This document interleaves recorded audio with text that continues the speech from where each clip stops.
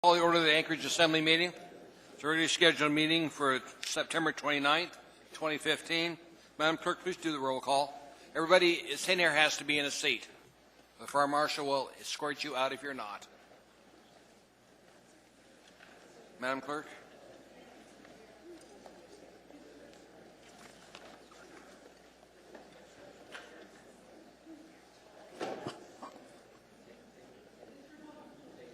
Here. Mr. Steele. Here. Ms. Domboski. Present. Mr. Flynn. Present. Mr. Trainee. Here. Ms. Gray Jackson. Honored to be here. Mr. Evans. Here. Mr. Peterson. Present. Mr. Starr. Here. Ms. Johnston. Mr. Hall. On the phone. You have a quorum. Thank you, Madam Clerk. Ms. Johnston, would you listen to the Pledge of Allegiance, please, ma'am?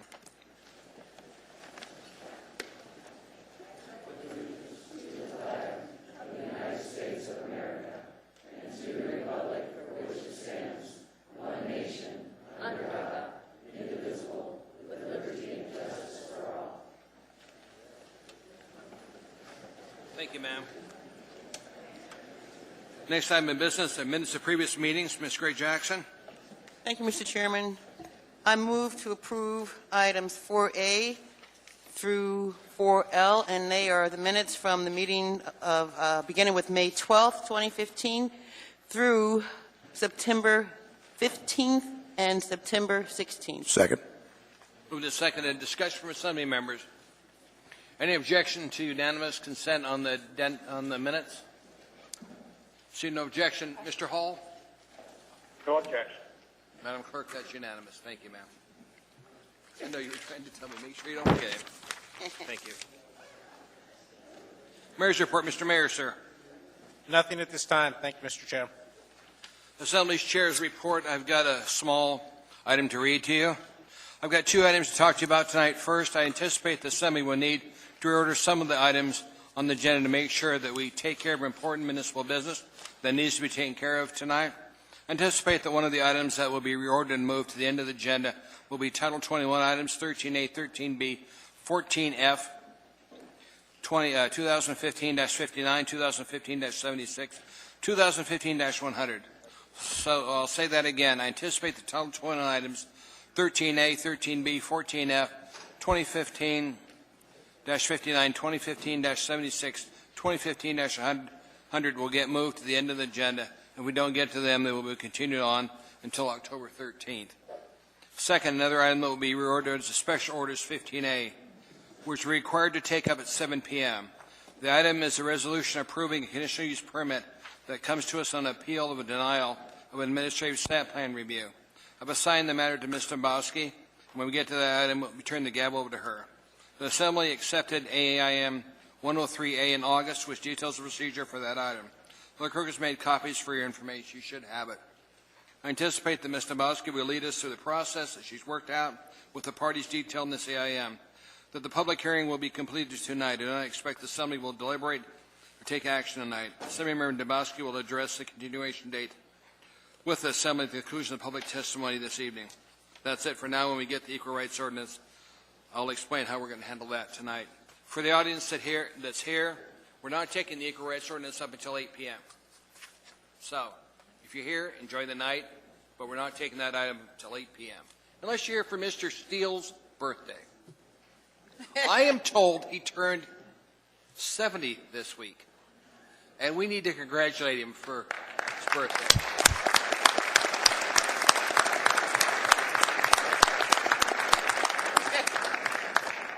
Congratulations, Mr. Steele. That's an accomplishment, sir.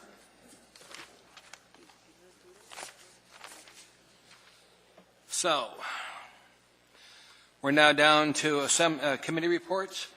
Mr. Honeman, I'll start with you. Thank you, Mr. Chairman. We had the Public Safety Committee meeting this past Wednesday, and as you might have seen by a flurry of emails, my colleagues, the massage establishments ordinance that is in draft has not been presented, has not been introduced, which I believe has been the belief of those who are licensed massage therapists for the state. As you recognize, We took action 2 meetings ago to revoke, if you will, repeal our ordinances dealing with massage therapists. So the state has reserved that to their jurisdiction. We, however, need in our community, for many reasons, to address massage establishments, and there is a lot of confusion that is being brought about. So you'll probably continue to receive some emails, probably not as many as the one that we've been dealing with on equal rights, but we have seen quite a few. So just to let you know that there is a working committee that's being formed. The clerk may have more information, or Ms. Honest, through Jamie Hines, who actually has been working with trying to set up by mirroring, if you will, some massage establishment ordinances in other jurisdictions so that we can look through it. This is a work in progress. We do intend to work with the industry to, if you will, address some of the concerns that have already been brought, and I will keep you posted. That said, Mr. Chair, the next committee meeting for the public safety will be Wednesday, October 21st. I anticipate, again, at the Assembly Conference Room 155.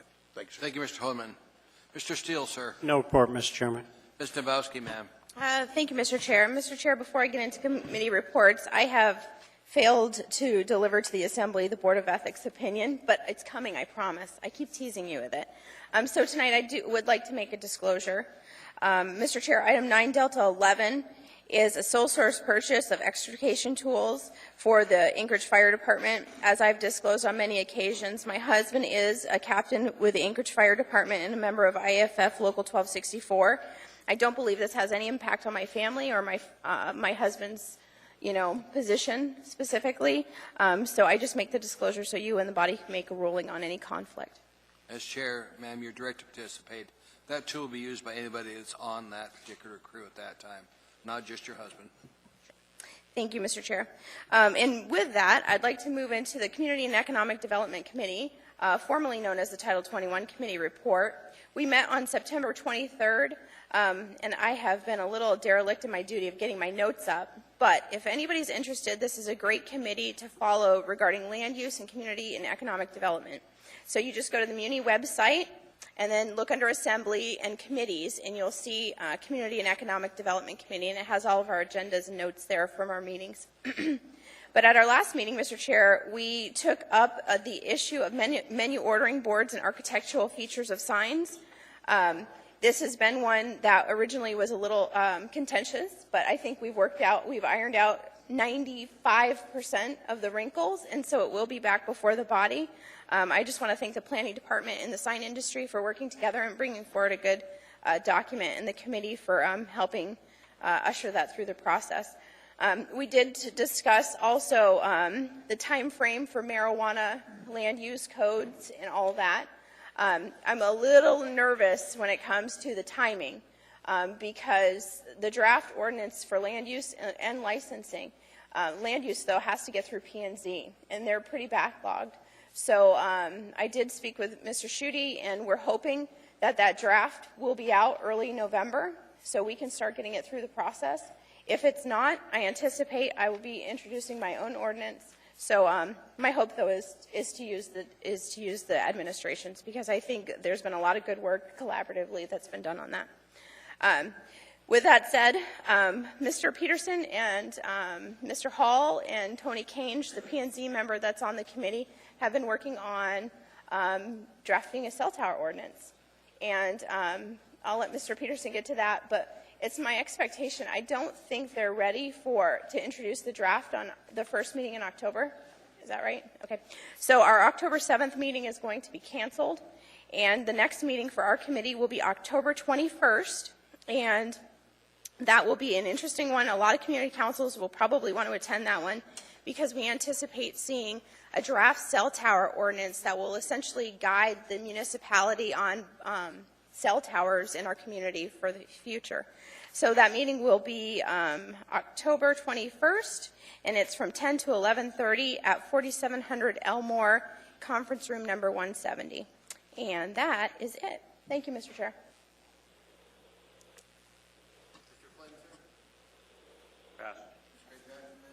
Thank you, Mr. Chairman. The Budget and Finance Committee met on September 23rd, and at that meeting, the treasurer provided an update on revenues. Some highlights of his update: the projected year-end revenues are still going to be between $4 and $5 million positive. Fund 181 is projected to have a $500,000 surplus. That's the Building Safety Fund. The hotel room rental tax from President Obama's visit, general government's contribution is projected to be around $40,000 to $50,000, and the overall hotel room rental tax is projected to have a 3% growth. The treasurer is continuing to work on the tobacco tax fraud case, and Anchorage will likely receive $1 million before the end of the year. We're hopeful for that. The OMB director provided an update on the 2015 general government operating budget. He also provided an update on the 2016 proposed budget, and a couple of things that he mentioned was that there are no significant decreases in the proposed budget, and also there's going to be an increase in the APD budget, and that is because there's going to be an additional academy added, and that will bring the total academies for next year, 2016, to 2 academies. One is to deal with attrition, and the other is to simply add some officers. And then we didn't talk about the fire sprinkler exemption again, but we're going to continue that discussion to the next meeting. Then we had an SAP review committee meeting on the same date, and it was reported that the pause continues on most of the contractors are gone. There are a few consultants that are still working, but they're working for free.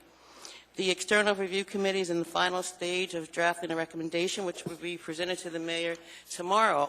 And last but not least, I apologize to everybody in the community for not being here on September 15th to hear your public testimony. But instead, I was representing Anchorage in a very big way at the White House, introducing the First Lady of the United States of America. And it was a wonderful, wonderful event. It was a Let's Move celebration.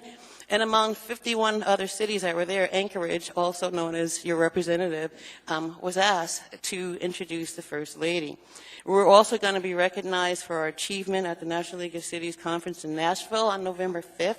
And the task force is not over. We are going to continue our efforts and our challenges because we're going to participate in the Let's Move All-Stars strategies, which includes 8 goals that we have to achieve. The next meeting of the Budget Finance Committee and the SAP Review Committee is October 15. Thank you, Mr. Chairman. No report, Mr. Chair. Where are we at on your committee on labor? Because I got a quick question from somebody today.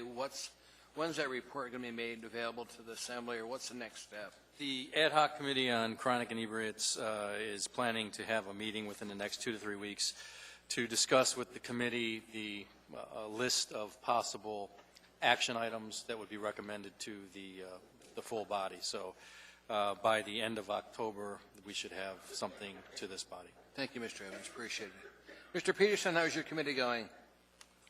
Well, thank you, Mr. Chairman. Well, we're working on it. We had a meeting on the 23rd, and we discussed items that we think do need some potential changes made in our cell tower code. And so we're going to be meeting again tomorrow and try to discuss some of the areas that we actually think where the changes should be and what those changes should be. And so, Mr. Wheeler is going to be writing some code for us. And so I think we're making progress, but I don't know if we're going to be ready on the 7th yet. But well, thank you, Mr. Peterson, because if anything lights up a community council, it's being told a cell tower is going in their neighborhood. right, but if they turn on their cell phones and they don't work, that upsets them just as much. Well, So- I know that, but they're upset if they do see a cell tower, and they're upset if their phone doesn't work. So, Right. but thank you for working on this. You're welcome. Thank you. Mr. Starr, sir. Nothing. I imagine we'll get from the audit committee a preliminary draft on the audit plan for next year, worked up pretty soon. Mr. Chairman, were you interested in talking about the other ad hoc committee relating to the tax abatement process downtown? You want to? or Go do you ahead. want to do it? Well, you had made an issue or an interest to appoint me and several I'm others. going to appoint you. I'm waiting until tomorrow, Okay, till it's into the CFO, and then, yes, I'm going to appoint you. fine. Well, we'll The be head happy of to that take committee. that. This is relating to the Fourth Avenue Theater and the Northern Lights building. Well, I think they only have 90 days after it's submitted to the CFO, and I really want your committee to follow that through the process. Okay, Because I do not want it to be dropped along the way because of We're Not enough attention. well equipped to handle it. Thank you. Thank you, Mr. Starr. Ms. Johnston, ma'am? I don't have a report, but I just wanted to mention I was outside last week and spoke with somebody who's actually in the marijuana business or starting it in Nevada, and she mentioned that there are federal land use outlines of how far facilities can be from schools and from various functions within a community that we'll have to obey no matter what. And I'm going to get that list from her because we might as well not reinvent the wheel as far as our land use code, and we'll have to be within compliance of what the feds are. Thank you for that, man, because we'll need that for the feds. We'll need to know what the state's got, because it's going to be interesting as we get there. Mr. Hall, sir, your committee report. Thank you, Mr. Yes, thank you, Mr. Chairman. I beg your indulgence this evening. I am muting my phone when I'm not speaking, so if you call on me, there may be a brief pause while I de-mute my phone so you don't deal with background noise for me. All I'd like to do is thank Mr. Peterson for chairing the Marijuana Committee last week. I understand it was a great meeting, and Pete did an incredible job of managing it. A lot of information was covered. So officially on the record, Pete, thank you very much for doing that, and I'll be standing by on mute. Thank you. That's all the committee reports. Next item in business is going to be addendum to the agenda. Ms. Gray Jackson, please make a motion on the addendum. Move to incorporate the addendum to the agenda. Second. Moved in second. I'm going to go over it. 9A1, a resolution AR 2015-274, resolution of the Anchorage Municipal Assembly, honoring and recognizing Jerry T. Weaver, Jr. for his over 40 years of service with the municipality of Anchorage, the mayor's office. Item 9A2, resolution AR 2015-275, a resolution of the Anchorage Municipal Assembly recognizing and celebrating September 15, 2015 through October 15, 2015 as National Hispanic Heritage Month, from the clerk's office. On ordinances and resolutions for introduction, item 9F10, ordinance AO 2015-110, an ordinance of the Anchorage Municipal Assembly submitting to the qualified voters residing in the Gurwood Valley Service Area, GVSA, at a special election by mail, a ballot proposition to add an existing powers, the power to provide for police protection services at the sole expense of the GVSA, and to increase the maximum attainable mill levy rate, calling the special election by mail with a date to be established by resolution in accordance with Anchorage Municipal Code, AMC Section 28.110.020, and amending AMC Section 27.20.110 and 27.30.020 upon voter approval of the ballot proposition from Assembly Members Johnston and Assembly Member Evans. Public hearing requested on 10/13/15.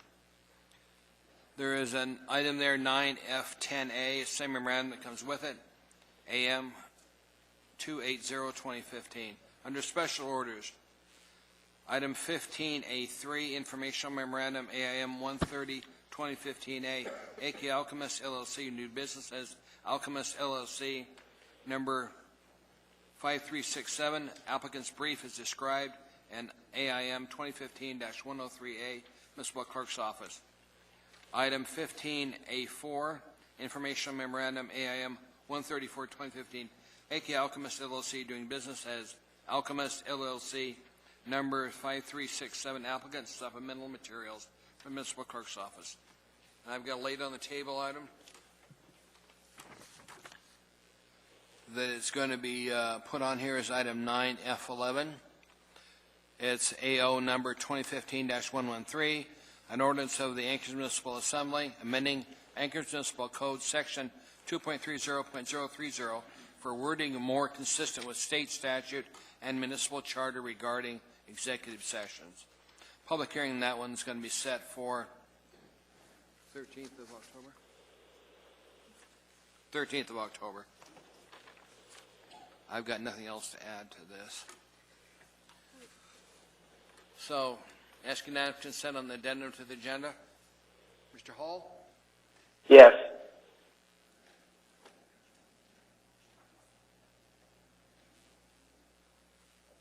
wants to repeat that motion. Ask unanimous approval of the laid on the table items and the addendum to the agenda. Is that sufficient? Any objection to it? I'm not seeing an objection. Mr. Hall? No objection. Thank you, sir. So we've adjusted the document in front of us. Ms. Gray Jackson, I need a motion on the agenda. Move to approve. Second. Moving to second for the consent agenda. I'm now going to go through and let people pull out those items for a little further discussion. Ms. Johnston, ma'am. No items, thank you. Mr. Starr, sir. 9 Echo 10.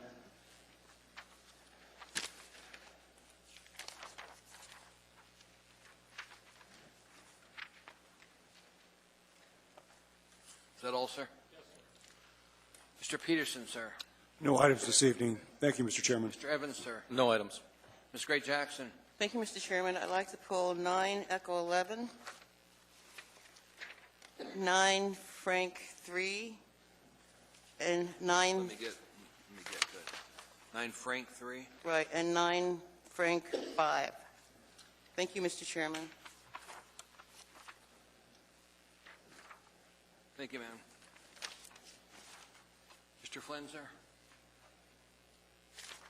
Thank you, Mr. Chairman. I'll pull item 9F10 to declare a potential conflict of interest.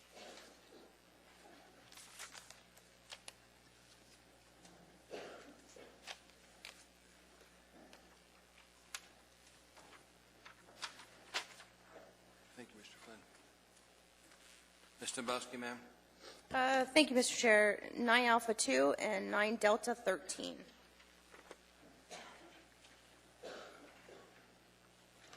Nine Alpha 2 and what else? 9 Delta 13. Thank you.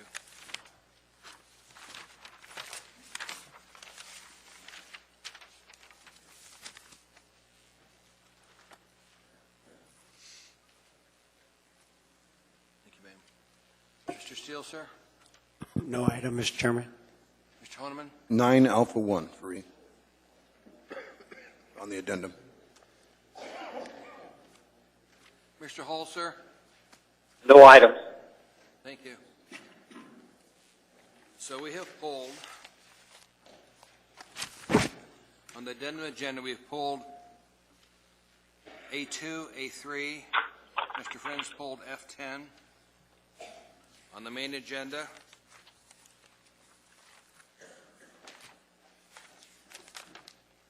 we've pulled, Amy's pulled 9D13. Mr. Starr pulled 9E10. Elby pulled 9E11. She also pulled on the next page 9F3, 9F5. Anything else? I know. 9 Alpha 1. Sorry, what? Mr. Honeman pulled 9 Alpha 1. 9 Alpha 1, yeah. I think you misspoke, Mr. Chairman. I think you meant 9 Alpha 1, 9 Alpha 2, as opposed to 2 and 3. That's all. Sorry. No problem. Oh, he just straightened it out. We got it correct. Okay. Mr. Hall, we're going to vote on the consent agenda now with the exception of those items that have been pulled. You want to vote first, sir? Yes. Please vote.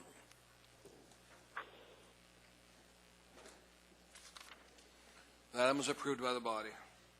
We're now going to go back to those items. We'll pull for a little further discussion. 9A1, ballot resolution AR 2015-274, recognizing Jerry T. Weaver, Jr. for over 40 years of service. Mr. Honeman, you pulled that, sir. Move to approve, Mr. Chairman. Second. Ask unanimous. See no objection, Mr. Hall? No objection. Thank you. Mr. Weaver. Who's reading? I am reading your, Mr. Chair, Mr. Weaver. There he comes.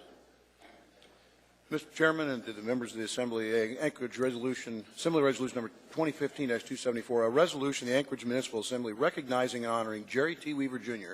for over 40 years of service with the municipality of Anchorage. Whereas Jerry T. Weaver, Jr. began his official public service career with the municipality of Anchorage in July 1975 as a senior planning technician in the planning department, but his public service in Anchorage actually began when he was first hired by the Greater Anchorage Area Borough as a planning intern from the summer of 1974. And whereas Jerry excelled in his public service career and was promoted successively, In 1979 to associate planner, serving as assistant plating officer. In the 1980s to planning supervisor, serving as the official plating officer. In July 2000 to the additional role of zoning administrator of the zoning and plating division. And then in August of 2009 to acting planning department director. In early 2010, he was appointed as the planning director while still serving as the plating officer. And whereas in September 2010, the MOA reorganized the planning department and development services department into one, and Jerry then became the director of the newly merged community development department.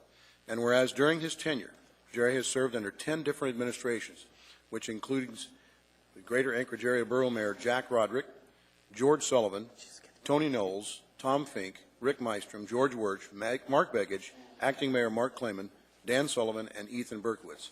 And whereas, as director of the Community Development Department, Jerry effectively led and advocated for the work of the Development Services and Planning Divisions as the Anchorage Development Community recovered from the Great Recession of 2008-2009, working through 5 years of continuous budget reductions, yet still delivering a timely and consistent level of service that exceeded that of a similar-sized community across the nation. And whereas Jerry oversaw the implementation of the Hanson computerized permitting system in 2010 and championed the acquisition of the department's first electronic plan review system, which will be installed in early 2016. And whereas Jerry guided the planning division through completion and adoption by the Anchorage Assembly on several key planning and regulatory documents, the multi-year rewrite of Title 21, 2010 Hillside District Plan, 2012 West Anchorage District Plan, 2013 Government Hill Neighborhood Plan, 2013 Historic Preservation Plan for Anchorage's 4 original neighborhoods, 2014 East Anchorage District Plan, 2014 Anchorage Wetlands Management Plan, and 2014 Fairview Neighborhood Plan. And whereas Jerry has always strived to listen to both sides of an issue with the goal of advancing planning and development forward in the best way possible for the good of the development and business community, as well as for the good of the people of Anchorage. And whereas Jerry's extensive historical knowledge of Anchorage municipal code and his mentorship to others will be very much missed. And whereas Jerry has many interests outside of his municipal life that he will now pursue at a more leisurely pace, which includes traveling with his family, flying his Cessna, fishing from his boat, deep-sea diving with his son Seth, visiting his daughter Ann at college, and eating red meat on the sly as long as his wife Lee doesn't find out. And whereas Jerry likes to stay busy and enjoys fixing household things and troubleshooting all his ailing man toys, and will now have time to use his handyman skills, which his wife Lee hopes will result in their kitchen light fixtures finally getting installed after almost 3 years since the remodel started, if they can agree on which ones to buy. And whereas after over 40 years of public service, Jerry officially retired from the municipality on September 25th, 2015. Now, therefore, the Anchorage Assembly resolves that Jerry T. Weaver, Jr. is recognized, honored, and thanked for his 40 years of effective, professional, and distinctive public service with the municipality, the citizens of this Anchorage, and its communities. The sign in this date, September 29, 2015.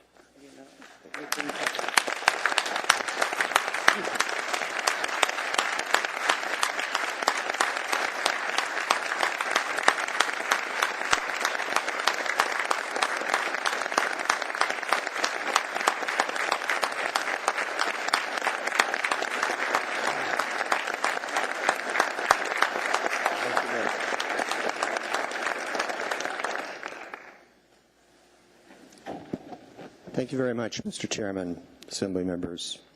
I'm almost at a loss for words here this evening, but it was a little over 40 years ago. I was sitting on the steps waiting with in great anticipation from a call from the planning department for a planning intern position. And when it came through, I was so elated. And it's been a wonderful career to be able to work in the community that I grew up in, to help mold and shape it into a beautiful urban community that we have today, and working with a lot of really, really good, talented people over those years. And I'm humbled, so thank you very much. We have some questions, Mr. Weaver. Ms. Johnston first. Hi, Jerry. You and I, really our first time working together was a Hillside District Plan, and it was really my first foray into planning, and you were very patient with me. But I have to say, what I appreciated most when we came to points of disagreement and we discussed the disagreement, and we went one way or the other. You acted extremely professional, and we did sometimes what I believed in and what you didn't believe in, but you were very good about following through, and as I say, after our discussion. I hope that you will at times provide Mr. Evans some of your flyovers that you used to provide me as far as South Anchorage and Girdwood, as far as plating and whatever you've been looking at from the sky. It was always very helpful, and if you have some questions, get his email, because he does in the summer, he does fly over and he checks things out. I can't help myself. Mr. Starr can relate to that as well. You just do it naturally. In fact, the next question is from Mr. Starr. Comments. Mr. Starr, sir. It's not a question. It's a couple observations. I have been in public service for quite a while, but I also do some dabbling in private development. And when I first met Mr. Weaver, he doesn't remember it, of course, but there used to be a stubby little counter here in City Hall, and you would go to your required place and ask questions. And when I did that, it wasn't more than one request for assistance, and Mr. Weaver came out to the counter and said, "I can help you." I was impressed with that because it isn't uncommon now to have had that, not so much this last couple of weeks, but right up to the end of your work career, Mr. Weaver, when you had a question, it was never uncommon to see you come out from your office or down the hall or up to the comments. And I found that just startling. You never felt above the job, above the work, above the consult. And that, for me, really represents somebody that's committed to give the right answers and facilitate and help. And I take that as an example. Secondly, you're probably one of the smartest guys I know.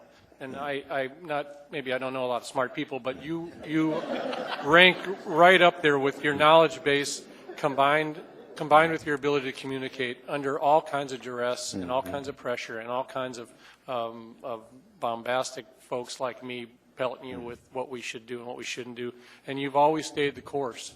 We've oftentimes disagreed about community developments in particularly my area, but it's never been, I hope, an awkward discourse. We've always walked away fine, and I rarely speak at microphone send-offs like this, and I pick my words carefully, but I hope you sense that we appreciate you as a community, and I certainly do as an individual. Thank you. Thank you very much, Mr. Starr, for those comments. Mr. Flynn, sir.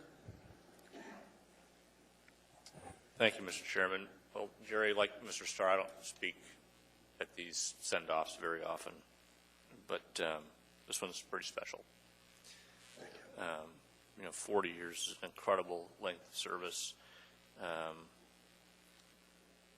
I had the good fortune of getting to know you growing up in this community, and if there is a more thankless job than being a member of this body, it's the job that you have held for all these years. And I appreciate the dignity and respect and thoughtfulness that you brought to it. And more than that, that you imbued that sense amongst your team and your staff.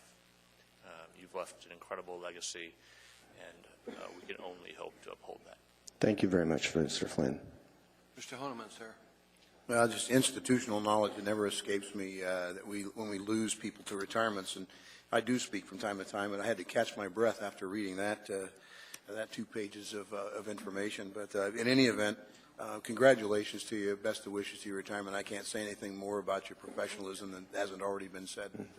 I appreciate all your years of service to our community, and planning is one of those things that's generally unseen, but yet we see it. And it's when it comes out to what we view and envision in our community. We're redeveloping, and of course that's going to look a little different. And we've never needed more planning more than we need right now. So thank you for building a great team and leaving a legacy. Thank you very much, Mr. Honeman. Mr. Steele, sir. Thank you. Jerry, I haven't been on here too long, but having been an urban regional planner, starting at planner 2, going to senior planner, it is an extremely difficult job, especially working with 13 administrations. I don't know how many reorganizations that means, but 13 administrations. you can never make everybody happy. And I'm sure that we as decision makers don't always do what you suggest we should do. And to make it 40 years and to build up the reputation, the friendships, the store of work that you have done is amazing, and you will be missed. Thank you for those kind words, Mr. Steele. Mr. Gray Jackson, ma'am. Thank you, Mr. Chairman. Jerry, you know how I feel. Thank you for your service. You'll be missed. Thank you, Mr. Thank you. Chairman. Thank you, ma'am. Mr. Dombrowski.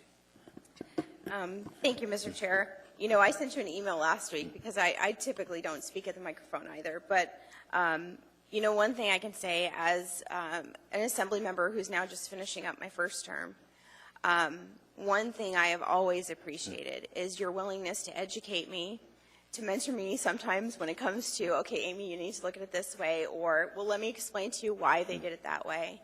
But also, you know, people may not realize this, but when you have development issues, there's been more than one time where I've been able to pick up the phone and you've come and sat and really, you know, before it was with George Michaelis, but you would sit with us and the constituents and you would mediate the issue.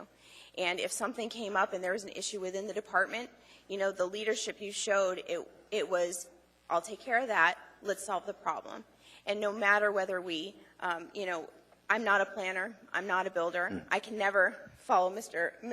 Flynn's eloquent words, but what I can tell you as a new legislator, as someone who is truly trying to serve people, when I saw that kind of leadership, I recognized it wasn't political, it was just about getting the job done.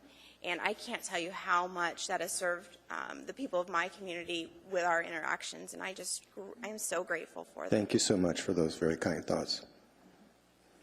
There's nothing else, Mr. Weaver, so just thank you very much for your service. Thank you, Mr. 40 Chair. years. And thank you very much. Remarkable.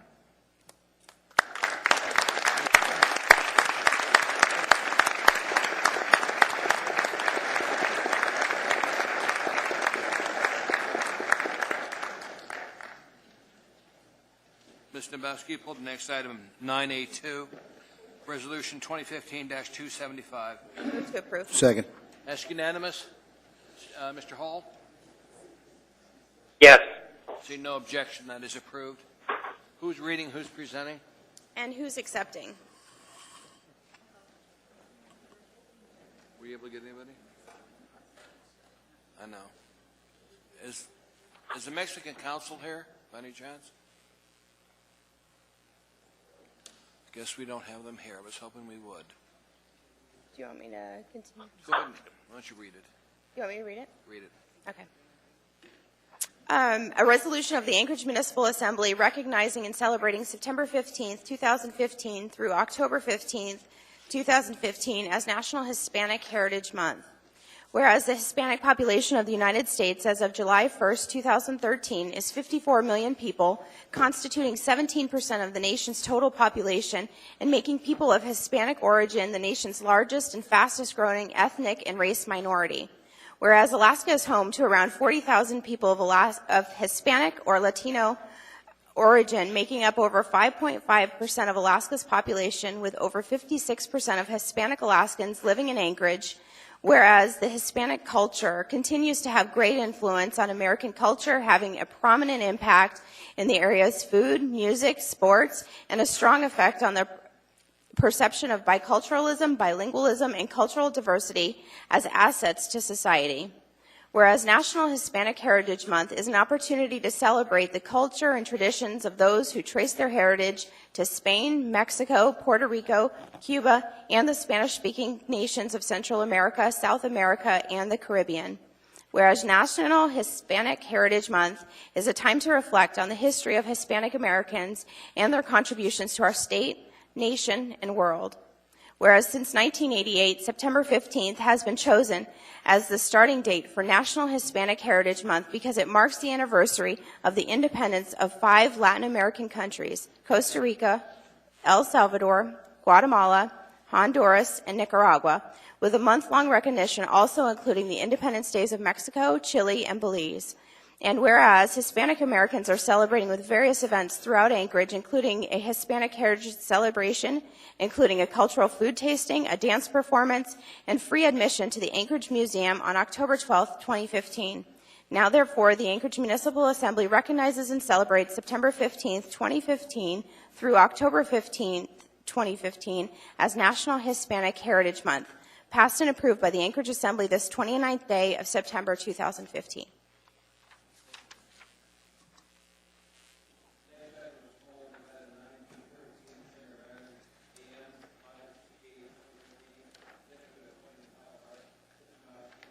Move to approve. Second. I would love to see Mr. Hart at the microphone.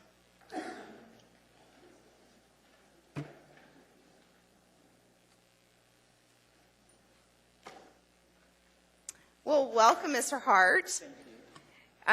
We didn't have the opportunity, unless I missed the memo, your confirmation hearing was canceled, so we didn't have an opportunity to sit and talk.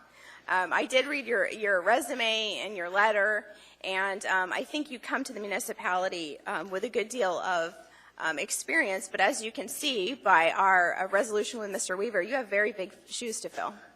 So I just wanted to give you the opportunity to address the Assembly, and from my perspective, I would like to hear one of the biggest areas of challenge within the municipality that I've encountered has been in development, in the building industry, and in their interaction with the planning department. Not putting blame on anyone, just saying there's always issues that come up. So I want to hear from your perspective what your goals are, how you plan on interacting with the development community, and we'll just take it from there. Well, clearly, I was listening very carefully this evening, and I think Jerry's approach has been an approach that works. So I would like to continue the best from that process, and then continue to monitor and see where there are issues right now that may need improvement. But at this point, I strongly believe in collaboration to solve problems and get the job done. And if I may just follow up, Mr. Chair, thank you. And I would like for you to add into your toolbox customer service. Oh, absolutely. Because, you know, as a municipality, every single one of us is here to serve. And so, you know, it's frustrating sometimes when we have people in leadership that there's a culture of no, or that's not my job. I'd rather see a culture of problem solving, and, you know, this isn't typically what's done in code, but is there a different way we can accomplish the same goal? Those are the types of, you know, that's what I'm looking for. I know you've been at least one of the Community and Economic Development Committee meetings, so I look forward to your participation there, because this is, you know, an environment of collaboration, and whatever we can do to put our heads together to serve the people of Anchorage, that's what I want to do. Thank you, and that's exactly the way I'll approach it. Wonderful. Thank you. Thank you, Mr. Chairman. Mr. Hart, happy to have you aboard. You got me in trouble with a friend when you decided to take this job. While I'm not as involved in AML as Ms. Johnston and Mr. Hall, I do have some friends in local government and other jurisdictions, and one of my colleagues in Juneau sent me a note saying, "You son of a..." Stole our planning director. So welcome aboard. You know, my only reason for pressing the button really is, and I think you're aware of this, one of my community councils, Fairview, yes, has specifically requested you appear before them. I'd like to work with you to make sure we get that scheduled sooner than later. I am ready to go. Okay, thank you. Thank you. Just to add to Mr. Flynn, the Juneau Assembly said they were very, very upset to lose the planning director, and at that point, I knew where he was going, and they didn't. Thank you. There don't appear to be any other questions. Welcome aboard, sir. Thank you, sir. Thank you. All right. Vote on this, Mr. Hall? And Mr. Hart's appointment, sir? He's coming off mute, sir. No, Mr. Trini. I did experience the same bit of a cold shoulder in Juneau. And from what I've seen of Mr. Hart, I understand why there was little animosity toward us. But a guy's got to do what a guy's got to do, and we needed him. Yes, we do. So that was a yes, sir? That was the yes. Ask unanimous the rest of the body. Say no objections. He's approved, Madam Clerk. Item's approved. Next item in front of us will be on page 5. It's 9E10, Information Memorandum AIM 121-2015. Mr. Starr, you pulled that, sir. Yeah, move to accept. Mr. Starr, sir. I want to just draw attention, of course, like I do to all the Eagle River and Chugiak items, but I intend to, with Ms. Dembowski, bring a request next meeting to extend the board's authority for another 3 years.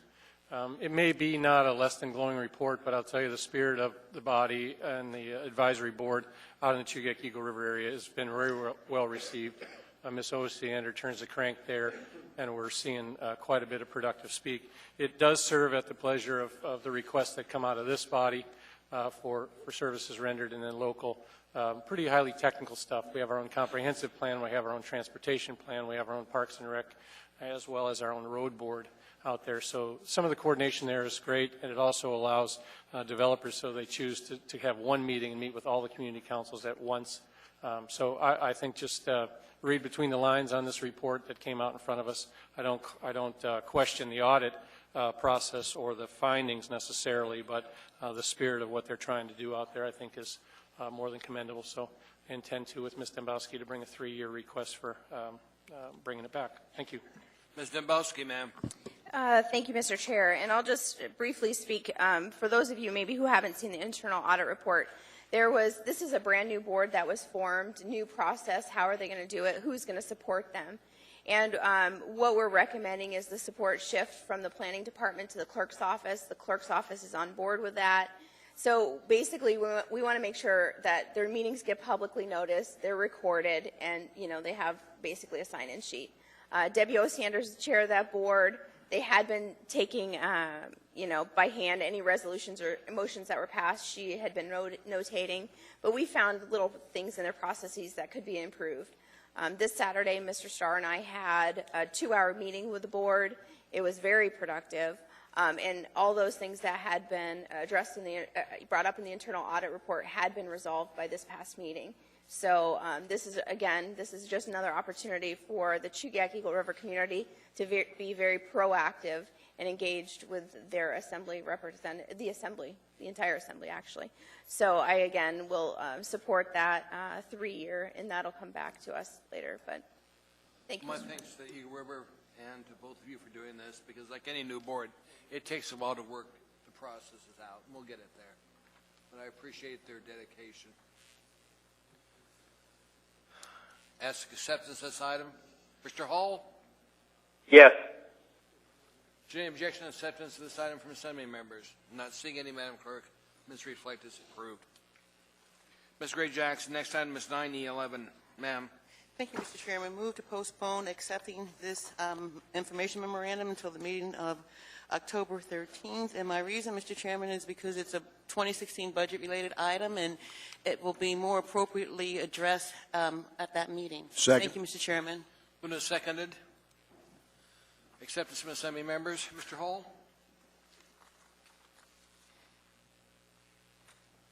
Mr. Hall? It'll move this item till October 13th. Ask unanimous consent. Mr. Chairman, if I may. Yes, sir. I see no reason not to accept this at this time. It's advisory and informs the budget development, so I'm a little curious as to why we would postpone it. Okay. Ms. Gray Jackson? Thank you, Mr. Chairman. Mr. Flynn, thank you for your comments, but I was asked to postpone it, and after I was asked, I agreed with the postponement, so I think we should just postpone it and deal with it on the 13th. I don't think it'll be any big deal. Thank you, Mr. Chairman. Is there any objection to this item being postponed to the 13th? Seeing no objection, Madam Clerk. Mr. Hall is not responding, so could be a problem with the phone.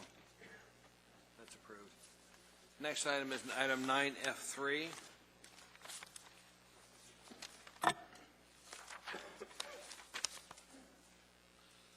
Item 9F3 is set for public hearing on 13th of October. Ms. Gray Jackson, you pulled that Thank one. you, Mr. Chairman. Move to approve. Second. Introduce. Move to approve, Mr. Chairman. Introduce. It's 9F3 we're dealing with? Yeah. Okay, I'm moving to approve, and I'll explain it in a moment if you'll give me a second. Thank you, colleagues. This item does not need a public hearing. Appropriations more than $100,000 due, so it was listed as a public hearing in error. So because it doesn't need one, I'm just moving to approve this item this evening. Thank you, Mr. Chairman. Is there a problem with that, Madam Clerk? Okay. The clerk approves that method of using this. Who was the second on it? I second it, Your Honor. Okay. Discussion from Assembly members? If not, Mr. Hall? Yes. Okay. Please vote.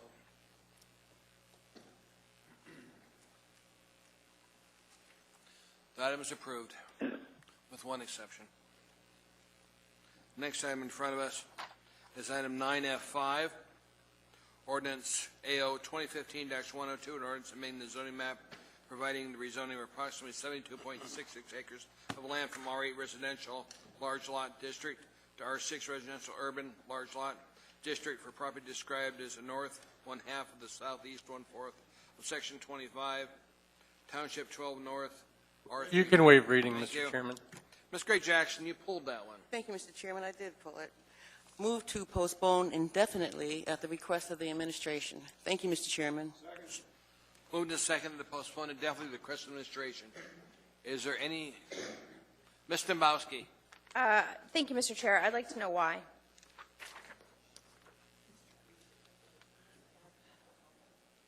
Erica? The question was asked why, ma'am. Thanks for being here, Erica. Through the chair, Ms. Dombowski, it was placed on the agenda in the wrong location due to the fact that this situation doesn't happen very often, so we're going to correct it and bring it back on a different location next week's agenda. Roger that. Thank you. Ms. Johnston, ma'am? Okay. Any objection to this item being postponed indefinitely? Mr. Hall? No objection. Not seeing an objection, Madam Clerk. That item is postponed indefinitely. Next item in front of us is 9F10. Mr. Chairman, Sir. Sorry, go ahead. What's wrong, sir? Well, I guess the motion to postpone indefinitely, I would like to clarify that. If I have to motion to reconsider to bring it back up, I'd like to just have some more debate about it. I'll second that motion to reconsider. Okay. My primary concern, Mr. Chairman, speaking to the reconsideration, is that, you know, the titling, the announcement of the public hearings, as well as the affirmation all the way through public hearing at the planning and zoning level has already occurred. So my challenge with this is if we want to retain some of the data in all of this, I would not want to have to be frustrated to send it all the way back to P&Z again. So are we protected against needing to have the same topic reheard because we've acted on it in a postponement indefinitely? I think Erica can answer that question. Through the chair, Mr. Starr, this has already been to the Planning and Zoning Commission. The Planning and Zoning Commission has recommended denial. There's a special procedure that happens in that situation.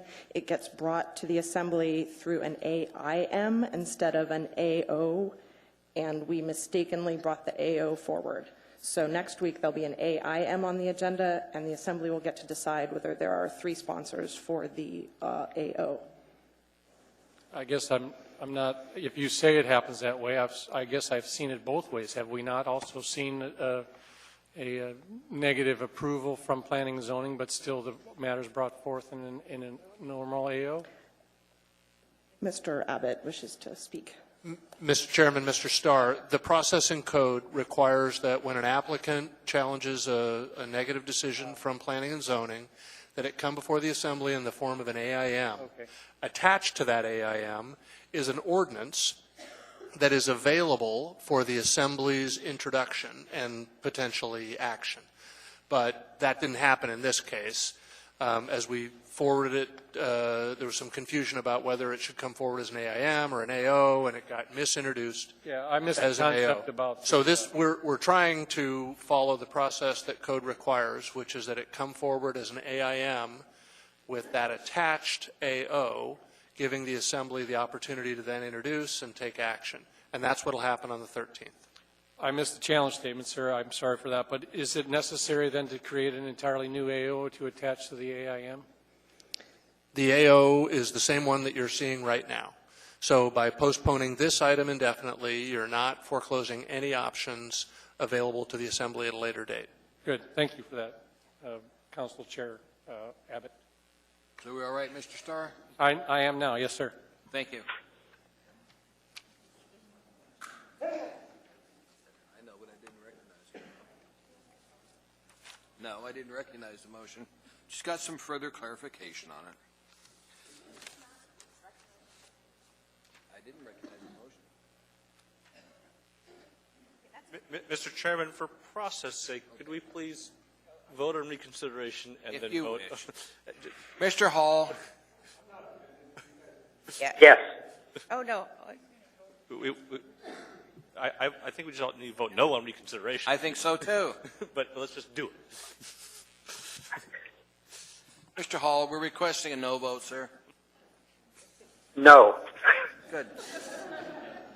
There was a bit of confusion there. I know, there was a problem with the telephone line. That it was not going to be reconsidered. Now, back to where we were the last time we discussed this, was Mr. Flynn, sir. Move to introduce. 9F10. I can't make the motion, sir. I just did. Move to introduce. Second. Is there a third? Third. Okay. First, second, and third. Mr. Flynn, sir. Thank you, Mr. Chairman. I think I'm the only member of this body that owns property in the Girdwood Valley, and therefore the only one affected by this financially. I'm not requesting that you make a ruling tonight, although you may if you wish, but this would effectively double my property taxes for my property in that space. Mr. Chairman, Mr. Holman. I would just like to address that as, my understanding is he gets one vote, whether he votes here on the body to put this forward, or he gets to vote on in the election, should this make it to the ballot. I don't, because you only get to vote if you actually live there. I don't. I just have property there. Okay. So he gets one vote. I think it's clear. So, Mr. Flynn, do you want a ruling from the chair now, or do you want to wait until it's back in front of us? Whenever you're ready, Mr. Chairman, I think this one is worthy of consideration. Yes, ma'am. Mr. Dombrowski. If it's the chair's desire to make a ruling on this today, I think I'll have some questions, or if you want to hold it until next time, I can wait for my standard questions for next time. Why don't we just wait till the next meeting? Very, very good. Thank you, Mr. Chair. Is there any objection to this thing being set for public hearing by the body? I know. I just want to ask. Ms. Johnston, did you have a... Okay. Mr. Hall, do you have any objection to this item going for a public hearing? No objection. Thank you. That should complete items we pulled. It's now 6 o'clock. On your agenda, we have 3 people who have asked to come and speak to the Assembly.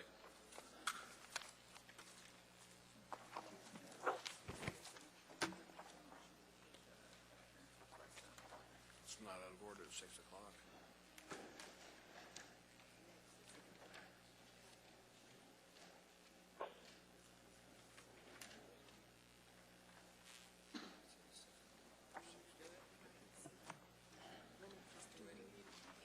Mr. Chair, would you like a motion to change the order of the day? She's making it. Ms. Dombrowski, thank you. I was about to do it, but if you'd like to. Go ahead. Thank you. I didn't know you were going to. Go ahead. Thank you. Thank you. Mr. Chairman, I'd like to move to change the order of the day to deal with items 12A, 12B, and 12C. Second. Thank you, Mr. Chairman. Ask unanimous consent. Mr. Hall? Yes. Is there any objection to it? Seeing none on the body, we've changed the order of the day. We're now taking up item 12A, 12B, and 12C. Is John Fraser here? Come forward, sir. You'll have 3 minutes. Welcome to the meeting, sir.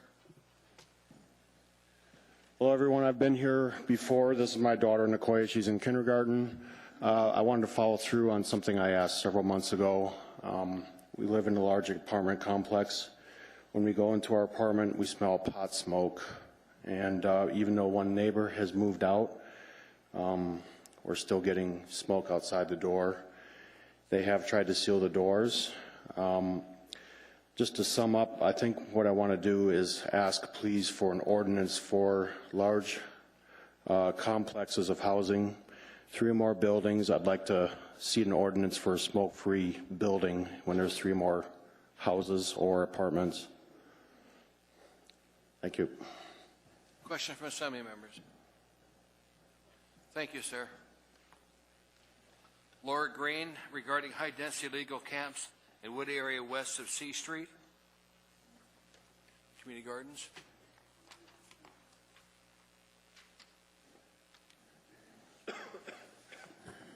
Welcome to the meeting, ma'am. We're just taking a second to get this thing working correctly. Welcome to the meeting. Hi. I'm Laura Green, and I appreciate you making time for me on the agenda today. My husband, 2 young children, and I live on Aurora Drive across from the C Street Gardens located on the southwest corner of C and 19th, and we own a duplex on Aurora as well. We bought our home in 2007. We imagined going into those woods with our future children and playing and exploring, and our family fully supports the gardens as a vital community gardening space and the existence of the wooded area as an essential buffer against the traffic noise of C Street for our neighborhood. The issue I'm here about tonight is what I think is a broken process for reporting and removing illegal camps. In 2007, there was maybe 1 camp with a tenant I hardly ever saw, but over the years, more and more illegal camps appeared in the area, and beginning last fall, they became more and more disruptive. Screaming matches, parking broken down cars along the streets, allowing unleashed dogs, including a large pit bull, to wander around, stealing from the gardening plots, rigging the garden hose through the fence to the wooded area. And there's also suspicious activity like cars parked for short durations at all hours of the night with folks coming and going from the woods. I began reporting the illegal camps last spring. Some of my neighbors were making reports as far back as last November. I'm happy to report that last week the illegal campsites were cleared by APD, the city's posted no trespassing signs, and ABRA is cleaning out the area. And there's a very local, active community effort underway to develop a proposal on how to make these woods usable and less attractive to illegal camps. In fact, that group's meeting right now at the park.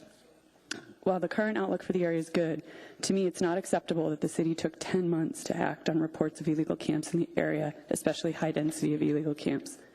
In talking with APD, ARBRA, and the others associated with the process, it's clear part of the delay was due to understaffing, which I believe you all and Mayor Berkowitz are looking to address. But the other aspect is the process itself. Illegal campers are exploiting the intent of the notice period and how it's currently executed to just cycle through camps on city property, and I would like to see that addressed. If I get points on my driver's license for speeding on a ticket on C Street today, I do not get to start over with 0 points in 14 days from now on A Street. To me, it's absurd that people aren't personally accountable for their actions and consequences regardless of the location. The notice period prior to removal is not tied to the illegal camper, but to their last chosen location. I agree with the ACLU that the illegal campers are citizens with rights and people with the right to be treated with decency, but that does not mean that they're exempt from personal accountability when they knowingly and repeatedly engage in illegal activity. I'm urging the Assembly to work with the ACLU to rewrite the ordinance so that any individual illegal camper only has to be notified once and given the 14-day notice period a single time. I'm not very interested in looking backward at how we got to this point, but I'm very interested in hearing how the Assembly might address this issue. Thank you. Thank you. Question from Assembly member. No. Good timing, ma'am. Mr. Honeman. Yes, Ms. Green, I've listened intently with what you were saying, and I'm thankful, first of all, that the issue has been addressed properly. And I know it, like you say, not looking backwards, it was very frustrating. Wheels of government does move slow sometimes, deliberately so, in cases of rights and due process. As to moving forward with the ordinance and working with the ACLU, I look forward to doing something of that nature here shortly. We'll schedule that before the Public Safety Committee, and perhaps we can work through a better resolution.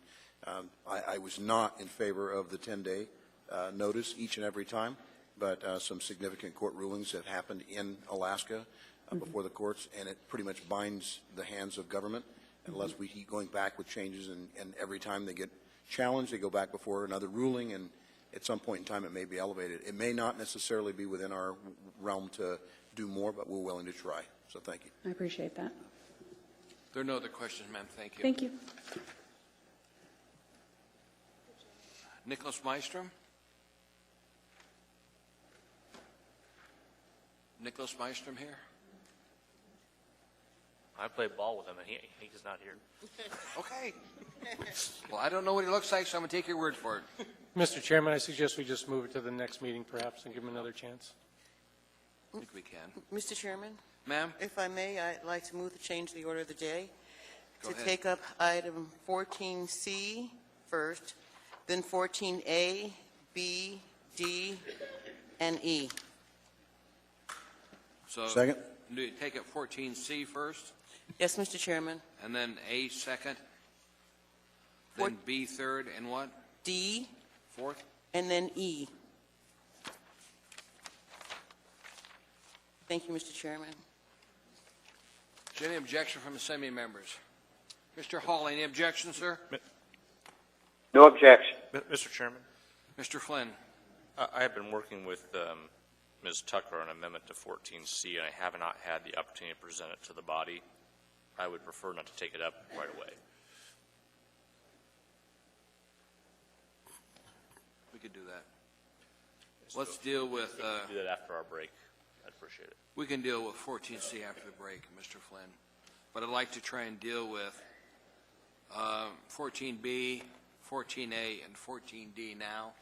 We've got the time to do it. Let's get it Mr. done. Then Chairman? we'll take our dinner break, madam. Can I amend my motion? Thank you, Mr. Chairman. I'd like to amend my motion, move to change the order of the day to take up items 14A, B, D, and E. Thank you, Mr. Chairman. Second. Is there any objection to that? Mr. Hall, any objection? No objection. Thank you. Madam Clerk, not seeing the objection, we've changed the order of the day.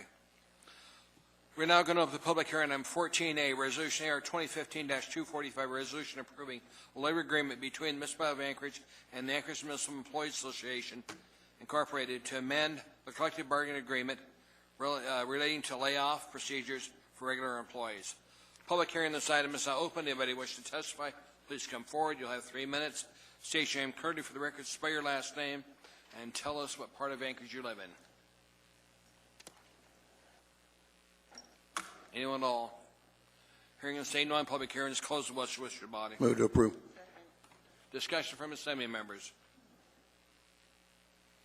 There is none. Mr. Hall? Vote, Yes. sir? Okay. Please vote on this item. That item is approved unanimously.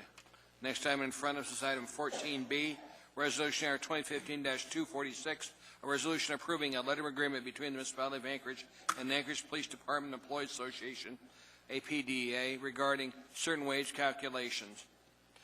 Public hearing on this item is now open. Anybody wish to testify, please come forward. State your name clearly for the record, spell your last name, and tell us what part of town you live in.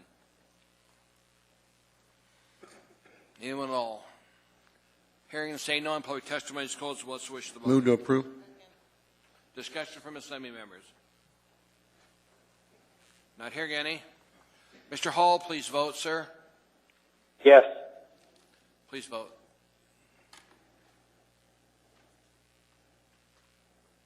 That is approved. Next item in front of us is item 14D, Resolution 2015-255, a resolution appropriating $317,618 from the State of Alaska Department of Health and Human Social Services to the State Direct Federal Bypass through Grants Fund 231 for the Aging and Disability Resource Center in the Department of Health and Human Services. Public hearing on this item is now open. Anybody wish to testify, please come forward. State your name clearly, spell your last name, and let us know what part of town you're from. Anyone at all? Hearing and saying no on public testimony is closed. What's the wish of the board? Move to approve. Moved and seconded. Discussion? There is none. Mr. Hall, Yes. please vote.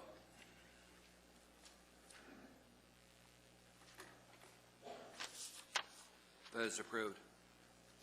We're now going to take a break to our regularly scheduled dinner. You want to take 14E? Okay. We can do 14A too. We'll take up item 14E, Resolution AR 2015-259, a resolution of the Municipality of Anchorage appropriating an amount not to exceed $273,452 as a grant when tendered from the Department of Defense to the Federal Grants Fund 241 in the Mayor's Office Department to analyze the economic impacts of troop reduction. Anybody wish to testify on this item, please come forward. State your name clearly for the record, spell your last name, and tell us what part of town you live in. Anyone at all? Hearing and saying none, public testimony is closed. What's the wish of the body? Move to approve. Mr. Starr. Through the chair, Mr. Abbott, probably, there's a note in here that indicates that we may get some federal reimbursement for the expenses of this study and the action plan associated with it. Is that been applied for, and are we pretty still sure we're going to get the money? That's what we're hoping to use these funds for. Are we, to answer the question, we've applied for the grant and we've got communication going? Yeah, the grant's in hand. This should be the appropriation vehicle. All right, yeah, it referred to, and maybe I misread it, that it said it was pending, but I'm happy to hear that we have it, so thank you. Anything else, Mr. Starr? Good. Let's vote on it. Mr. Hall. Yes. Okay. Please vote.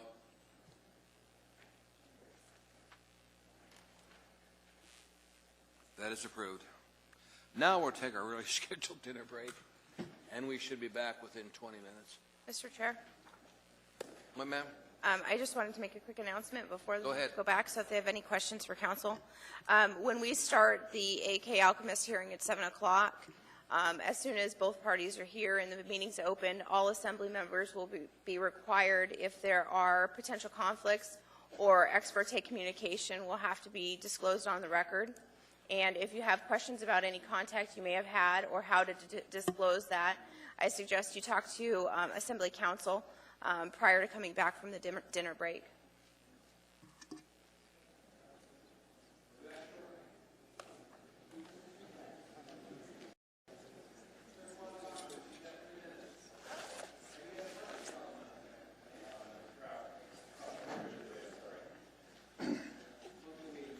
Thank you. I apologize for my tardiness. Popular issue tonight. My name is Nick Meistrom. I'm Vice President of Nodell Parks, which is the owner of 3 large mobile home parks in Anchorage. The one I'm here to talk to you about tonight is called Penland Park, which is across from Northway Mall. I've been trying to get curbside trash service for those residents all summer, and I have ran into some resistance. Currently, the residents of our park have to walk and dump trash in dumpsters, and it creates all kinds of problems and creates kind of a third world feeling around that park where they're dragging trash around. And so I'm trying to get curbside service, and I found out that I was in the mandated solid waste services area where I had to go for solid waste services. We have curbside service at our 2 other parks with a private vendor called Alaska Waste. Our residents pay $20 a month for that service. And I found out, much to my dismay, that our residents are going to be forced to pay $36 a month if we go to solid waste services. I talked to the Alaska Regulatory Commission about it, and they said that Alaska Waste is regulated and that solid waste is not. The reason I'm here tonight is because $16 is a very, very big deal to my residents. We have roughly 400 homes out there, roughly 1,200 residents, maybe 1,500. And for them to pay $76 or more for this basic, or 76% more for this basic service is a real problem. So specifically what I'm asking for is an exemption to be able to use a private vendor, which will roughly cut my residents' trash costs in half and use Alaska Waste.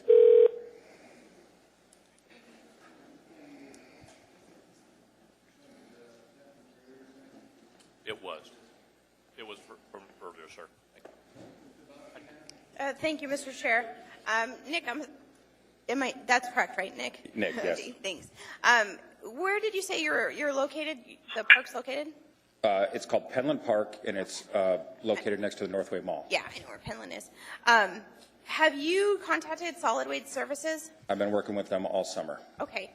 Is there somebody here from Solid Waste Services? Or Mr. Abbott, maybe you can help me, because I thought there was a process in place to give waivers in the mandatory service area. Mr. Chairman, Assemblyperson Dembowski, there is a process. The code allows for it.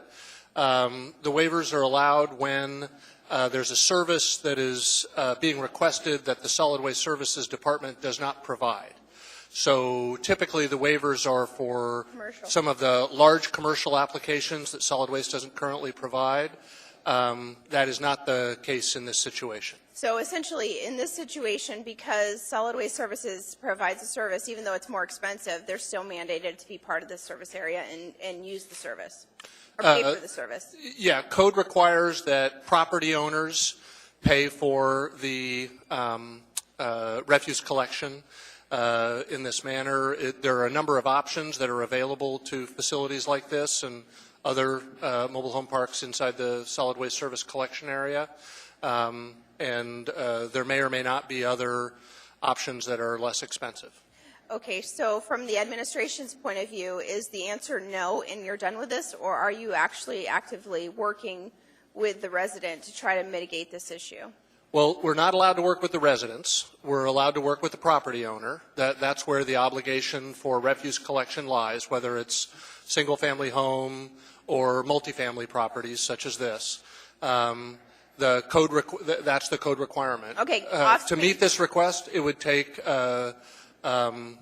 several elements of code would have to be amended. We will look into that. Thank you. Mr. Meister, if you could just make sure we have your contact information. I'd like to talk to you further offline. All right. Thank you. Other questions from assembly members or comments? Nick, there are no others. Thank you for being here, sir. All right. Thank you.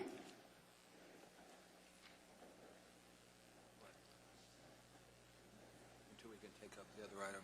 I know. So let's go down and deal with item 14C, because that was one of the items we were going to take up, but Mr. Flynn wanted to. So what I want to do is open the public hearing on 14C. We'll change the order today, and let's take up that one, Ms. Grayjohn. Thank you, Mr. Chairman. Move to change the order of the day to take up item 14C, AR 2015-260. Second. Thank you, Mr. Chairman. Move to second. Is there any objection? Mr. Hall, any objection from you, sir? No objection. Thank you. Public hearing is now open on 14C, Resolution AR 2015-260, resolution authorizing the submission of one or more bids for the purchase of some or all of ConocoPhillips' interest in the Beluga River Unit, the North Cook Inlet Unit, and 5,700 acres of leasehold lands, approving the purchase of some or all of such lands and approving the purchase of some or all such interests. Public hearing on this item is now open. Anybody wish to testify, please come forward. State your name clearly for the record. Spell your last name and tell us what part of town you live in. My name is Pat Abney, A-B-N-E-Y. Welcome back, ma'am. Thank you. I'd like to tell you a little story. Many years ago, I had to make a very difficult decision regarding risk. And a good friend of mine said to me, "Consider the turtle. He makes no progress unless he sticks his head out." Several years ago, on the Assembly, we chose to do something very similar that is considered here tonight. It's one of the best things that we ever did. We took a risk, and the city has been benefiting ever since and is continuing to benefit. So I would urge you tonight to please consider and support Resolution AR 2015-260. Thank you. Pat, it's so good to see you again here. Thank you. And any comments from assembly members? What year was that, Pat, that we bought it? Do you remember? It was in the 90s. I believe Mr. Mystrom was chair, was a mayor. Yeah, it was a while ago, but it's been beneficial. Thank you, Patrick. Welcome, sir. Thank you, Mr. Chairman. My name is Bill Popp. I'm President and CEO of the Anchorage Economic Development Corporation. I stand here before you tonight to speak in support of this resolution. We have a history here that shows a demonstrable benefit to the community, stable energy prices, which are a key element towards economic development and community development, and an opportunity to repeat that history if given the chance. We believe that the old adage of buying when prices are down is a good opportunity for the municipality to consider, given the current market conditions, and we believe that this is a wise decision to go forward and explore this idea and to try and develop it to the benefit of the city. So we speak in support tonight of this resolution. Questions from assembly members? appear to be any. Thank you, sir. Thank you, Mr. Chairman. Anybody else wish to testify on this item, please come forward. Welcome, sir.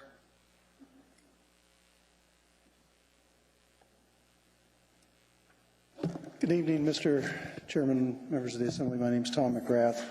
And I remember the first hearings, I think it was 1997, when we bought the first portion of this gas field. And it's been very successful for the city of Anchorage. My problem is that it's someplace that we don't really belong. There's a lot of things that Anchorage needs to do, but we don't do them because you don't have time to provide the governance in those areas. And buying a portion of the small portion of the field and letting somebody else operate is one thing.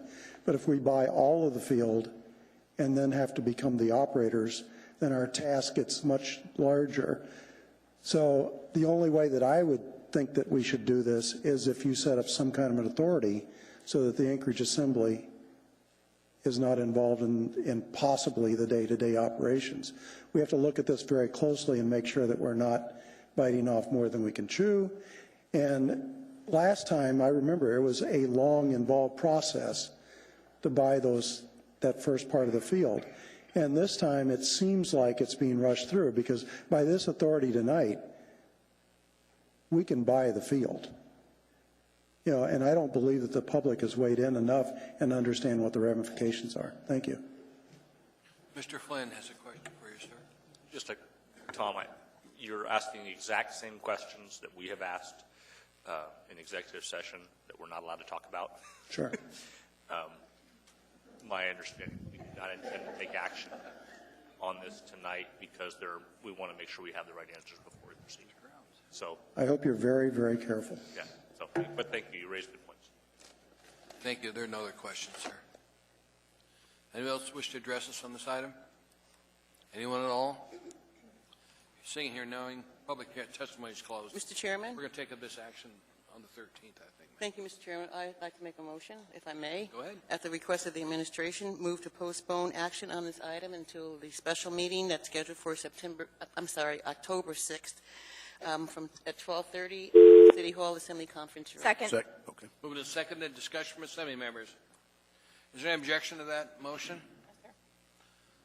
Mr. Hall? Any objection? He's offline, ma'am. There's no objection from the Assembly members that are here. Unanimous. That's approved.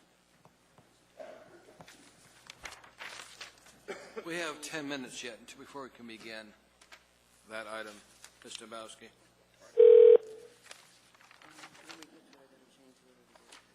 Okay.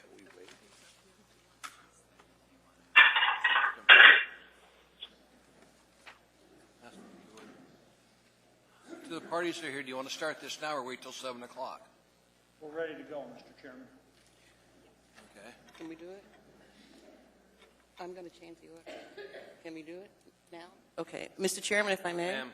This is the last changing of the order of the day I'm going to make this evening. Anyway, move to change the order of the day to take up item 15A, Resolution 2015-261, Alaska Alchemist, LLC, DBA Alaska Alchemist. Thank you, Mr. Chairman. Is there a second on Second. Move to second. Any objection from the body? Mr. Hall, any objection, sir? No objection. Okay. By previous agreement, I'm going to turn it over to you, Ms. Dabowski. You want to come here and I'll come down there? Yeah. Okay. You are our guru on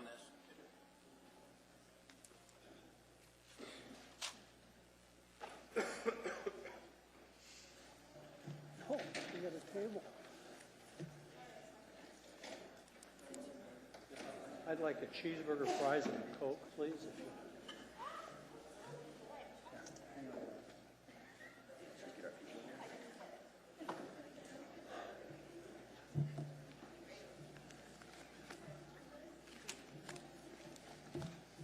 Hey, how are you?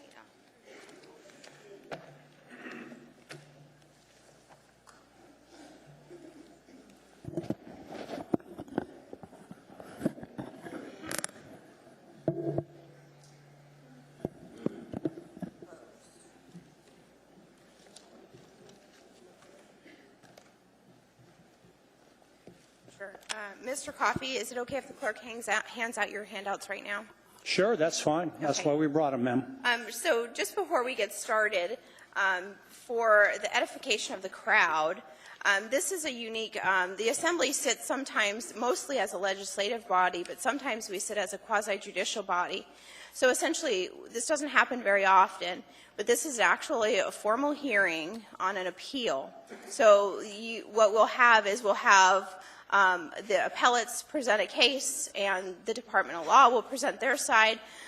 Because this is on a condition or on potential an alcohol beverage service license, there will be an opportunity for public testimony, after which time, if either the Mr. Coffey or the Department of Law has reserved time, they can come back and speak after. This is a formal proceeding, so I ask you to just pretend you're in a courtroom, you know, just like you've been doing. Just be respectful. If anybody, the other thing is the item for AO 96 will be taken up at 8 o'clock, and I've been told by the clerk's office that the Marston Theater, is that what it's called over there? Yeah. The theater over there will be opened up for overflow seating at 8 o'clock when that other event's over, so people can move in there too if they don't have room to get in here. So it'll be just a couple minutes. To the chair. We have some open seats. I see some people in the back in the entryway, but there's still some open seats up in the front if people like to. I see at least a half a dozen. I just have a question about if we finish this up early. The Assembly's not taking formal action on the Alchemist tonight, are we? Correct. That's my today I sent. I get that. Both. The answer's clear, but the point is I'm making is if we're ahead of the 8 o'clock, we're going to go ahead and start. Is that we're not time certain on a hearing for the. Mr. Chairman. We're not time certain. When this is done, then we'll start the other thing. Okay, each side has 20 minutes, so I'm just doing the math. Thank you. Well, it's also open for public testimony. I'm aware of that. Don't mind, Madam Chair. Right. So go ahead. public testimony, so we get other people that come and testify on this item. All right. Does everybody have everything all set up? Are we good? Madam Chair, I believe you requested declaration. Yep, I'm about to get there. Just a second, Mr. Flynn. Okay, so just to set this up, this has all been publicly noticed through stipulation. Both parties have agreed to start this hearing at 7 p.m. It's 5 minutes before 7, and I just want an affirmative declaration from both parties that it's okay to start early. Mr. Coffey? Yes, ma'am, it's okay to start early. Mr. Owens? Okay, let the record reflect both parties agreed to beginning earlier. And we will begin this hearing. Just a setup of this, the applicant is AK Alchemist LLC through legal counsel Dan Coffey, law offices of Ernest and Coffey, has given notice of appeal of the administrative denial and applicant's site plan for land use involving the sale and service of beer or wine for consumption on premises located at 103 East 4th Avenue, Anchorage, Alaska, 99501. Through this hearing, we have previously submitted and accepted AIM 103A-2015, which set out the process for this hearing. During this process, each party is going to be allowed the opportunity to give 20 minutes of their side, their case. During that 20-minute time, they can have whomever they want testify. They can also reserve time for after the public hearing. Before we begin, at this time, I will request that all Assembly members, if you have a conflict or potential ex parte communication regarding this matter, please state it on the record before both parties so they have the opportunity to object to your participation or remain silent. Mr. Chairman Chaney. Yes. I did receive a call from Mr. Coffey relative to the time this would start. And so I told him what time it would be. Other than that, I've not had communication with your side on this. All right, Mr. Trainee, I don't believe you have a conflict that's going to exclude you. Mr. Coffey, do you have any objection to that? No, we just wanted to confirm time, ma'am. Wonderful. Mr. Owens, any? Thank you. Other Assembly members. Mr. Flynn.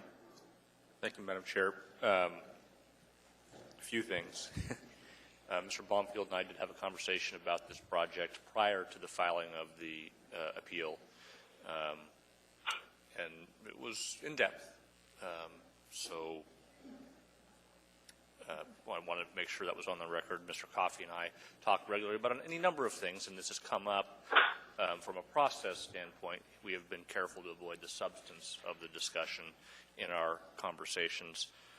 And then finally, and perhaps most importantly, I am, of course, the owner of a downtown business that does have a beer and wine license, and I don't really consider us to be in direct competition with this particular applicant, given the geographical separation, but it could be perceived as questionable if I were to participate. And if you want to go through your I know I left my spiel down there. First thing, I'm going to open it up to both councils. Mr. Coffey, do you have any questions for Mr. Flynn regarding his participation in tonight's hearing? No, ma'am. Do you have any objection to Mr. Flynn? No, ma'am. Thank you. Mr. Owens, same question to you. Do you have any questions regarding Mr. Flynn's participation? Can you speak into the microphone so it's on the record, please? Mr. Flynn, I understand you represent the downtown district. You're obviously approached on a number of different topics at any given time. Do you have any reason to think that the in-depth conversation that you had with the applicant in this instance gives you any bias or sense that you would be unable to be fair in these proceedings? I do not. I don't have any objection. No objection. Thank you. Mr. Owens asked the same questions I was going to ask, is if you have a predetermination as to how you're going to end up deciding this case. Do you have any predetermination? No, this is a very complicated matter in my mind, and I'm looking forward to the educational process that this hearing will provide, and hopefully we'll have a robust discussion around it. Thank you, Mr. Flynn. Mr. Flynn, you will be instructed to participate. I find no bias nor any preconceived determination, so you will be participating. Mr. Honeman. Yes, thank you, Mr. Bosky. To start with, I've known Mr. Coffey for a number of years on a professional level, although I did attend a site visit when the earliest application prior to the appeal. I went and visited this site visit, this location. Actually, I've known the Blomfield family for, I don't know, a couple of decades, I guess. He actually played competition hockey with my son. I've known the family professionally. I've actually exchanged information with Mr. Blomfield at the university at my other place of employment. I don't believe that any of these contacts were in ex parte. It was prior to the appeal filed or shortly as the appeal was filed, and unknown how the process would proceed. So I did make contact with Ms. Tucker, and the chair asked that we contact with the clerk to find out how to proceed with that. And so therefore, that's how this document came to be. I don't believe I've taken any campaign contributions. I don't know if I've ever asked of either of these two individuals. So I believe I could be fair and impartial and listen to the evidence. Thank you, Mr. Honeman. Mr. Coffey, do you have any questions for Mr. Honeman regarding his ex parte communication? I just would note that it was very early in the process of my involvement prior to the appeal briefs and so on, and we wanted to make sure or give an opportunity for them to see what the facility was like and walk around, and that's what happened there. Okay. And I did speak to Mr. Honeman once about a scheduled Public Safety Committee meeting on June 22nd, which ultimately didn't take place, but that was just process, not substance. Thank you. Mr. Coffey, do you have any objection to Mr. Honeman I do not. Pardon me, ma'am, I do not. Okay, thank you. Mr. Owens, do you have questions for Mr. Honeman? No questions, no objections. Thank you. Mr. Honeman, you will be instructed to participate. Thank you for your disclosure. Ms. Johnston. The applicant's a friend and went to school with our son Ross. And when he first started down this road, through Ross, he tried to contact me. And we played telephone tag. And then through Ross, I got the message that council had suggested he not talk to me. But I just wanted to say that we had that discussion. All right. Ms. Johnston, did any of those conversations create a bias in your mind, or have you determined an outcome in this case prior to us opening this hearing? No. Okay. Mr. Coffey, do you have any questions or objections to Ms. Johnston participating? No, ma'am. Thank you. Mr. Owens, do you have any questions or objections to Ms. Johnston? No questions or objections. Okay. Does anyone else have any disclosures of either substance of the topic or ex parte communication with either the appellants in this case or the Planning Department or Department of Law regarding this case?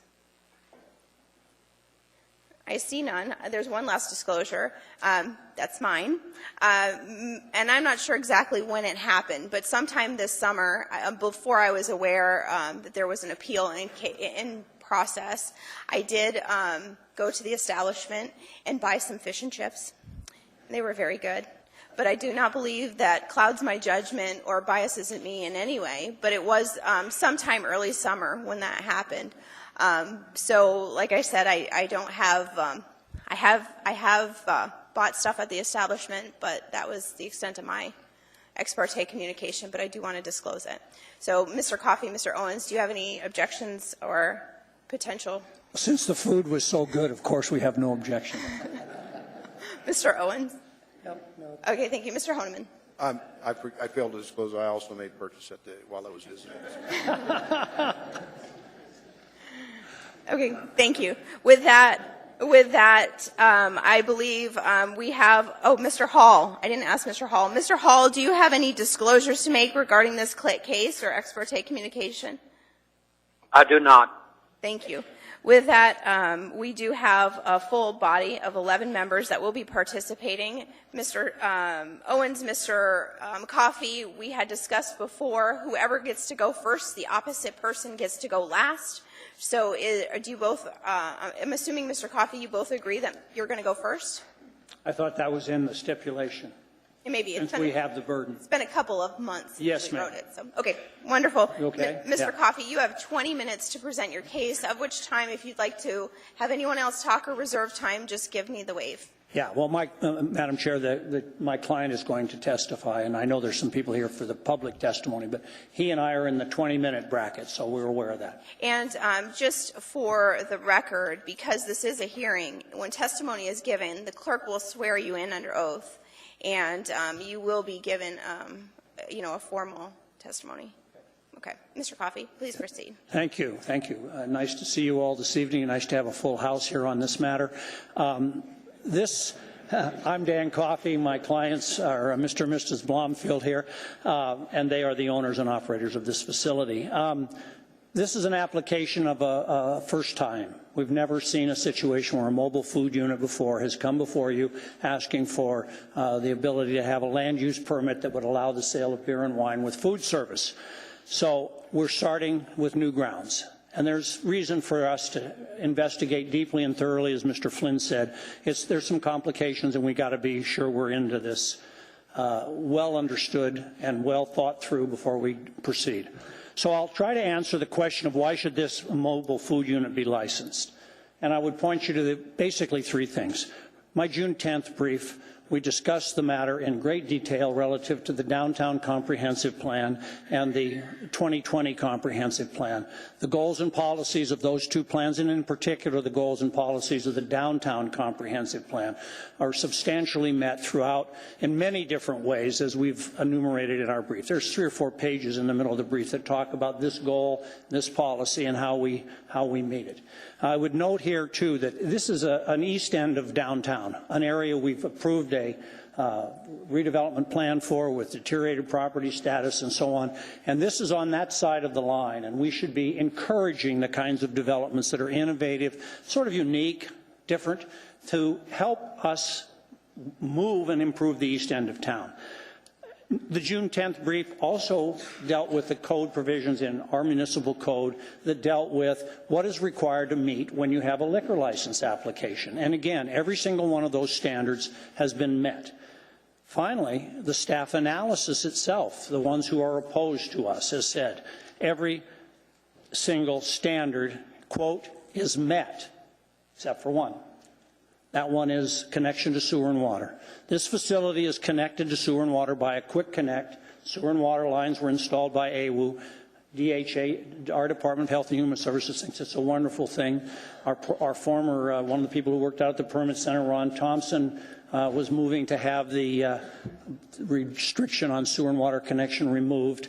Mr. Kniefel and Mr. Weaver wrote a policy in the middle of this process, which you probably haven't seen unless you've read my brief, that would have also removed the prohibition on this.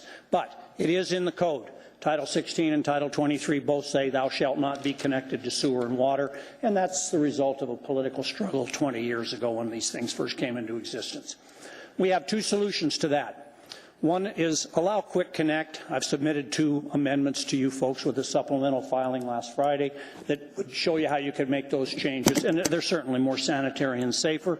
Or if you require it, we'll disconnect and go back to the old way of hauling the sewer off and hauling the water in, and that can be done. It's been done for many years and it can continue to be done. It's not the wisest course, but it can be done.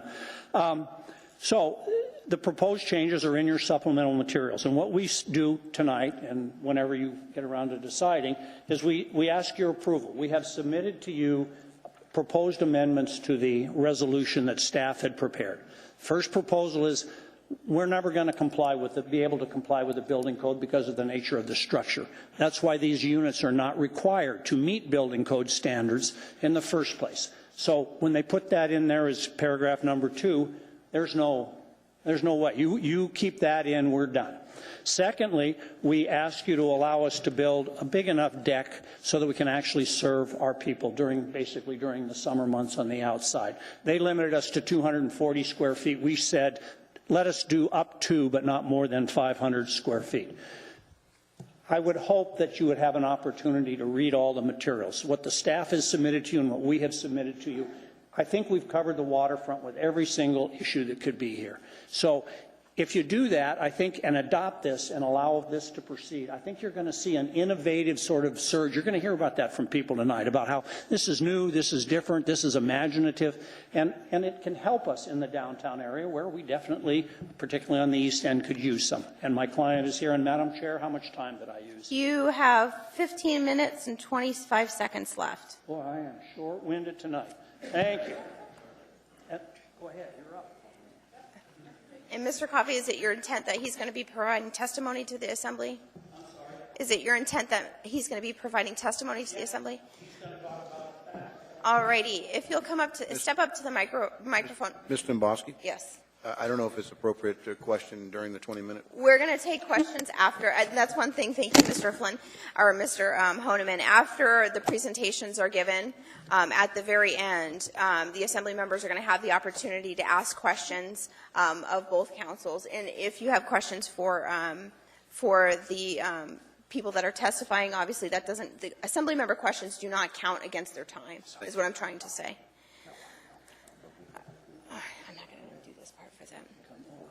Alrighty, sir. If you'll please state your name for the record, and then the municipal clerk will swear you in. Adam Blomfield. Would you please raise your right hand? Do you solemnly and sincerely swear or affirm that the testimony you will give in these proceedings and the answers to any questions asked of you will be true? Yes. Thank you. Go ahead.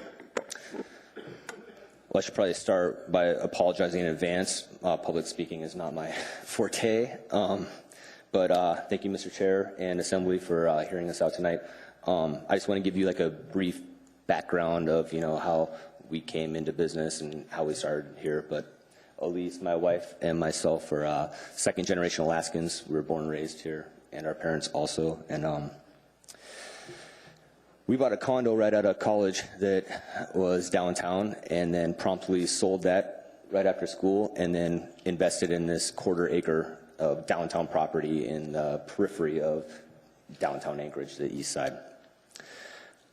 It was our goal, and it still is our goal, to develop that property and put in a mixed-use, retail and housing above that. Retail, mixed-use development. I believe that you have a packet that shows like the development that we're proposing to do, and would still love to do. In the interim, we're trying to obviously pay off the property and put in a coffee shop / eating place, and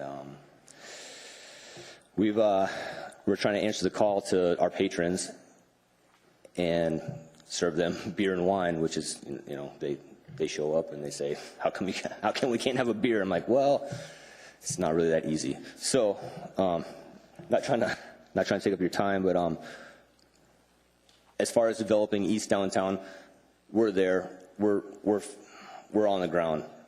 We're open 365 days a year. We're there 16 hours per day, and so we're the people that make the phone calls. Hey, this isn't right. This is right. maybe a problem over here, or, you know, I know that it's been brought to our attention that, you know, inebriates come through that area, but obviously that's not our clientele, and we've done I believe, better job policing this area and bringing it, you know, we started with a gravel lot, and now, you know, we've got a viable business, and we're trying to expand out and do this development, so. You're doing great. You're doing fine. Yeah, sorry. Yeah, so you know, we're down there, our feet are on the ground, and you know, we're trying to do the best thing for Anchorage. We're from Anchorage. We love Anchorage. We want to, you know, we want to make downtown awesome. Bring it east, bring it, you know, all directions. Obviously, we're going to comply with, you know, all municipality laws and state laws. I know there's been some concern that maybe people are going to drive through, getting coffee and get served a beer. That's far-fetched. That's not going to happen. It's a, you know, separate area with the deck, and you know, we follow all the same laws as everybody else. In front of you are some poster boards of our proposed deck. Sorry.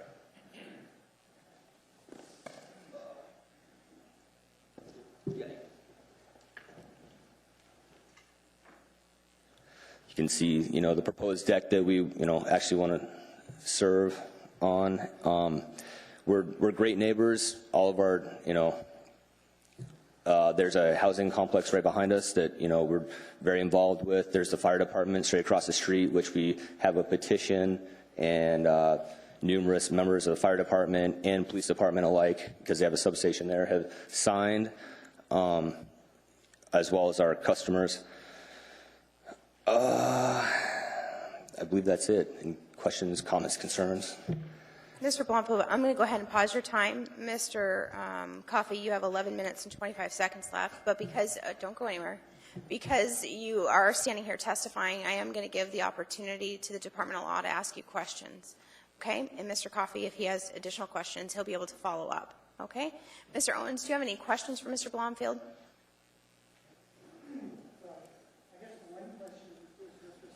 Yeah, you got to use the mic.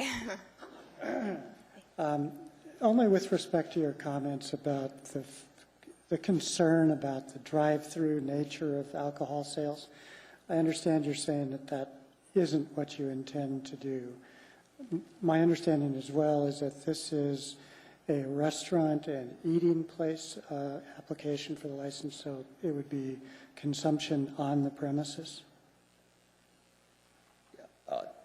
Yes, that's correct. So all the consumption would be done on premises. There's no takeaway.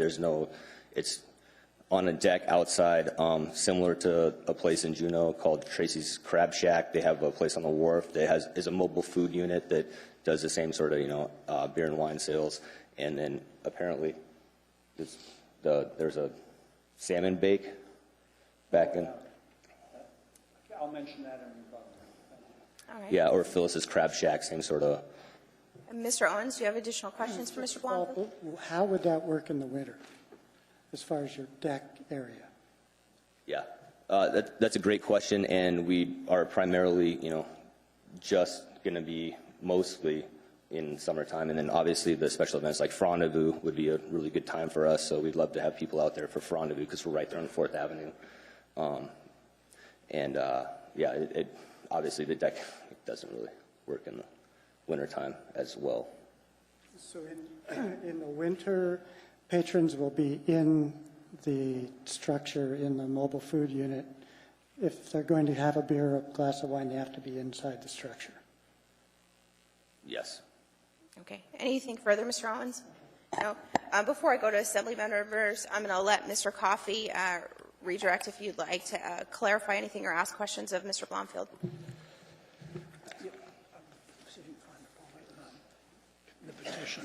There's a statutory requirement that on-premise service means on-premise.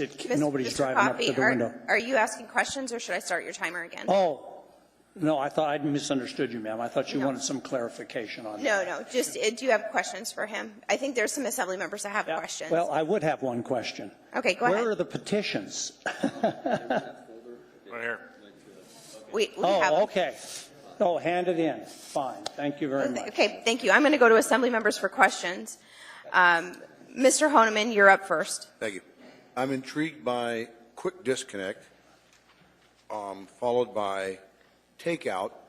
So whomever I need to ask this of, whether it's Mr. Honeman, I believe the questions right now are to Mr. Blomfield. Okay. So explain to me a quick disconnect, and then also if not like takeout, like someone could, I presumably, get a cup of coffee as they drive through, or get a hot dog as they drive through, but no beer. So takeout would be for food only, or food and other non-alcoholic beverage? So takeout, to answer your first question, the quick disconnect is very simple. You turn a valve and you literally, unplug it and you're gone. It's very simple. It's just a really quick connection. It's very, very mobile. It's almost like those quick connects that you plug into like your propane tank or whatnot. Those ones are screw-in. These ones are even faster. You just pull it out, pop it off, done. So we're talking water or water sewer? Both. So like a septic truck with septic tank. Yeah, so we have holding tanks in AK Alchemist, which have fresh water, and then another tank that has gray water. Where are they at in your facility? Thank you for asking.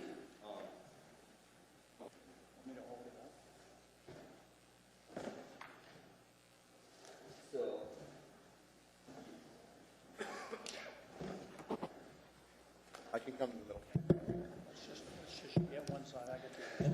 So I don't have a picture of the inside of the facility, but if you did a snapshot and you looked through the wall of the facility, on this corner right here, you have a freshwater tank, and then you have a gray water tank that facilitates, freshwater and gray water. Obviously, we don't use those tanks anymore if we're hooked to sewer and water, but if we needed to, the quick connect is done, fill the tank up, and it's hands-free. And so there's no sewer black water, there's no bathroom in the So traditionally you would come and take the black water away. So a truck would come, fill your freshwater tank up. So it goes from one facility into a storage container truck to AK Alchemist, and then the black water also has to leave in a different, obviously a different truck. But this is more sanitary, and it doesn't have to. So the quick disconnect, just briefly, is the quick disconnect would allow you to go directly to AWU for their water service and for the draining is that what you're talking about? It goes to AWU directly, but it also has the option of disconnecting immediately. So you could pick this place up and move it within a matter of 25 minutes, less than. The quick connect would take 5 minutes, and then the rest of it would take a little bit more time. So is there water, sewer on the property? We paid an extra $75,000 in 2013 to bring in sewer and water to this property. And I think occupants inside the premises. What's the occupant minimum or maximum? We have a waiting area of approximately.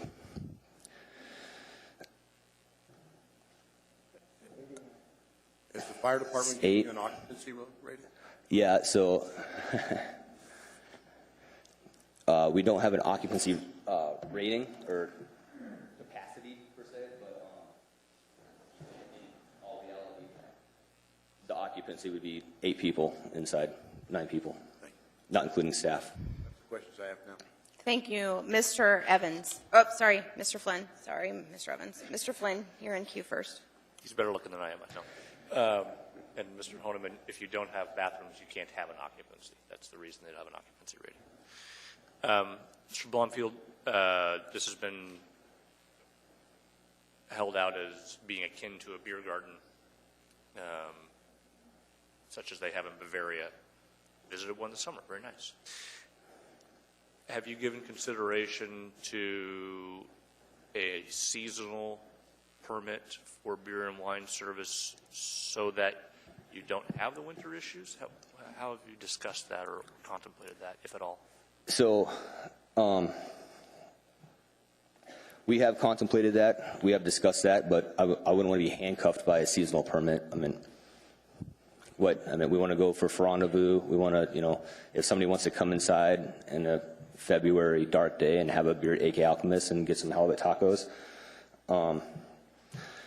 yeah, I think it's a great idea. I mean, we want to be, traditionally, we're going to be seasonal because it's outdoor deck. I think we can all agree on that. But we want to do special events, and rendezvous is huge for us, and yeah, we're trying to do the right thing for Anchorage. So, Okay, I appreciate the straightforward answer.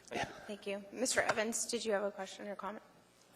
Yeah, I think so. And it's actually more for Mr. Coffey, I think, probably. And I just want to make sure I saw the documents you've provided and have heard the testimony. And it seems to me, and just correct me if I'm wrong, the real issue that we're facing is that this facility kind of falls between existing classifications.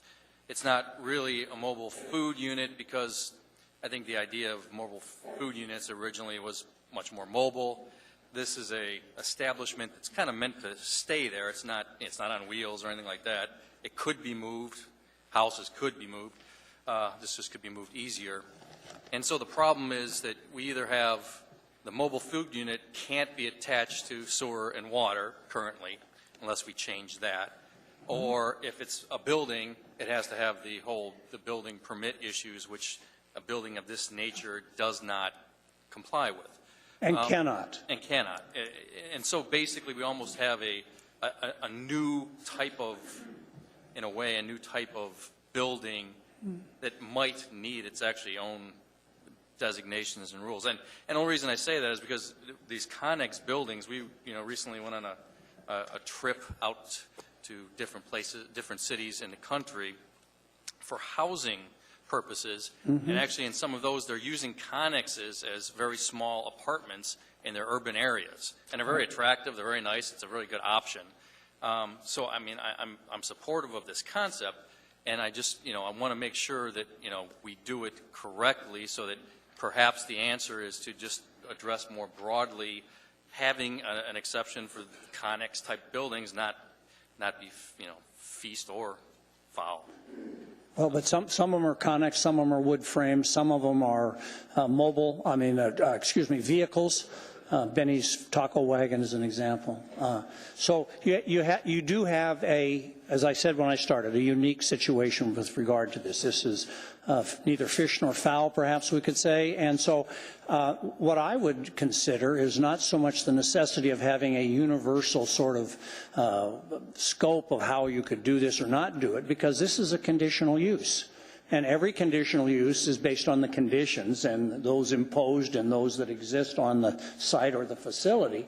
So I heard fear remarks that, if we give it to Mr. and Mrs. Blomfield, then everybody will be able to have one, every mobile food unit.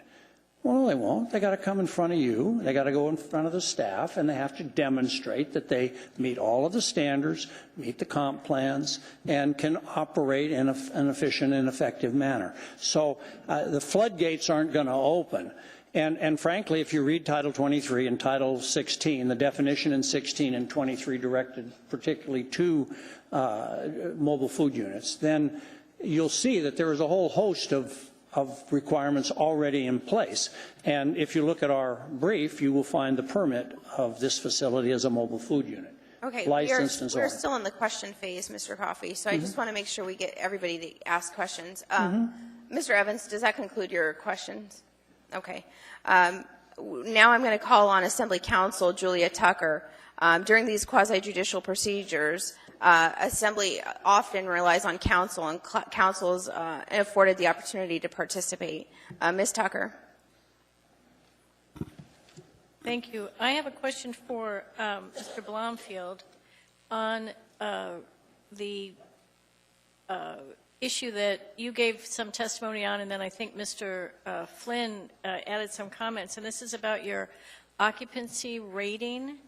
And so I understood Mr. Flynn to say that you don't have bathrooms, and that's why you don't have an occupancy rating? We do have a restroom, but it's for our employees only, so it's a private restroom. And then we also have 2 outhouses on site. And the outhouses are for your clientele? Correct. Okay, thank you. Mr. Peterson. Thank you, Madam Chair. I had a question for Mr. Bloomfield. Mr. Blomfield. Blomfield, excuse me. Mr. Peterson. I was just looking at the pictures, and it almost looks like you're connected to that beige building. Is there a connection? Are you up against it, or? Sorry, Mr. Peterson. Apartment building behind you across town. Yeah, that's a different lot. It's probably 400 feet away. It's across the alley and different building. And someone mentioned something about a drive-through earlier. Do you have a drive-through, or are you planning to put a drive-through in? Yeah, we've got 2 drive-throughs, so I can give you a quick.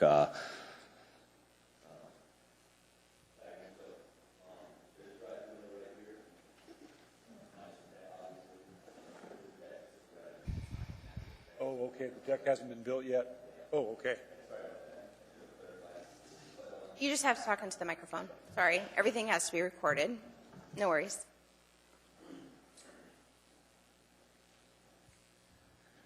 So if you look at this picture on the left-hand side, or your right-hand side, my left-hand side, that's a drive-through window as it currently sits right now. And those deck pictures are actually renderings of what we want to do. That's what we want to accomplish. So. All right, great. Thank you, Madam Chair. Okay, don't go anywhere yet. Are there any other questions from Assembly members for Mr. Blomfield? Mr. Blomfield, I do have a couple. Number one, I just want to be very clear on terminology. Do you or do you not have a certificate of occupancy? We do not. You do not. And do you or do you not have facilities within your establishment where people can sit down and potentially eat or drink their meal? We do have facilities where they can sit down and eat and drink. Yes. And you are, right now, you're currently licensed as a mobile food cart, isn't that correct? Yes. And licensed as a mobile food cart, it is actually not, it's not legal to have people inside your establishment eating, is that correct?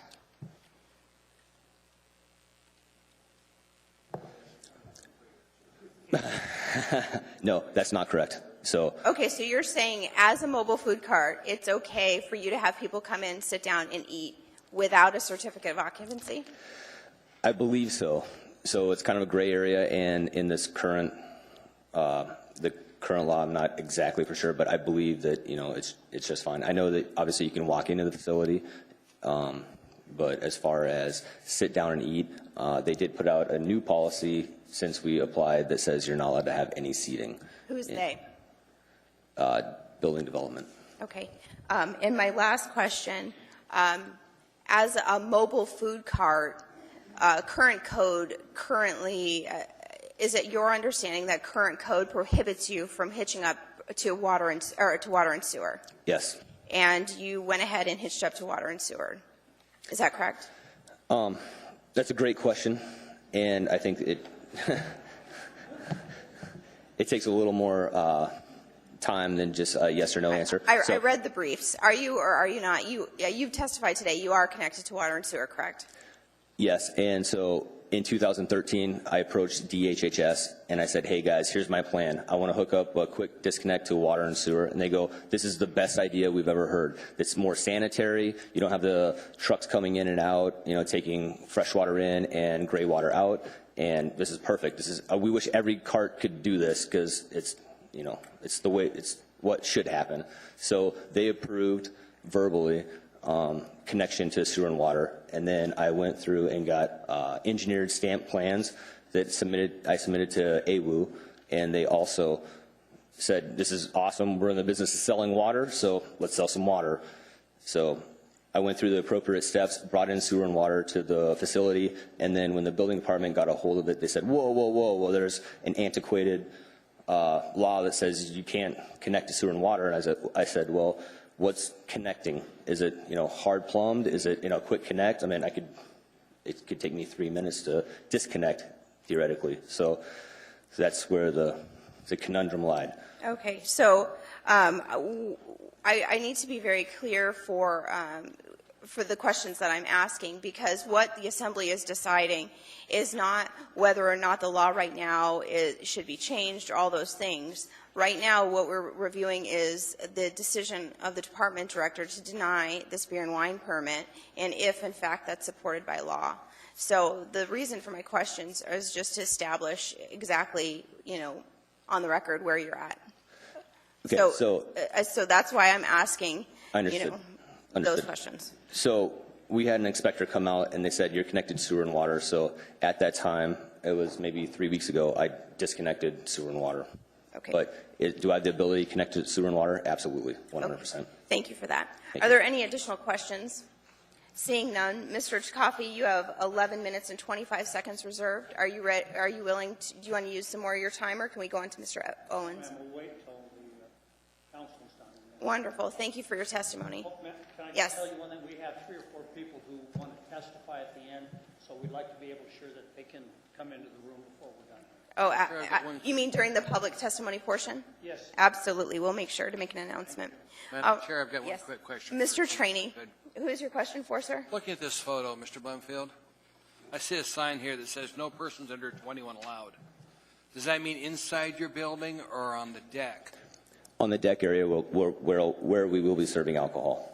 Who's going to supervise that? We've got a staff of 20 right now, and hopefully with your approval, we'll make it 40 immediately, and we'll have a person at the gate and the bartender that supervise that.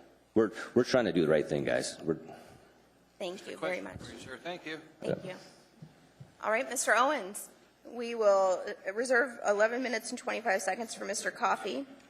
And Mr. Owens, you have 20 minutes to present the Department of Law's position. I did have just a couple of follow-up questions, if I could. For Mr. Blomfield? Oh, please, go right ahead. Mr. Blomfield, you do have a couple more questions for Mr. Owens. Basically, this goes to the question of mobility. This is a mobile food cart. Can you move it now? Is it on wheels? It is. Yes. Where are they in the picture? So they're underneath the chassis. There's wheels on there. Can you speak into the record? The question was, where are they in the picture?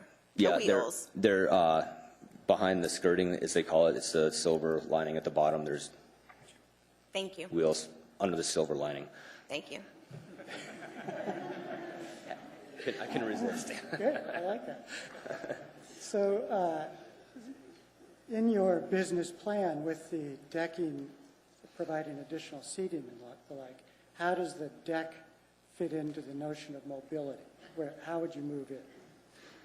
So it'd be separate permit. I mean, we own these lots, which is kind of a rare situation. But yeah, it would be completely separate from the actual facility. It wouldn't be attached or anything. It just you could pick up the facility to move it, and the deck would be the deck.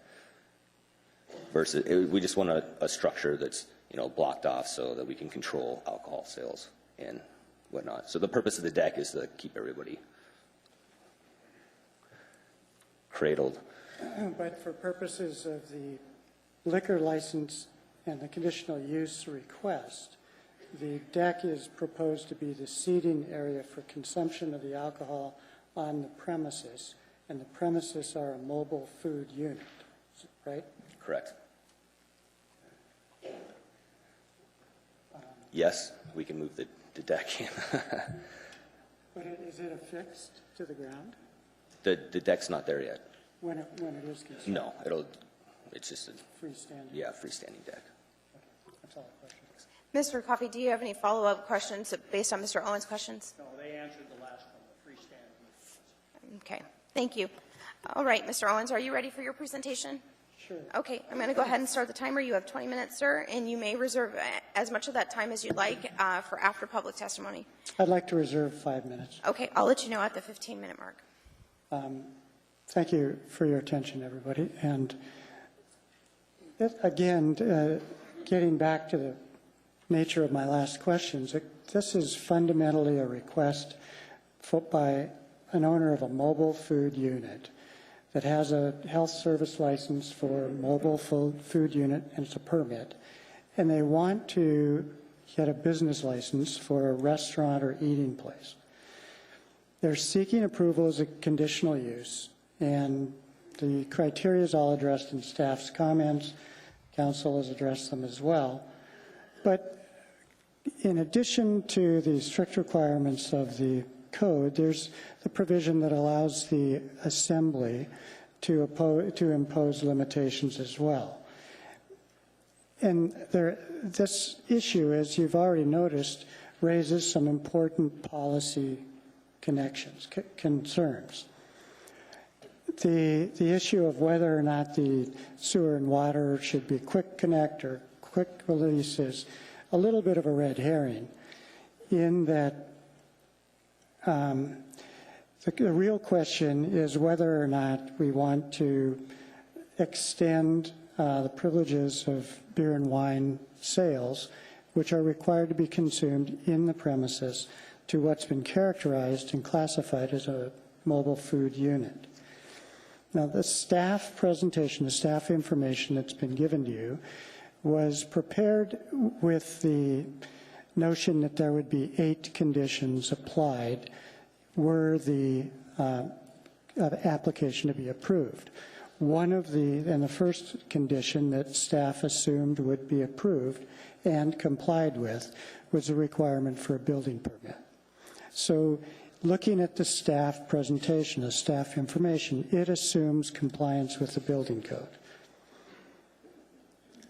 If the Assembly is to consider allowing the conditional use with a classification of a mobile food unit, then that would change the evaluation a little bit, and we had requested a minimum that the unit is in fact qualified as a mobile food unit, that it is indeed a vehicle, it's mobile and the like.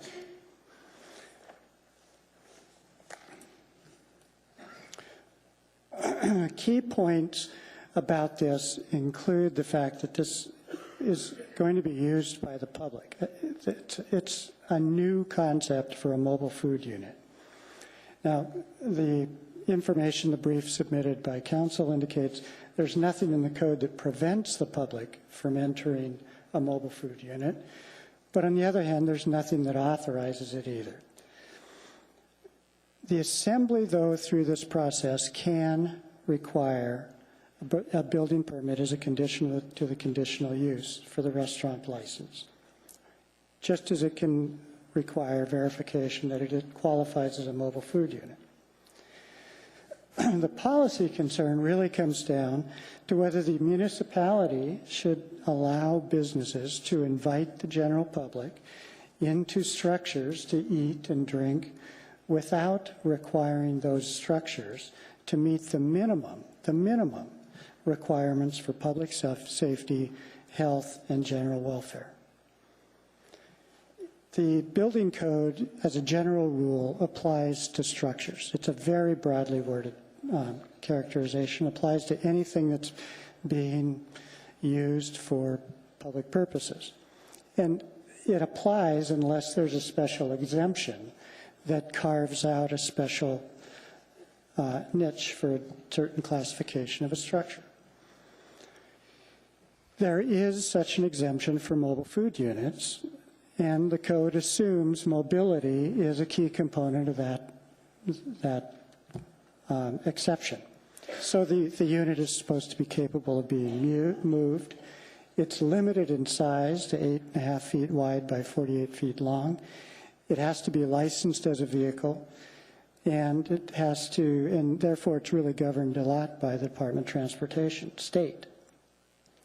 Now, I'm prepared. I've got the fire inspector, I've got the building official, I've got land use planning, all prepared to, take the stand and swear to certain facts about what they do or don't do in the terms of inspection. And we can do that at your request. We've got 20 minutes, and so what I would propose to do is make an offer of proof, tell you what I expect they would testify, and if in fact you want to get them up and go through the process, we can do that. But fundamentally, the municipal regulations with respect to mobile food units assume that the Department of Transportation licenses these and evaluates these as vehicles. They're not expected to be occupied by the public. The fire department is charged with examining the location of these units. They're not charged with inspecting them for safety or the other attributes that they normally do. Building safety similarly treats these as a vehicle and inspects the connection to the electrical box. They're allowed to have electrical service, and that has to comply with code, but that's the extent of it. They're not otherwise inspected for any building safety requirements. So absent its characterization as a building or a structure, there's no inspection for structural strength, and that includes seismic. There's no evaluation of the seismic capabilities of these buildings. There's no evaluation of ingress and egress safety of that. There's no evaluation of stability of the building in its site, sanitation, light and ventilation, no evaluation or inspection for safety for hazards in general as well as fire hazards. And why is this important? It's important because the nature of the license being sought. This is a restaurant and eating place license that contemplates consumption on the premises. So they acknowledge that that's their intention, that's their business model. They're going to invite people in to enjoy their meal with a beer inside the unit. But this doesn't really, their application doesn't contemplate how the porch is going to be considered mobile, yet it's to be factored into their application. And in the winter, there will be very, very tight quarters, 8 people max within this little space.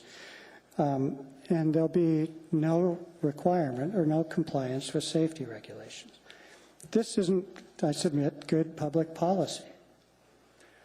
They recommend that these units be approved on a case-by-case basis. In other words, each and every one of these should come to you with their particulars and seek approval and evaluation of what special circumstances might be needed for each and every mobile food unit that approaches you.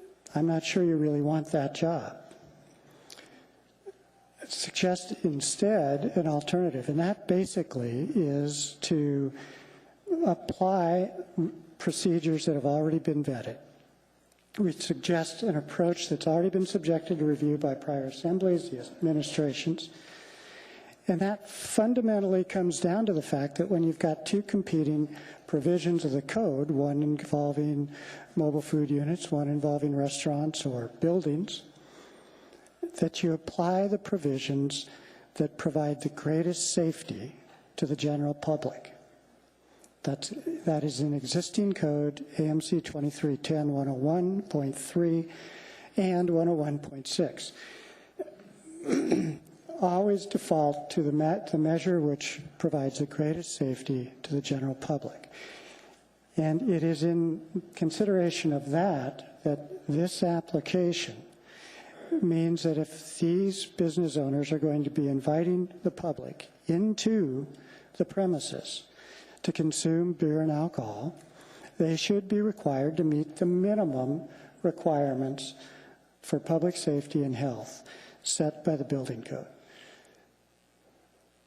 That's basically it. Okay, Mr. Owens, you have 10 minutes and 20 seconds remaining. Assembly members, Mr. Owens has offered to allow the building official, a planning department official, and somebody else. Fire inspector to the podium to answer questions. Though they didn't have prepared remarks, they are available for questions. Is there any request by any assembly member? Mr. Honeman is first. Mr. Honeman. Well, first of all, I think there was an offer Mr. Owens made, which was stipulate to the that it's accepted that this is not within code as it applies. Is that what I understood, Mr. Owens? I'm simply the facts that I would suggest that I'm trying to avoid having to swear somebody into simply goes to what do we inspect, what do we don't inspect, what are our assumptions in looking at these buildings. I'm not saying any conclusions, just that we do not inspect for structural soundness, light and ventilation and the like. We treat them as a vehicle. So I think I would like the fire Okay. department. Can I have a representative of the fire department come forward, please?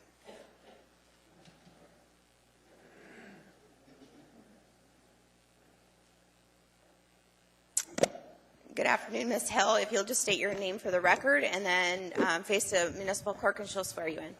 Cleo Hill. Could you please raise your right hand? Do you solemnly and sincerely swear or affirm that the testimony you will give in these proceedings and the answers to any questions asked of you will be true? I do. Thank you. Ms. Hill, you don't have prepared remarks, so I'm not going to be taking this off of the time, but you are here to answer questions from Assembly members or Assembly Council. Mr. Honeman, you're first. Ms. Hill, is it the fire department that sets an occupancy like this occupancy of this room? Is it the fire department that sets that? It is. And is there an occupancy rating for this structure for people to be inside? There is not. Okay. Either for customers or for staff? Correct. Okay. Is there is certification that the fire department does for, it looks like there's a vent and there's also looks like there's some sort of either heat or air conditioning? If it's a true building, if it's considered a building and not a mobile structure or a DOT authorized type vehicle, then there is a permitting procedure and an inspection and certification procedure for the HVAC, heating and cooling, type 1 hood with suppression, cooking appliances, natural gas, propane, etc. Yes. Was that done on this structure? It was not. Okay. And then how does this compare to, say, Benny's Food Wagon, the truck that has a vent and a heat? I honestly haven't been in Benny's Food Wagon, so unfortunately I can't comment on that. Mr. Coffey, I will give you the opportunity to ask this witness questions, but in the interim, I ask you just not make any motions. Thank you. Next person in the queue, Mr. Honeman, are you finished? I'm done. Thank you. Ms. Johnston. Yes, I'd like to have somebody from permitting, please. Okay. Just before we do that, Mr. Coffey, please go ahead and ask this witness questions if you have questions for this witness. I know you haven't seen this, but the August 21st Can you speak into the mic? Yes, ma'am. Thank you. The August 21st memo has attachments to it. Is this, you recognize the form here on this? Yes, I do, sir. Okay, and there's a number of items, 17 or 16, end of list is not an item, right? Correct. Okay, and could you give me the date?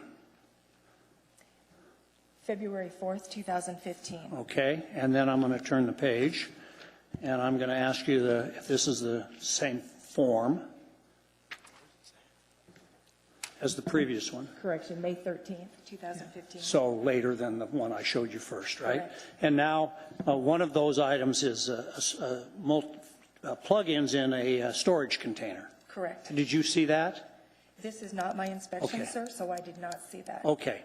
And then the other two are a permit for inspection of Hood 1 type suppression system and provide permit and inspection for mechanical heating ventilation system, right? Correct. Okay. And that would be a permit requirement, is that correct? You are correct. Okay. Yes. And if they were installed by licensed and electrical and mechanical contractors, i.e. Klebs and others, would that meet would that satisfy the requirements of code? They would have to apply with plans through the permit department and after a thorough review. And you don't know whether or not that was done? For the type 1 hood and suppression, that was not done. That would be something that the fire department would review. For the mechanical heating and ventilation system, if they can provide documentation from building safety that they have permits and the inspections have been approved, then that would be approved also by us. Okay, so if they have not been done, and you don't know whether they have or they haven't, because this was May and we're now in October, right? I do know that these have not yet been completed. How do you know that? I have the most recent inspection, that Inspector Dean has done on this facility, which was just a few days ago. Do you have that? I do. Oh, good. Can you please, the documents that you're referencing, Mr. Coffey, for the assembly, can you please tell us what documents you're asking Ms. Hill about? It's Exhibit 5, 4 and 5. It's the inspection reports. Okay. Thank you. And Ms. Hill, if you have a copy of that report, we'll need it with the municipal clerk so we can get copies of that to the assembly members. It's identical to the Exhibit 5. It's identical. So those two would be the only things left on a 16-item list, right? Yes. Thank you. Mr. Owens, do you have any questions, follow-up questions for Ms. Hill before we move on to the building inspector? I guess the only question that comes to my mind, the items that are listed on there on the inspection from May and February of 15, were those contemplating the entire structure as a whole, or just the question comes to these last two items, the HVAC and the hood suppression system. Satisfaction of those two requirements, would that constitute approval of the entire structure for fire purposes, or is that approve simply those two items? That would be approval for those two items. Thank you. Are there any questions from assembly members for Ms. Hill? Seeing none, thank you for your testimony. If the building official could come forward, please state your name for the record and then face the municipal clerk to be sworn in. Okay, my name is Sharon, S-H-A-R-E-N, Walsh.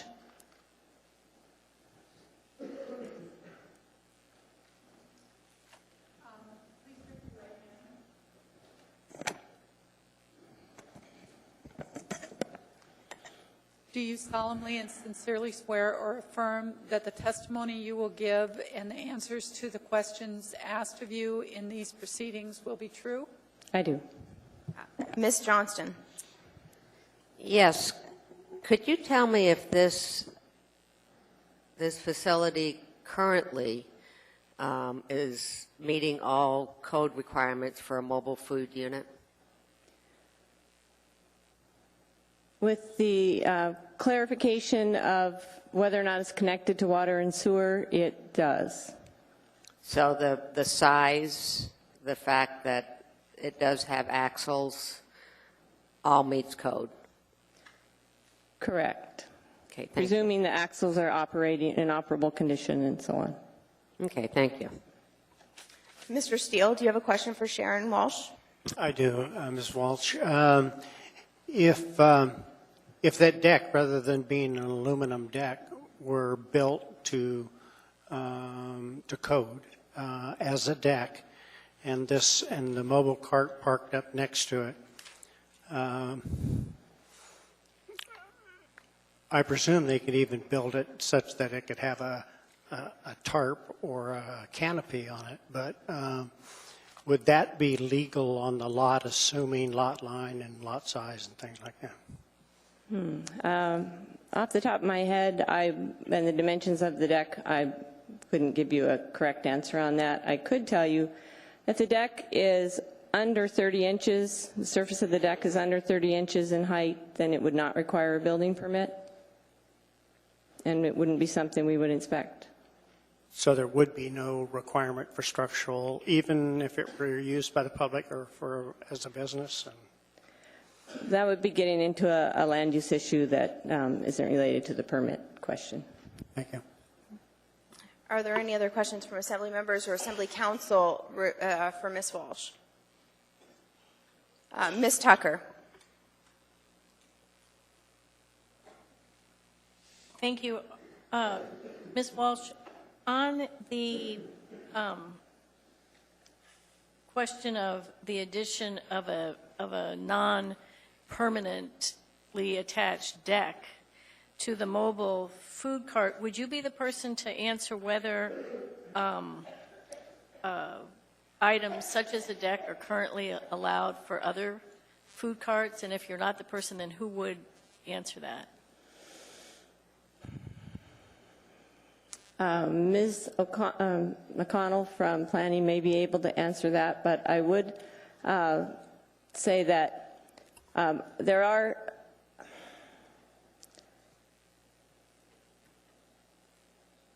if the deck is freestanding, it would depend if it's an accessory use, part of the primary use. Those are the kinds of issues that planning would be wanting to speak to. We do have, and again, there is,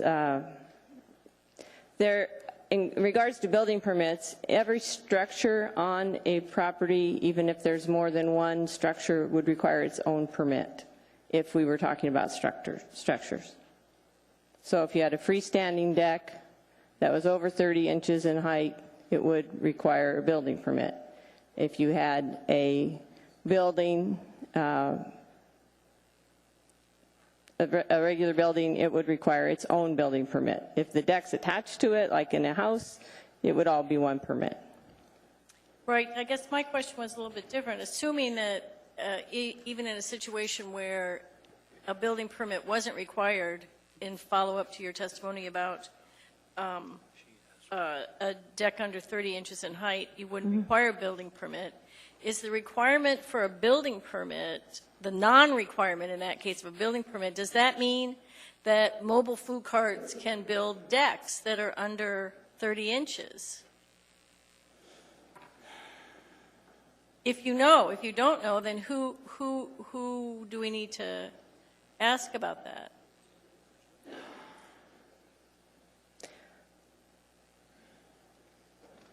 At this point, I would say the building code, Title 23, speaks to a mobile food unit as a self-contained structure. It doesn't speak to appurtenances like decks and ramps and whatnot. It's silent to it. Okay, thank you. Mr. Coffey, do you have questions for Ms. Walsh? Yes, I do. Go ahead. Hi, nice to see you. Are you familiar with this policy that is called Policy AG 10 of May 28, 15? I am, and that policy has been rescinded, and it was rescinded in July of this year. Oh, and why was that? Because that policy has the effect of waiving code or changing code, which can only the Assembly can adopt the code. I agree with that. Well, now let me ask you one question. At some point in time, item 4, Madam Chair, it's on the, again, the August 21st. It's Exhibit 6, item 4. If you could just read that into the record for me. That was the policy at one time, apparently. Number 4, please. Okay, policy AG 10, item 4, says that mobile food units can be installed with the following restrictions. Restriction item 4 is may be connected to electrical, water, and sewer utilities subject to meeting code requirements and filing for and receiving all applicable permits. All utility work must be accomplished by MOA certified contractors. And who signed that? That is Robert Kniefel, building official, May 28, 2015. All right. And now you say it's rescinded, so we're back to where we were with Title 23 and Title 16. Correct. It was issued in error and was rescinded on that basis. An error? The policy was issued in error because it has the effect of waiving code. Okay, thank you. That's all I have. Thank you. Mr. Owens, do you have any follow-up questions for Ms. Walsh? Okay. Are there any questions from Assembly members? I see no one in queue for Ms. Walsh. All right. Thank you for your testimony. Is there any request by Assembly members to have anyone from Planning come down to answer any questions? Or Assembly Council? Assembly Council? Mr. Honeman. From the Assembly Council, I noted with curiosity your question about the deck and who could actually answer the question. And I'm having hard time tracking who's on. I don't even know who to ask this specific, but it seems to me that the mobile food cart in question, this structure that's already pre-built with now been modified with windows and such, and the deck are two separate issues. And I mean, Mr. Honeman, let me see if I can get somebody to help answer or have this maybe help you answer this question. It seems you have. I guess I think, yeah, I think Ms. McConnell may be the best person to answer this question. Erica, can you please state your name for the record in the face of municipal clerk to be sworn in? Erica McConnell. Do you solemnly and sincerely swear or affirm that the testimony you will give in these proceedings and the answers to any questions asked of you will be true? I do. Thank you. Mr. Honeman, if you could direct your question to Ms. McConnell, Okay. we'll see if she can answer your question. Ms. McConnell, as it relates to the mobile food cart structure and then this idea of a deck so that it could accommodate the beer and wine license only with food and only during business hours and only on that deck, is that, I think Ms. Walsh was giving some less than 30 inches or whatever. Is this a structure? Is this considered a structure that needs to be permitted and is it allowable on that lot? Through the chair, Mr. Honeman, you're asking a couple of questions. Difficult question. I would like to state first that the old version of Title 21 makes no mention of coffee carts or mobile food units at all, so it's really not addressed in Title 21. As Ms. Walsh stated, decks under 30 inches are not required to get a building permit, so there is no municipal review, there's no zoning review to state whether they would be permitted or not. I would refer you to Title 16, 16.60.050Z, which is the definition section in Title 16, which states that a mobile food unit means a type of permitted food establishment located in a vehicle, trailer, or pushcart that, 1, is capable of easily moving daily for servicing of water and wastewater holding tanks. One could interpret that accessory structure type things like decks were not envisioned to be attached to these sorts of things, but I'm not sure the issue has come up before. So would it be a fair statement, and I'm glad you brought that up. Mobile food cart, as everybody's already testified, or I say everybody, most people that were specific to it said they're looked at as vehicles, they're viewed as vehicles. And my question was, what about food carts, like the hot dog stands or the bike sales things? I mean, those things aren't titled, they're not registered, but now, mind you, they're different. They're outside, much like the deck would be. It would be outside, not necessarily an inside structure. So what I read included push cart, and I'm not the best person to ask about the push cart, the hot dog carts that are, I believe, licensed through the clerk's office, are often in the right-of-way, not a zoning issue. So would it be a fair summary, I guess, to say that this definition might be ripe for an amendment to clarify, detail, describe further? I think some clarity would be useful. Thank you. For Assembly members that are following the definitions, that's in your Assembly packet, page 767.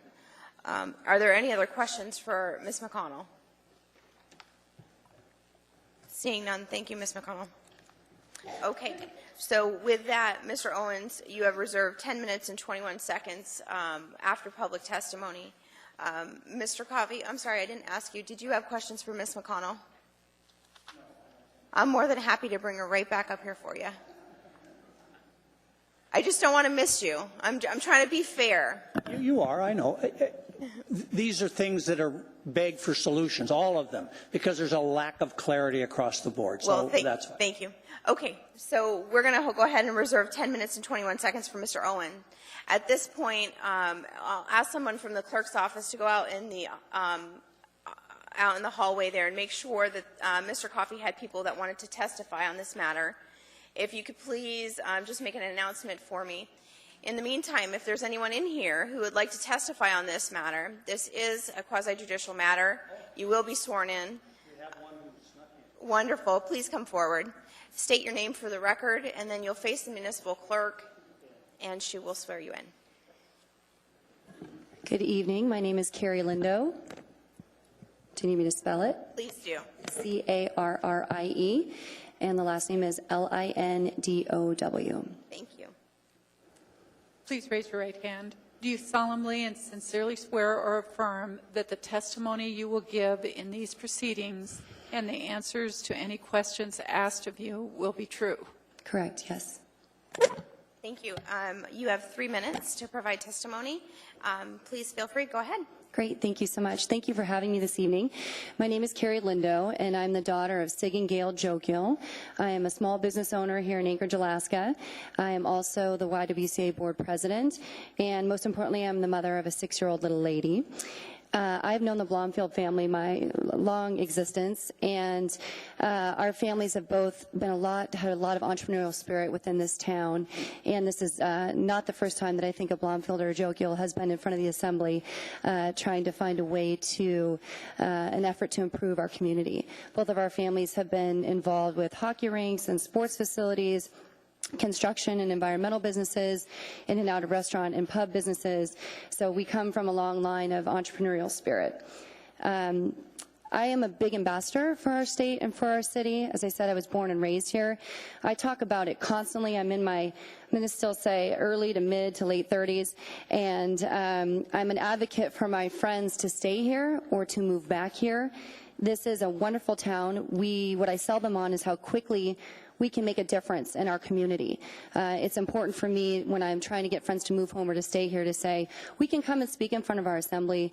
We can come and have an innovative approach and have an innovative idea and see it through its fruition and through its process within our city. This is, I take to heart what our AEDC is trying to do with our Live, Work, Play campaign by 2025 to be the #1 city in the nation. I'm heavily involved with that with my YWCA efforts as well. And we need to continue to improve and invest in our town.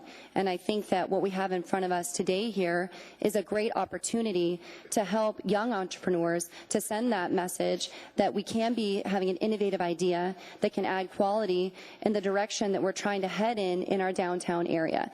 This is important to us. This is an important message to send. We're a young city. We're a young state. And I think it's important that we get that message across. So I would like to see us help keep the entrepreneurial spirit alive so that my young little lady that's 6 years old can have that feeling, want to stay here and make an impact as we are able to and as our parents before us were able to. So thank you very much for having me this evening. Thank you. There are some questions. Mr. Honeman. Yes, sir.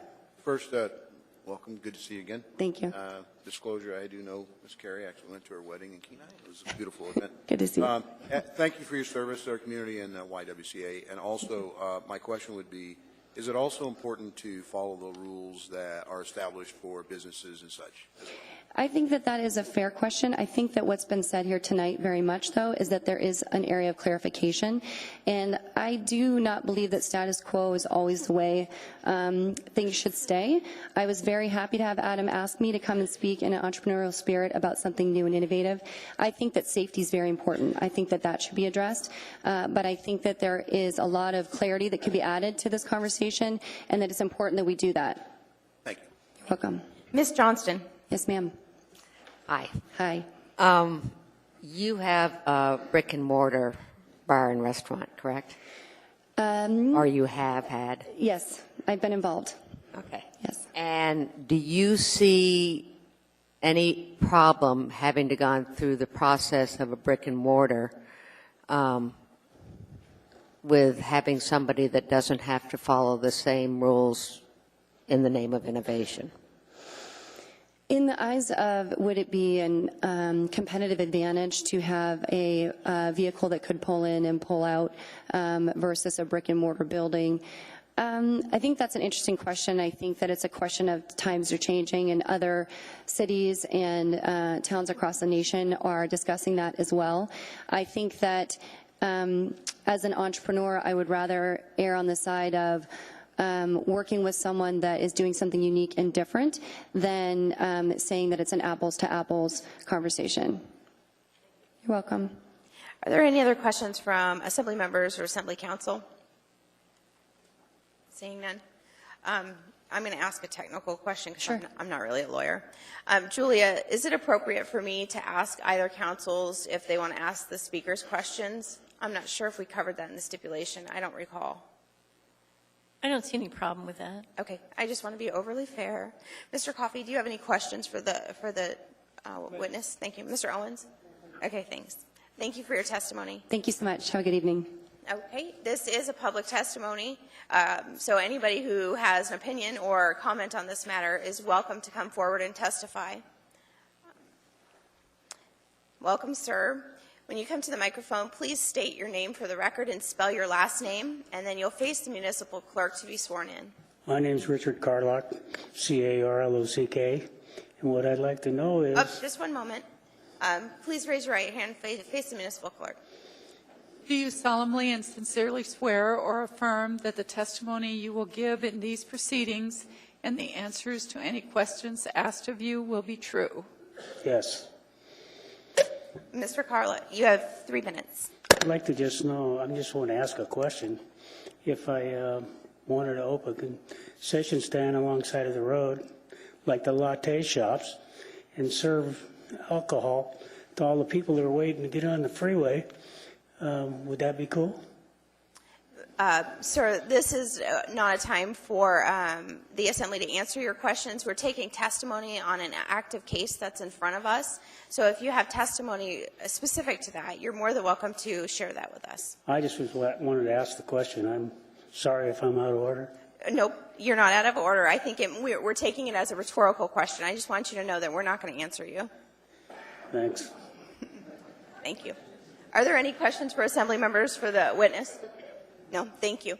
Anyone else want to come forward and testify on this matter? Mr. McGrath, please come forward, state your name for the record, and then just spell your last name.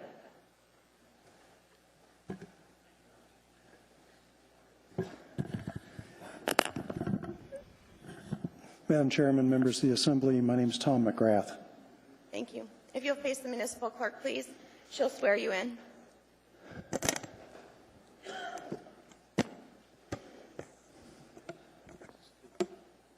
Do you solemnly and sincerely swear or affirm that the testimony you will give in these proceedings and the answers to any questions asked of you will be true?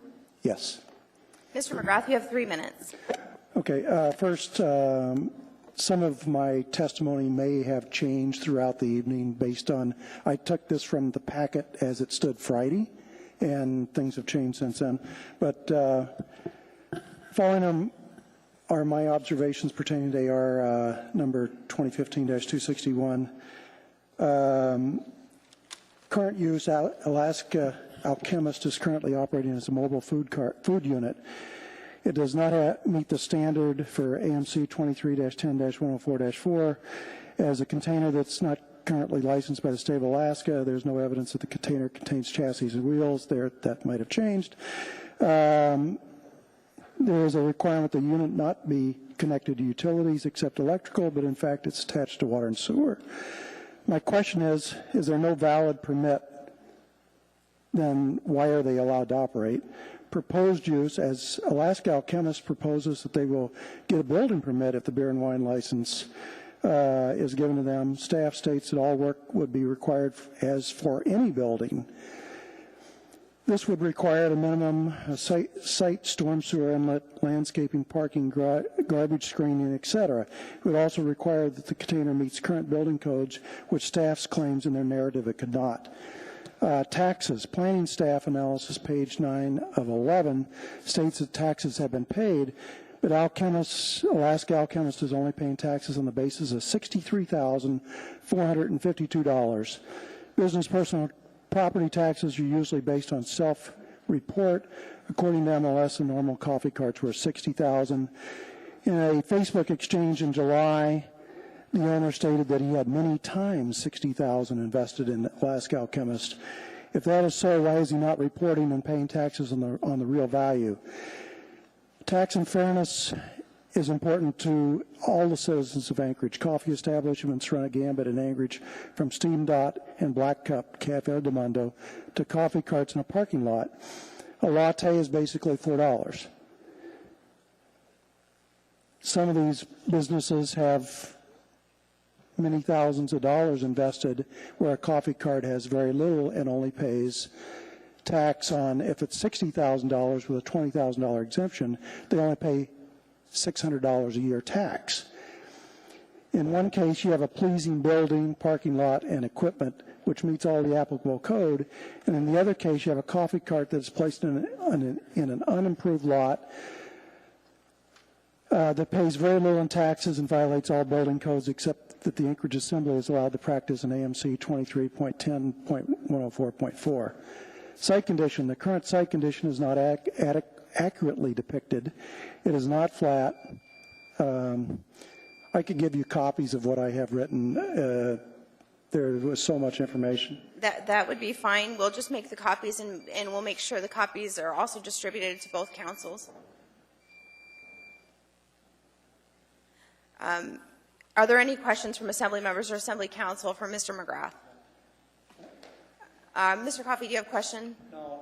Okay. Mr. Owens? Okay. Thank you. Thank you, Mr. If McGrath. I could make one comment? You have 3 minutes, sir. Sorry. Okay. Well, thank you. But okay. we have your testimony here, so thank you. Okay. Sorry, I'm going to be a stickler just because we have to be fair to both parties. Welcome to the meeting. Please state your name and spell your last name for the record. Thank you. Yes, Christopher Constant, C-O-N-S-T-A-N-T. Okay, please raise your right hand. Do you solemnly and sincerely swear or affirm that the testimony you will give in these proceedings and any answers to questions asked of you will be true? Yes. Mr. Constant, before we begin, are you representing a community council? No. Okay, thank you. You have 3 minutes. Yeah, so tonight I take off the community council hat and speak on behalf of the Fairview Business Association, which is an organization I founded with a few business interests in the neighborhood. And as a founder of that organization, a member of that board, I wanted to clearly communicate that we do support the development of new business concepts in that part of the town, that this is in our district and inside of our boundaries, and we would like to see improvements. I do have a word of caution, though. On April the 14th, I stood before you in a matter of a protest to a package store license, and what I believe was the critical flaw in that process was a lack of clarity in the code and also a lack of code enforcement, that there's a hole in the system, and I don't believe much has changed between now and then. And so I would just like to point that it's an opportunity for this body to push for the administration to make clarity in that code, because if you don't, then good businesses who try to set up innovative models are going to be stymied and stumped because of public complaints. So thank you. All right. Are there any questions from Assembly members? Mr. Coffey? No. Mr. Owens? Okay, thank you for your testimony. Is there anyone else here tonight that would like to testify? Please state your name for the record, spell your last name, and then face the municipal clerk to be sworn in under oath. Tate Rogers, R-O-G-E-R-S. Could you spell your first name? T-A-T-E. Okay, thank you. Do you solemnly and sincerely swear or affirm that the testimony you will give in these proceedings and any answers to questions asked of you will be true? Yes. So, again, my name is Tate Rogers. I actually just moved to Alaska about 8 weeks ago from Seattle, where I've owned and run a couple of my own different bars and restaurants. And I was in a very similar situation to Adam and Elise about 11 years ago when I was sitting in front of a similar board like this. I was trying to open up what was at that point my dream music venue in a neighborhood that was in dire need of some kind of upbringing in the Seattle area. If anyone's familiar, it's an area called Fremont. And due to a lot of just policies and regulations that had been in place for many, many years with not really a lot of thought put behind them, there was a lot of pushback on me from doing that. And through a lot of money invested on my part and a lot of due diligence and good nature with myself and the neighborhood and in front of the neighborhood councils, many meetings like this, I was able to get them to see my side of things and look at me as the owner and not just as, hey, you don't fit inside this box.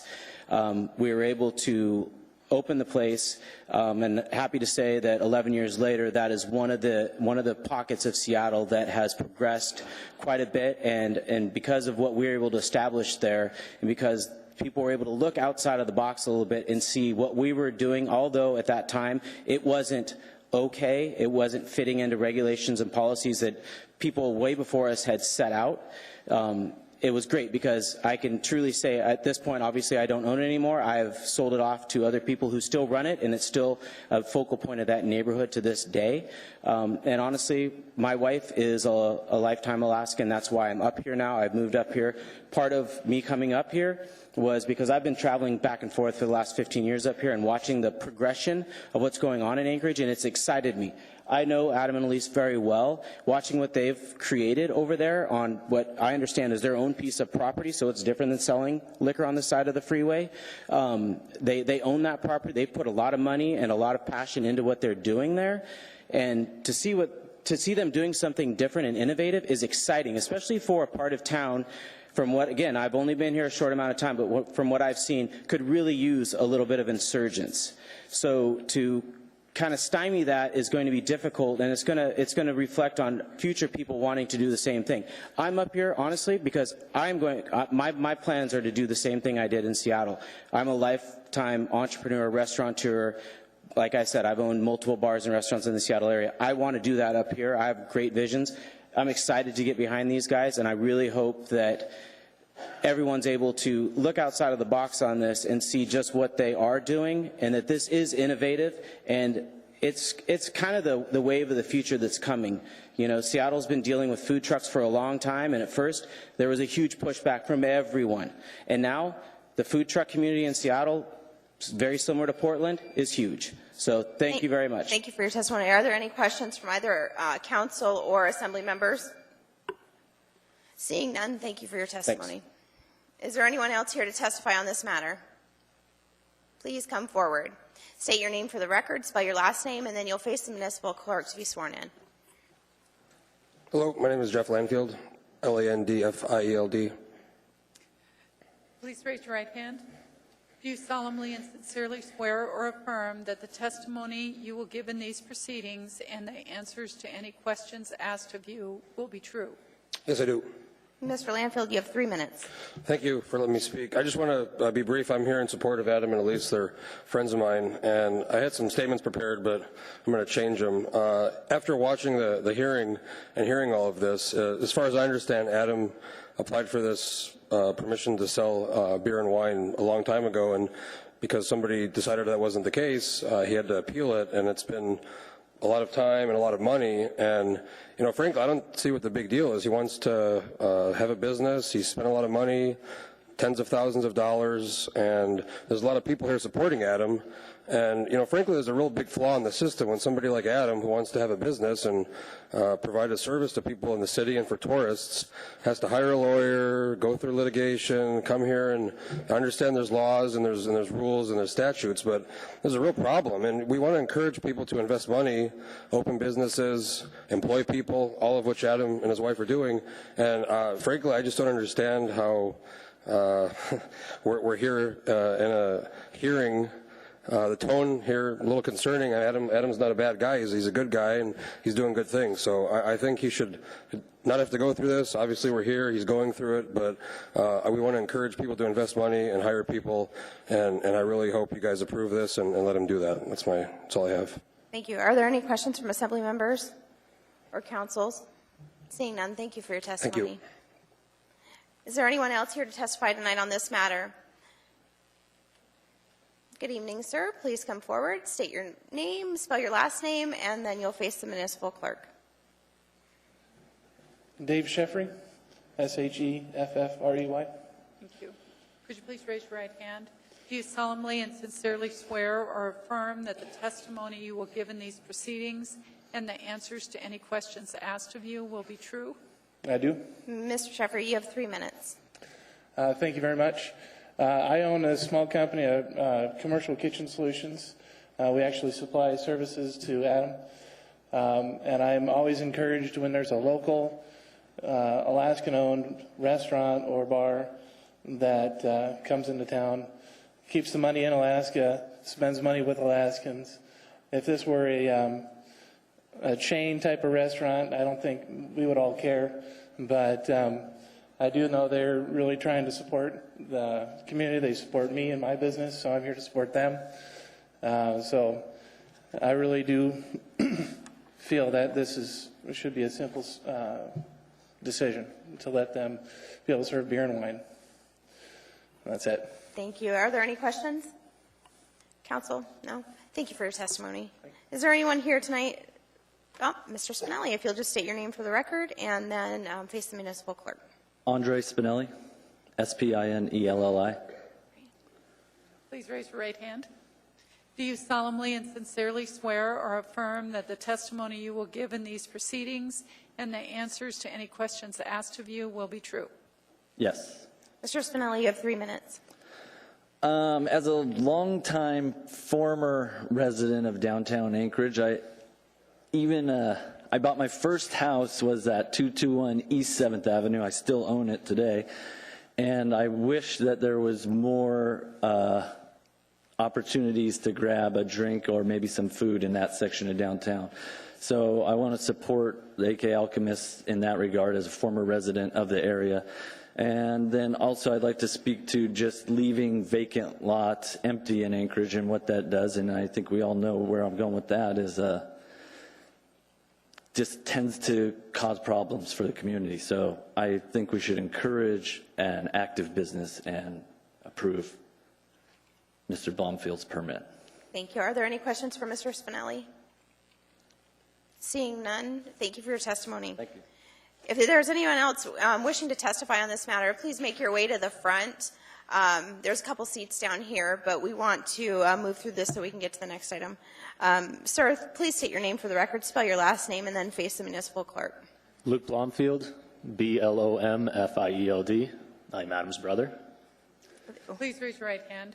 Do you solemnly and sincerely swear or affirm that the testimony you will give in these proceedings and the answers to any questions asked of you will be true? Yes, I do. Thank you. You have 3 minutes, sir.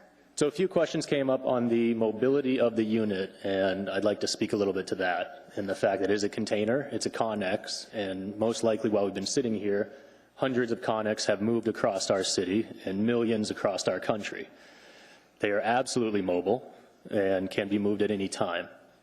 The only question on whether or not this has been permitted as a mobile food unit is the quick disconnect for plumbing, waste, and sewer. In the time that we've met, we could have disconnected that and reconnected it multiple times. And also a policy was put into place allowing that and then redacted.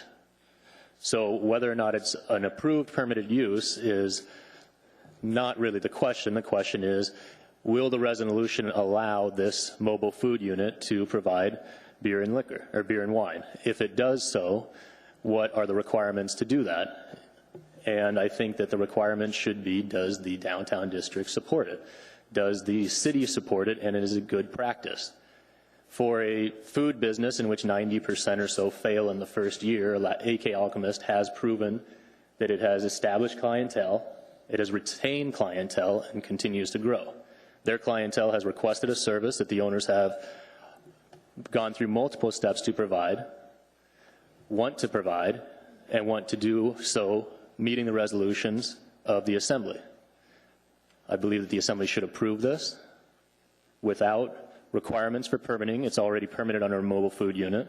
As Mr. Honeman said, it's very difficult to figure out whether or not a deck would be required to be permitted. Even the authority to permit the deck couldn't quite give us an answer on whether or not it should be permitted. It's very confusing if you don't do construction and permitting every day, what's required for a permit and what's not. So you're allowed in this resolution process to put the stipulations on what those are. Please do so wisely to establish growth in our city, and please think long and hard about how other people following Adam's and Elise's steps will be required to go through the same process. Thank you. Thank you for your testimony. Are there any questions from Assembly members or either council? No. Thank you for your testimony. Is there anyone else wishing to testify on this matter? Thank you. Please state your name, spell your last name, and then face the municipal clerk to be sworn in under oath. Levi Robinson. Do you solemnly and sincerely swear or affirm that the testimony you will give in these proceedings and the answers to questions asked of you will be true? Yes. Mr. Robinson, you have 3 minutes. Thank you.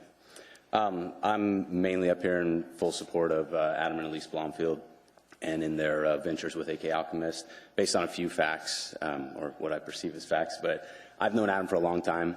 I'm a lifelong Alaskan, born and raised here. I've grown up with Adam, have been able to see his process in this project and many other projects in dealing with the state and city municipality. I think that it's evident from what you've seen and heard today that he is doing as best he can to navigate our convoluted system. I mean, it's obviously a challenge for even the people who write it to understand what is exactly going on. And I think that to repeat what Luke had said, that thinking long and hard about how we decide on this is important. And I think moving forward with someone like Mr. and Mrs. Blomfield is a great step, because you're dealing with somebody who, number one, is willing to follow the direction that they're given, if it's understandable and perceived that way.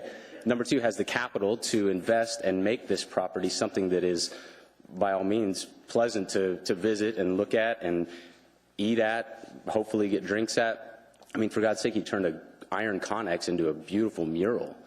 I mean, I don't think that anybody can disagree with that. I think the hope is to make this piece of land something that's a destination for tourists and hopefully even some locals to go to expand downtown to that area.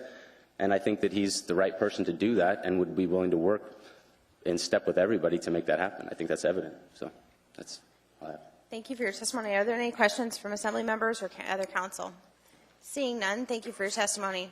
Is there anyone else here to testify on this item? As soon as we get through this, as soon as public testimony is closed, we will be letting both councils give their closing remarks, and then I'll lay out process a little further more than that. Welcome. Please state your name for the record, spell your last name, and then face the municipal clerk to be sworn in. My name is Miranda Walso, W-A-L-S-O. Please raise your right hand. Do you solemnly and sincerely swear or affirm that the testimony you will give in these proceedings and the answers to any questions asked of you will be true? I do. Thank you, Ms. Walsall. You have 3 minutes. Thank you. I'd like to state I have no association with either of the parties involved. I came into it when they first applied for the permit with kind of the thought that it was a really bad idea. Throughout the process and through following it, sorry, I'm really nervous. I'm not exactly sure why. I've changed my mind. One of the things that has seen through this is that the process is broken. The inability to define how high the deck should be, how big it could be, it raises issues. One of the things that it also brings into question, though, is that where the sorry, I really am nervous. Just take a deep breath. You're doing fine.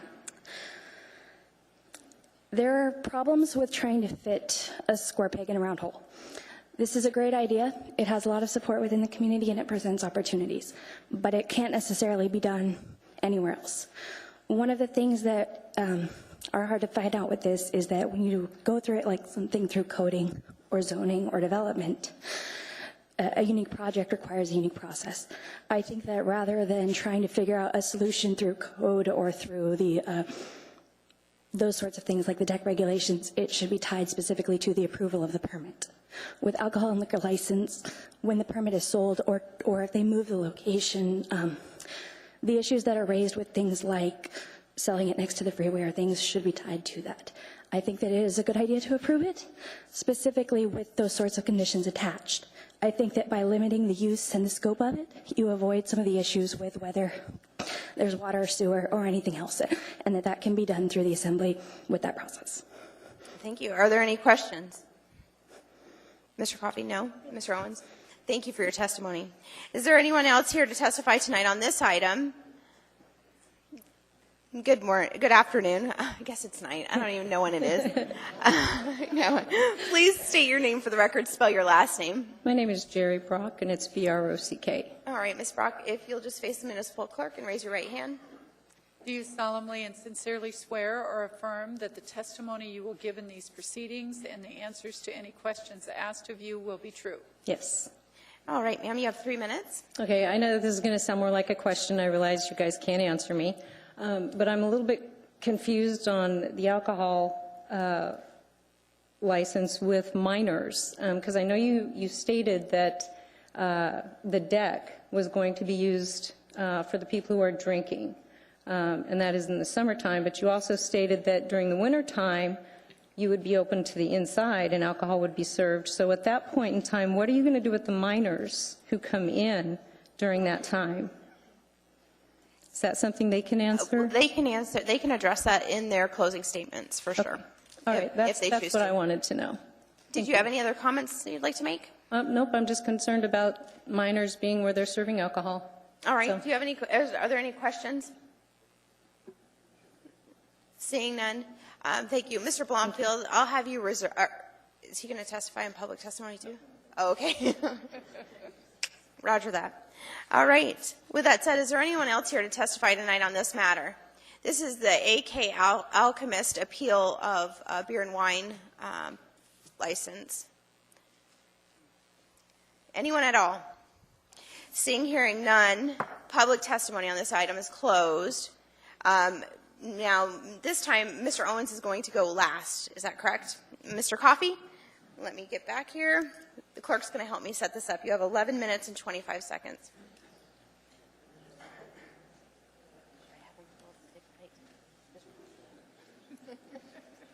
Run him down.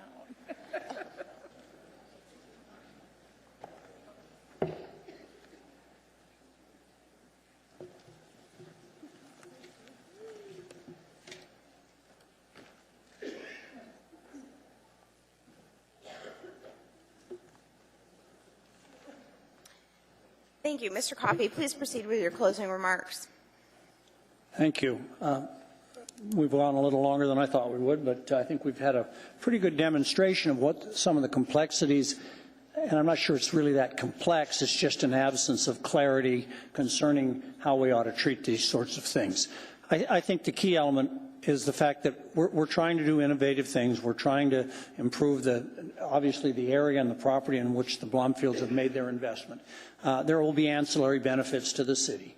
It's noted that there's a petition here with, I don't know how many total signatures, I didn't count them up, but several hundred people who support this and mostly they're our customers, and most of our customers are people who walk to the facility. They're from the fire station across the street. They're from the retail businesses up and down 4th Avenue. You know, it's been a successful business for a year or for more than a year. We've been in this process since December 14th of last year. You've made a couple of legal changes on us and kept this matter going on, but we're here now. And what we have, and the way that you, and you know this, the way that you will act in this matter is you will act by resolution. And there are two elements in the resolution that will will kill this deal. So let's be real clear. If you require that there be a building code, comply with the building code, and there be an inspection, they cannot pass. Structurally, it's different than a stick-built or a steel structure. They don't meet the thermal requirements and so on and so forth. So we need to have that removed or this thing does not succeed. There's no way we can do that and so on. So that's number one. Number two, they proposed, a Second Amendment, they proposed that there be 240 square feet of deck. We've asked that it be not more than 500. And so, again, that's a critical thing to the success of this thing. Now, there's a couple of other things that we submitted in our initial June 10th brief. We had a list of proposed conditions that had to do with operating. Some of them overlap the ones that are found in the resolution. You know, everybody gets to be TAM trained, right? No minors on premises unaccompanied, that sort of thing. So obviously those belong in there, as do all those other standard conditions associated with liquor licensing. We would propose that you add two more amendments that come from that list. And it is the amendment that would say beer and wine shall be served only on the deck, quote, licensed premise, concurrent with the service of food from the food menu. We're not proposing to make the inside licensed premises. Place for people to order. You know, if it's raining, you can come inside and order. You can also order from the window. And so we would ask it to be clear that the licensed premises will not be inside. Number two, alcoholic beverage service will not be permitted prior to 11 a.m. and then only concurrent with service of food from the food menu, which is a little redundant, but it does it. Okay, I had another thought that you should be aware of. I've searched the code and I have asked people who know the code, where is the prohibition of people being on the premise in the business of a mobile food cart? There's none. There's none. One of the folks who testified tonight said that something along the lines, it was always the intent that this be the law. Well, folks, we're a nation of laws. If we don't want people on there, pass an ordinance that says people aren't allowed on there. You'll change a lot of behavior from a lot of people who have these mobile food units and allow people to come in to order. But if that's what you want, don't go on what we've always intended. That's not, it's a no, never mind. So, and then the last question I want to pose to you, and I'm not suggesting it, but if it's part and parcel of it, is there really a huge building safety, fire, structural code risk in a Connex that's got approximately 300 square feet of space for people? Basically 8 feet by, 20 feet, 20-some feet, 25 feet. Is it really something we should be all worried about, that somehow this Connex is going to explode or catch fire? Let's get real here. The people we heard from tonight are all, and I've seen this for 40 years, folks, and it seems to be getting worse. It's not, we say things that you cannot do. They look for reasons not to allow new, innovative, different sorts of things. They seek it out. Is this innovative? Is this safe? Is this harmful? What do we balance here? We've got a business, an entrepreneur who's trying to make a go of something so that eventually when the economy turns around, he can build a building, the picture of which you have on there. And his family, by the way, has done that for 3 generations. You know the Blomfield buildings, you know Fisher buildings. Those buildings have been here since the 50s and 60s. So I would urge you to understand that our town is a place where people should be able to be excited about development. They should be willing to, if there's a question should or shouldn't, and there's no big risk, it should be. You should let it happen. Why not? And you can also put conditions on these things that would say, but we gave you 8 separate different conditions. Look at them. They're in the brief and see. And then finally, I would just say this. I worked with Chris Constance and with Patrick and with these other folks on the redevelopment ordinance that allowed us to create a district where you don't have to go through 2 steps to get tax abatement and deferral. All right? And the whole idea was, how do we revitalize the east end of 4th and 5th and 3rd Avenue? I'll tell you how you do it. You get guys like Blomfield to come down here and start a business and move down and move east and so on. If you look at what's the red chair now in the McKinley building, the guy at La Cabañas hung on there for a long time. And of course, then we also let a soup kitchen on 3rd and Cordova and to compete with Beans Cafe, which I'm not sure is such a good thing, and so on and so forth. Folks, if you don't let people do new and different and innovative things, then we just might as well just say, forget east end of downtown. We're not going anywhere with that. So please, if there's any further stuff that you would want from us, I'm happy to provide it. I understand the decision will not be made tonight, but that you, and so on, every lawyer wants to have one more bite of the apple. So if there's any pieces of the apple you need, let me know and we'll be happy to do supplemental briefing. Thank you very much for your time and consideration. Thank you, Mr. Coffey. You do have 4 minutes left. Are you okay with that? It's past my bedtime, Madam All right. Thank you, Mr. Coffey. Mr. Owens, you have 10 minutes and 21 seconds. The clerk's just setting up the clock for us. Thank you. Thank you for your patience. This has been much longer and much more arduous than it was intended to be, at least. Just as a quick summary, the municipality has nothing against innovation. The municipality likes new ideas. These are good people. Those aren't the questions. The real questions here are whether we are going to be furthering the public welfare and the public interest. First off, 2 things that were mentioned, Mr. Coffey, about deal breakers. The one about the size of the deck of 230 feet, that came from the original application submitted by Mr. Blomfield. It was not something that was made up by the department. It is what they asked for. The addition of moving it to 500 feet is new tonight. We talked about porta potties. Sanitation is a fundamental, basic, general welfare need. We are simply advocating safety and sanitation for the general good of the public. The process that they've recommended is cumbersome and will take way more of your time than you want it to. So in conclusion, we would recommend don't compromise on safety. Evaluate uses, consider innovative uses, but don't compromise on safety. Thank you very much. Thank you, Mr. Owens. Just for clarity's sake, I want to make sure that both councils are on the same page. It is the intent of this body to close the hearing and postpone action on this item until December 8th. During that time, both councils will be instructed to coordinate with Assembly Council Tucker, and we are asking that both, or we're instructing that both issue findings of fact and conclusion of law.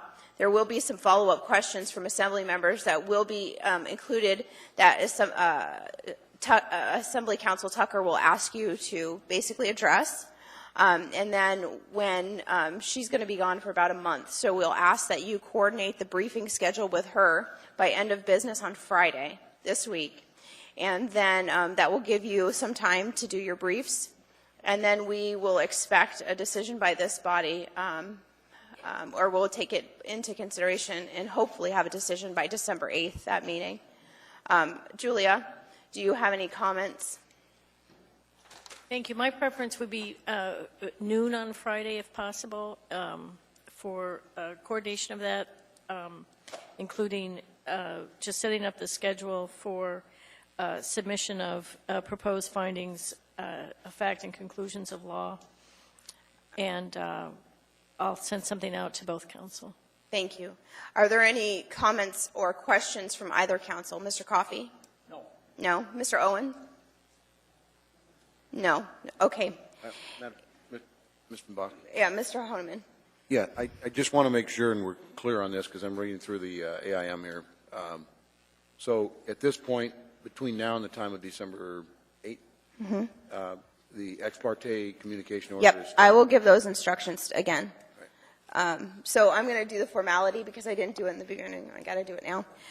So in reference to AR number 2015-261, a resolution of the Anchorage Municipal Assembly approving an alcoholic beverages conditional use for a restaurant eating place serving beer and wine only, and license number 5367 in the B2B Central Business Intermediate District for AK Alchemist LLC DBA Alaska Alchemist at 103 East 4th Avenue, lots 7 and 8, block 117, original subdivision, generally located at the northeast corner of A Street and East 4th Avenue in Anchorage, Alaska. The hearing is now closed.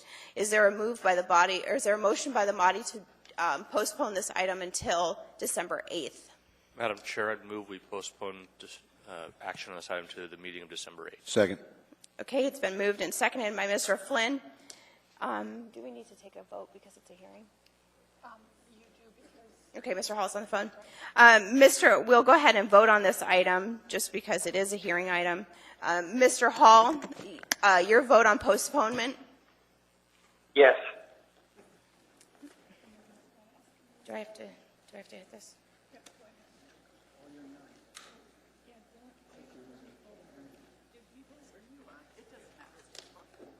Okay, you'll know. So one time we're going to vote the same.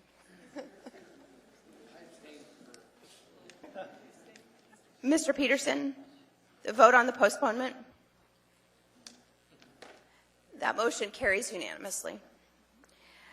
With that said, this hearing is now closed. Mr. Chair, do you want to take a 5-minute break? Yes. Okay, we're going to go ahead and take a 5-minute at ease.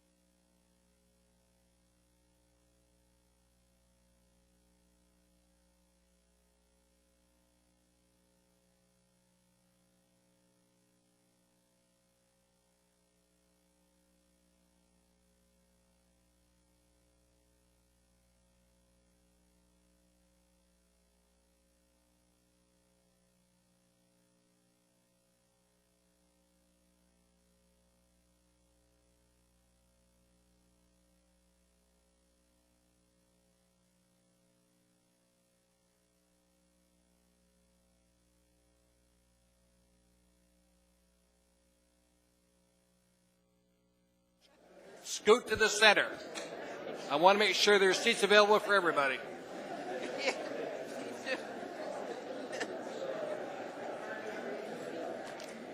Yeah, I'll let you, Amy.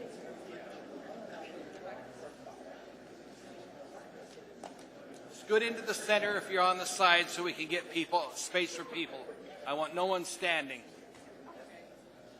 Otherwise, the fire marshal may tell them to move.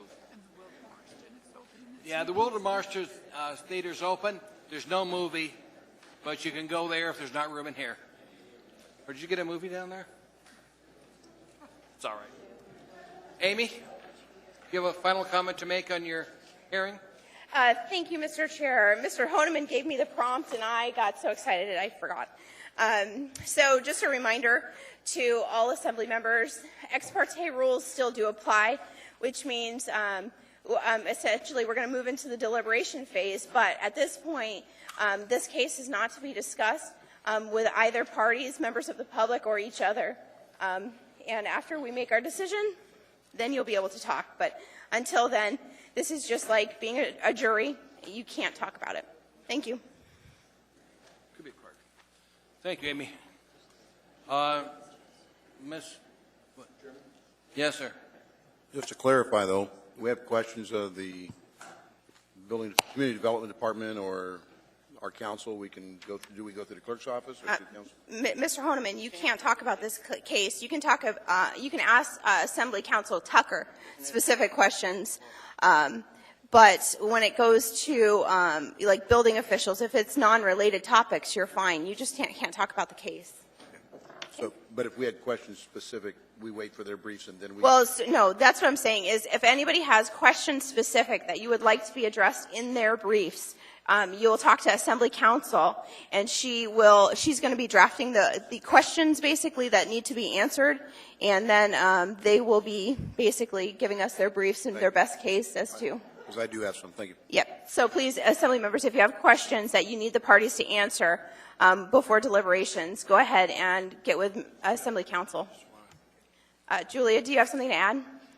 Yes, I need to remind thank you, through the chair and through Assemblymember Dombowski, I need to remind the Assembly members to send those to me immediately, as soon as possible, by no later than noon on Friday, because I will be out of the office for the rest of the month of October, returning November 2nd.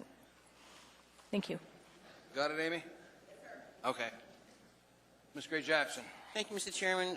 Move to change the order of the day to take up item 11B, and as everybody knows, the public hearing was closed. Yes, one was moved. Yes, and item number 11B4 AO 2015-96S1 was moved, so there's a motion already on the table to approve that item. Thank you, Mr. Chairman. Ask unanimous consent from the body. Mr. Hall? Mr. Hall? Yes. Okay. He mutes us. He won't hear him, so it works out well for all of us. Any objection from Assembly members? If not, we're going to move into this. Now, some ground rules. I'm setting 1 hour for us to debate this. We have some amendments. Oh, you do have it, huh? You're so good. Okay. We're at the Equal Rights Ordinance, AO 2015-96S1. We have a motion to approve and a second on the table. We need to use our time wisely. Absent extension, we're limiting it to 1 hour. I anticipate the body may consider extending. That's a possibility. It'll take a majority vote. We have 17 amendments in our packet. We had a work session that Assembly questions on the amendment should be answered at the work session. And there's a time, it's my expectation that you are not going to ask questions that were asked or answered at the work session. I actually go through these 17 amendments as quickly as possible so that we have an amended ordinance for final deliberation and vote. If we end up debating every one of these 17 amendments, and I worry we won't have the adequate time to debate the final amended version, I want all the Assembly members to have the time to discuss and deliberate their position before final voting on the ordinance. And in considering these amendments, I call on you once and only once, so get in the queue. I'm asking the clerk to set the timer at 2 minutes to help you. My goal is to use our time wisely. We only have 2 hours until 11 o'clock in the witching hour. So, let's get started on this. You've got your yellow sheet here. We'll start with amendment number 1, which is mine, and I'm going to turn over the chair over to you, Elby. Work our way through them.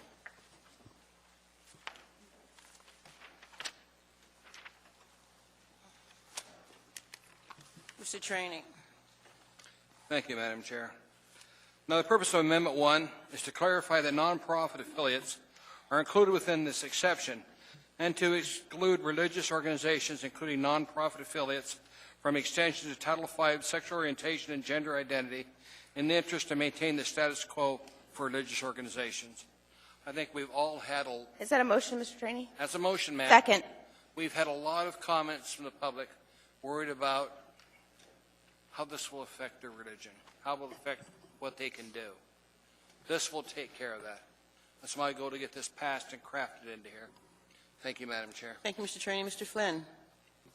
Thank you, Madam Chair. I'm going to make probably 2 remarks this entire evening, and this is the first, which is the only amendment that I believe is necessary to make this law, this ordinance, sufficient is Mr. Evans, number 7.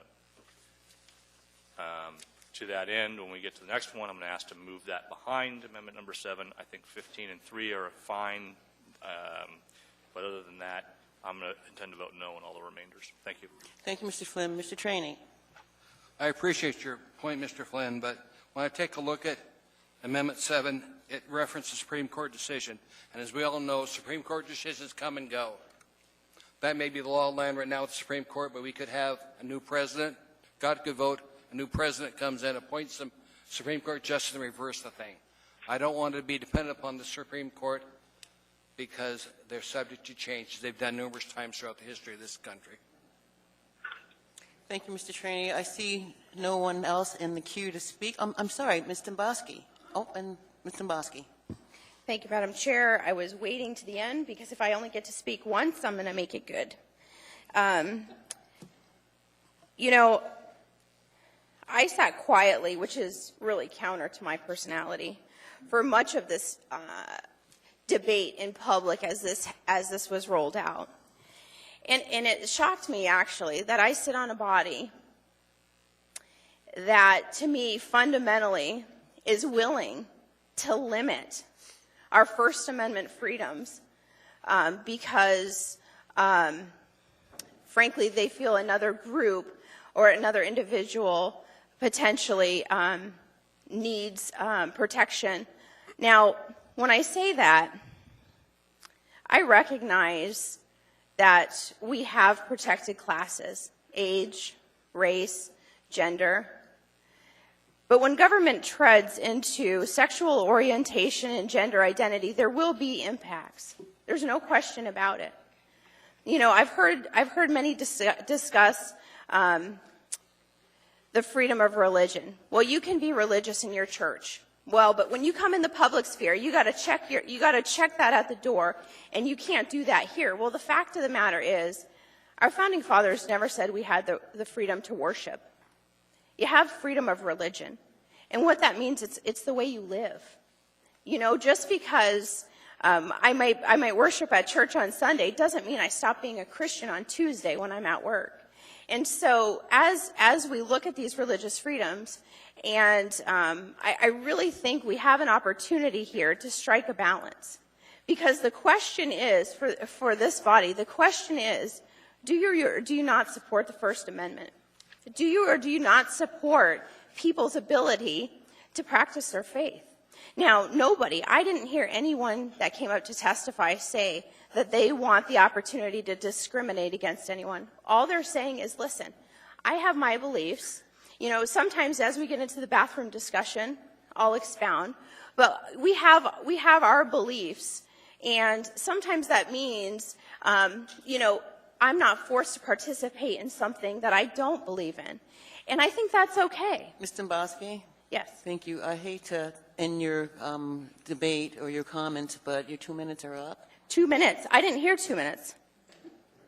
2 minutes. Well, Madam Chair, all I'm going to say then is I will absolutely support this, and I think it's egregious that this body, on something that is so important, you're telling elected officials that represent 50,000 people that they only get 2 minutes to talk on a topic. I think that's disgusting. Thank you, Ms. Dombowski.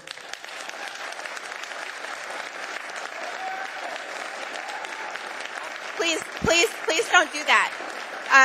While we may agree or disagree, please do not make any reference or sounds, because while I have my opinions, the chair and everyone else who represents their constituents have theirs too, and they may not be in a line. So we need to be respectful, and if we are loud, or we clap, or we boo, or we hiss, it would be appropriate for the chair to clear the chamber. So please, listen to the debate. You know, cheer on the inside or boo on the inside, but let's just be respectful of each assembly member. Thank you, Amy. I was going to do the same thing, but you did a lot more politely than I was going to. Thank you. Anybody else? Oh, Mr. Hohenman.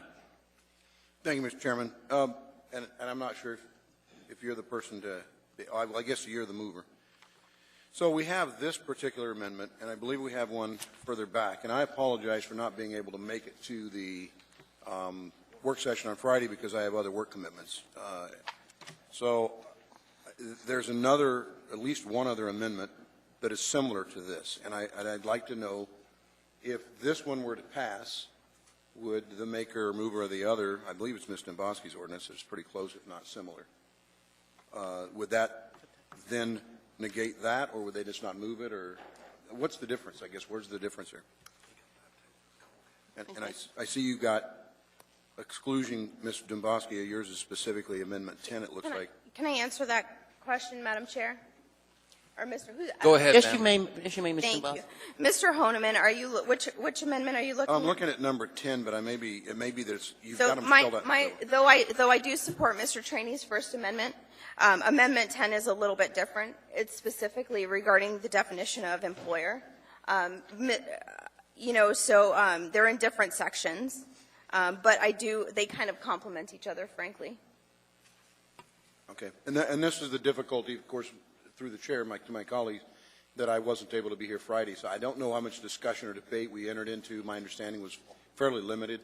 And so I want to make sure that I cover this and give its due to the amendments, because unlike Mr. Flynn, I'm interested in a few of these amendments perhaps being inserted. Thank you. Thank you, Mr. Honeman. Mr. Evans. Thanks, Ms. Gray Jackson. Just briefly, in response to Ms. Dombowski's comments, I've heard a lot of these comments via phone calls, emails, everything else, so it's not the first time I've heard it. But I think it's very important to keep in mind that, you know, as people talk about, you know, infringing on First Amendment rights and take the position that that's what this does, it's actually impossible for us to do that. The First Amendment trumps anything we do at the local level. If we did something that actually limited your First Amendment rights, Mr. Decker over there from the ACLU would be quick on us and the law would be invalidated. What's really at issue as far as religious exemptions and religious protections are going are protections that people wish to have that go beyond the First Amendment. Because no matter what we do today, the First Amendment is going to be exactly the same tomorrow. I think there's a lot of misconceptions about what the First Amendment protects and what it doesn't, and I think a lot of people would like things protected that aren't in the First Amendment. So that's all I'm going to say about that, and that's going to apply to most of these exemptions as they go down the line. The only other thing I'd say specific to this exemption is one of the concerns I have with it is that even though it says it's to clarify that nonprofit affiliates are included in this, that's actually a significant expansion of the existing religious preference exception. There are a lot of nonprofit entities in town that are, for instance, Providence Hospital, one of the largest employers in town, which is currently not covered by the religious preference exception in this regard, would be under Mr. Trainey's ordinance. It's just it's a big expansion, and you just have to be aware of it. Thank you. Thank you, Mr. Evans. Mr. Peterson. Thank you, Madam Chair. And Mr. Evans' question pretty much was the same as my own. Thank you. Thank you, Mr. Peterson. Mr. Starr. My colleagues, don't be fooled, because this is an energy to put religious discussion in a box, meaning in your church only. So the comments that Mr. Evans just put out there that it significantly expands it means that he would prefer to contract it.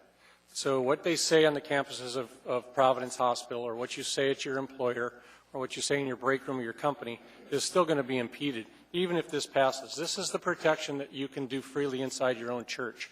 So my concerns are that if the discussion is about expansion of those free rights to speak and speak expressionly about your faith in other parts, then don't be fooled that this will pass, I hope. If it doesn't, then again, you're going to be restricted on what can be said inside your own church.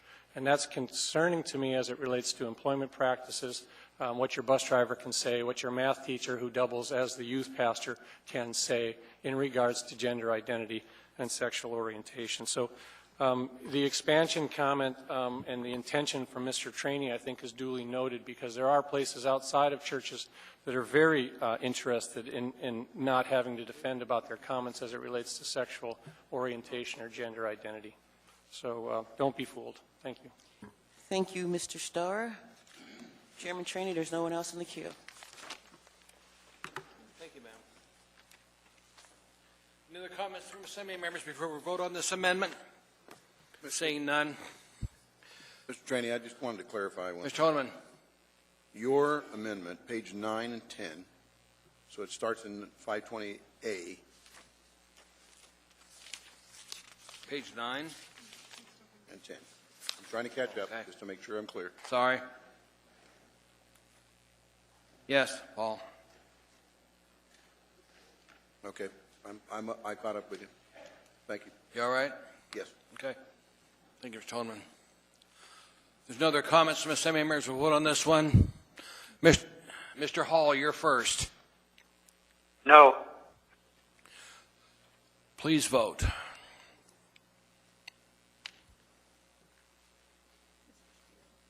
Mr. Steele, sir, we need your vote. Let's say 5 yeas, 6 nays. That fails. Number 2. Mr. Chairman, I move to change order today to take up amendment number 2 after amendment number 7, and if amendment number 7 succeeds, then I will not offer it. Second. Any opposition to that from anybody? Mr. Hall, do you agree with that? Yes or no? Yes. Yes, okay. That'll happen, Mr. Flynn. So it comes after what? 7, sir. 7, okay. 2 comes after 7. We're now on to Amendment 3. I thought we were taking number 7. No, we're on, I think we're going after that, All right. we'll go back Withdraw. to 2. I withdraw. We're on 3.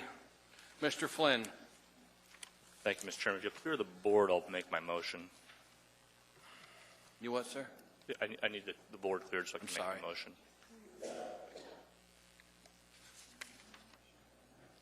Okay. Mr. Chairman, I'll move amendment number 3. Second. Moved and seconded.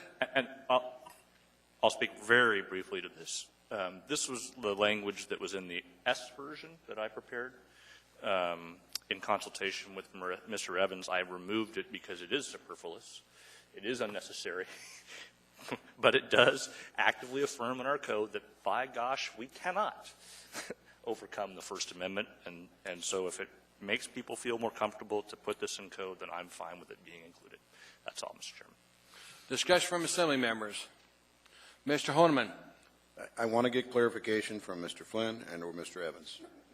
I want to make sure that the public knows when we're debating this and we're getting ready to vote on this, because sometimes people don't necessarily know what's in the First Amendment of the Constitution. It's not clear. So I want to make sure that what we're saying by ordinance is specific, that what you're saying is inside the Constitution is that you can, at your church, talk about sin, talk about homosexuality, LGBT, and you're protected under the First Amendment. Not only in your church, but any place else. How about at work? Any place. Is that all, Mr. Honeman? That's it. Mr. Starr, sir. Mr. Flynn, I think you're wrong in that interpretation. I believe that what you've done is you've just basically, by inserting this, you're putting sort of that good feel language in there that clutters the mix. And I'm challenged by that because in the Constitution of the United States and the Constitution of the State of Alaska, it doesn't have protected classes under sexual orientation or gender identity. But the rest of the ordinance change puts those protected classes in all of the other areas inside our code. Not our charter, I almost said it. You're not going into the charter, you're putting it in code. So what's going to happen is you're going to have a municipally allowed protection class that's not protected by the state. And that, so when you say, oh, you can speak freely anywhere you want, then why are you embedding sexual orientation and gender identity into those protected classes outside of that with this guarantee? I think it conflicts with the other changes that you're going to have, and you're going to end up having a conflict, particularly when it comes to the state. The state is our appeal mechanism for factors and matters that can't be resolved or are under contest at the Anchorage Equal Rights Commission. So when you kick it up to the state court, and there is no premise for sexual orientation or gender identity, they're going to start making it up as they go. And that's a dangerous place to go. So, you know, you can say this, however, I think the interpretation is not. I don't think the good intentions or the intentions, I won't call them good, of the writer had specific intentions to provide that protected class and not talk about it in your workplace, be restricted by preference on that from a discrimination perspective. So I would say it's good feel only, and it doesn't solve the problem. Thank you, Mr. Starr. Ms. Dombowski, on the issue in front of us, ma'am. Thank you, Mr. Chair. Since I only have 2 minutes, I'll use it how I choose. And, you know, I think Mr. Starr hit the nail on the head here. We have essentially, you're embedding feel-good language that directly conflicts with what you're doing in the rest of the code. So essentially what you're saying is, Mr. Honeman said it, you have the right to say whatever you want wherever you are, unless you're a Christian baker and you don't want to participate in a wedding ceremony. Then keep your mouth shut because you have a business in public and we're going to make you participate in that religious ceremony. That's the difference here. What I'm saying is never before in the history of our country in the history of Anchorage, have I seen such a move, I guess last time this ordinance was passed, to limit the religious freedoms of somebody. It's not just about what you say. It's about what you're forcing people to participate in. Now, listen, I have not heard one person come forward and say, I think we should discriminate against a certain class of people. All I've heard people say is, you know, leave me out of it. If I don't want to participate, I shouldn't be forced to participate. That's it. I am a strong defender of the First Amendment, of the Constitution. And I believe, absolutely, this assembly is overstepping their bounds. And, you know, we see it all across the country. It's happening, and I think it's a sad day. I think it's a sad day for Anchorage. Unfortunately, like I said, I do support the Constitution, absolutely. It's feel-good language. I'll probably vote for it, because when am I ever going to say I don't support the Alaska Constitution or the U.S. Constitution? I'm never going to say that. But the fact of the matter is, this does little to nothing to negate the freedoms that you're taking in the rest of the ordinance. Thank you, Ms. Dombowski. Any other comments before we vote? Seeing none, Mr. Hall first. Yes. Please vote.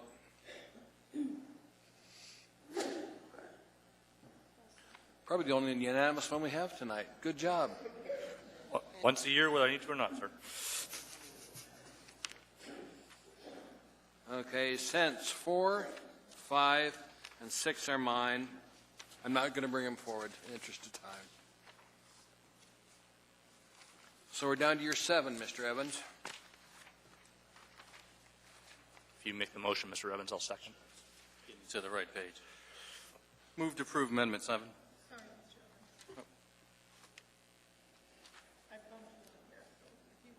Sure. Move to approve Amendment 7. Is there a second? Jennifer seconded. Mr. Evans? Yeah, this one of the questions that came up after the S1 version was created was the scope of the ministerial exception. It went through a number of iterations. The last version had it as the ministerial exception would apply to any persons whose duties included religious functions, things like that. There was some concern that using just the word includes was too broad, not definite enough. So there was an effort made to amend that to make the term substantial, which would limit the exception. I believe that would limit the exception too much and would cause, the AERC or the government to be involved in determining what is and what is not substantial, which could mean not only time, but also could mean the importance of certain duties. So in order to try to fix that problem, I just came up with the U.S. Supreme Court has decided this ministerial exemption already. It's nothing that we've created. It exists. It's actually just derived from the First Amendment. It protects churches in their decisions with respect to their ministerial staff. So what I've proposed was to include the language from the U.S. Supreme Court decision which deals with this exception and use that as the standard. I think it's not ideal, and matter of fact, it would be better if we didn't mention a specific court case. I think Mr. Starr mentioned that in the work session, and I agree with him. I think one fix to this could be that we do this and just say positions would fall within the ministerial exemption as described pursuant to the First Amendment of the U.S. Constitution. If you move it, I'll second it. Well, wait. Okay. So, anything else, Mr. Evans? No, sir. Mr. Honeman. That's the question I have. It's much like someone said earlier, and I don't think you can get any more clear when you say for Constitution of the United States and the state of Alaska. It's pretty clear. We may not know what it says. Everybody in the room may not have a full grasp, but covered a letter. My issue being, Mr. Trainee addressed this, that tying something to a specific court case law, as you know, Mr. Evans, they do change from time to time. So I would feel more comfortable if we had something wording similar to what you just said, and I apologize I didn't capture it all. But if we could have something that says specifically the definition or something, and I know it's pretty lengthy. I'm trying to read up on it here as we've been trying to, it's pretty lengthy in ruling. Is there, in your law, your speakers, is there no way we can put this, as you just pretty much just said? I'll second it if you can. If I may, Mr. Chairman? Let me go to Mr. Flynn next, Mr. Honeman. Mr. Flynn?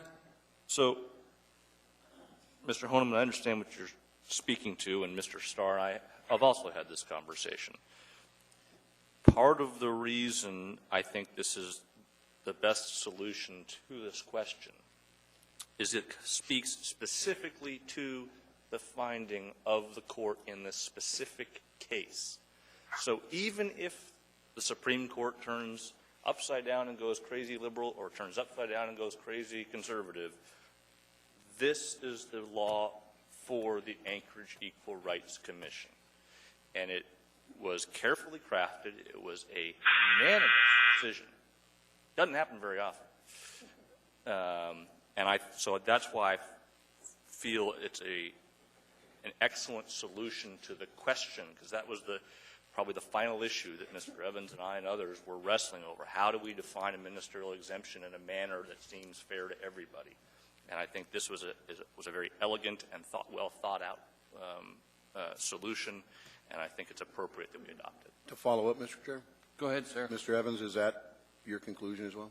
Yeah, Mr. Flynn convinced me of the correctness of my original effort. Well, to that end, Mr. Chairman, I might ask that if this were to be approved, that we need to do a little better in making sure the community knows what this means. So I don't know how we would go about educating, but that needs to be addressed. I'm sitting here having to look online, and it's pages long to the benefit of the community. It's pages long. Thank you. Hey, Mr. Holman, you done, Mr. Flynn, on this one?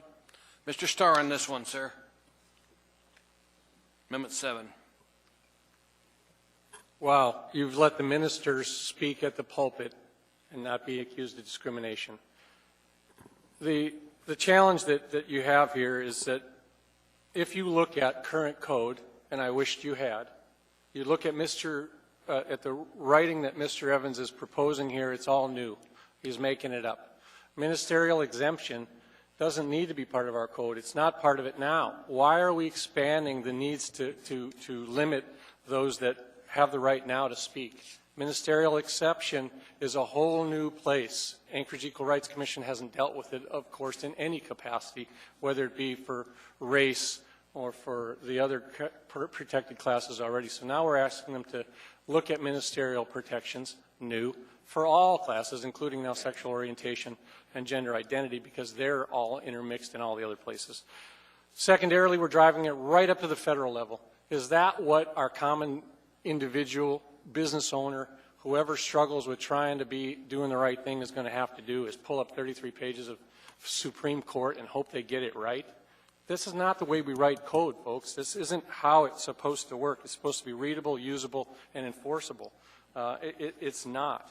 I also asked at the work session, it was affirmed by the lawyers, that this doesn't cover deeper into the levels of where we need the protection for those that contribute to their churches. This is ministerial based. It doesn't protect the Sunday school teachers. It doesn't protect that woman that may be counseled. There's a playground monitor at the Christian school.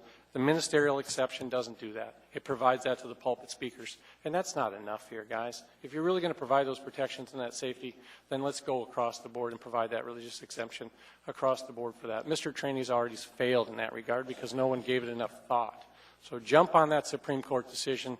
Give her hell on the ministerial side of things, and we're going to have issues all day long with volunteers showing up at churches because they're going to feel threatened, and the Anchorage Equal Rights Commission is going to say, Supreme Court people, come and help us. Not going to happen.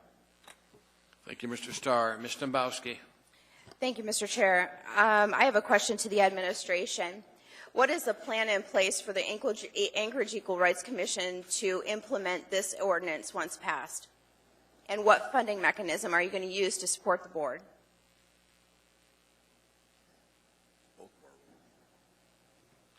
The AERC is proposed in the 2016 budget to be funded at the same staffing level with approximately the same budget as they have in 2015.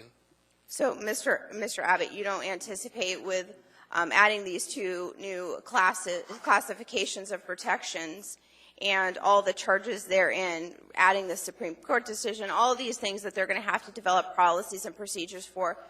Is it the administration's position that the Anchorage Equal Rights Commission is fully funded and adequately staffed to deal with this, or are you just not prepared?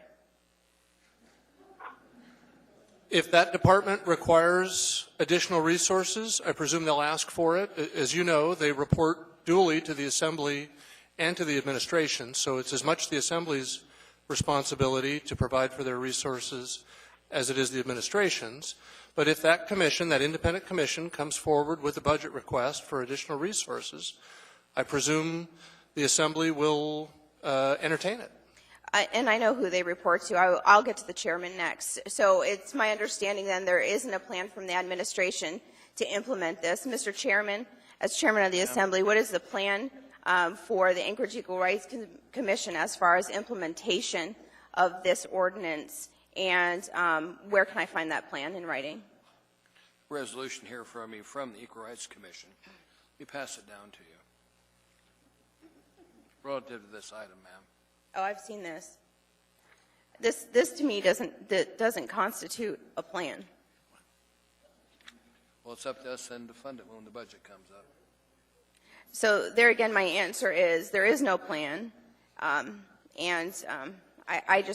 think this is just, frankly, it's amazing to me that we're actually putting Supreme Court cases into code and we're passing it. And members here, you'll watch them vote tonight, and I'll guarantee at least 80% of them haven't read the case. Thank you. Any other comments from Assembly members on Amendment 7? Seeing none, we'll vote on it. Mr. Hall? Yes. Please vote.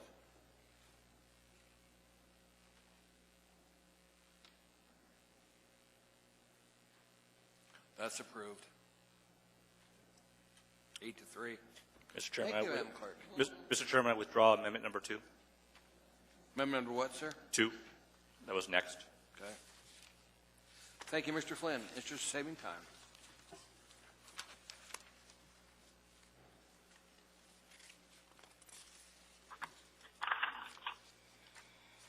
Amendment number 8.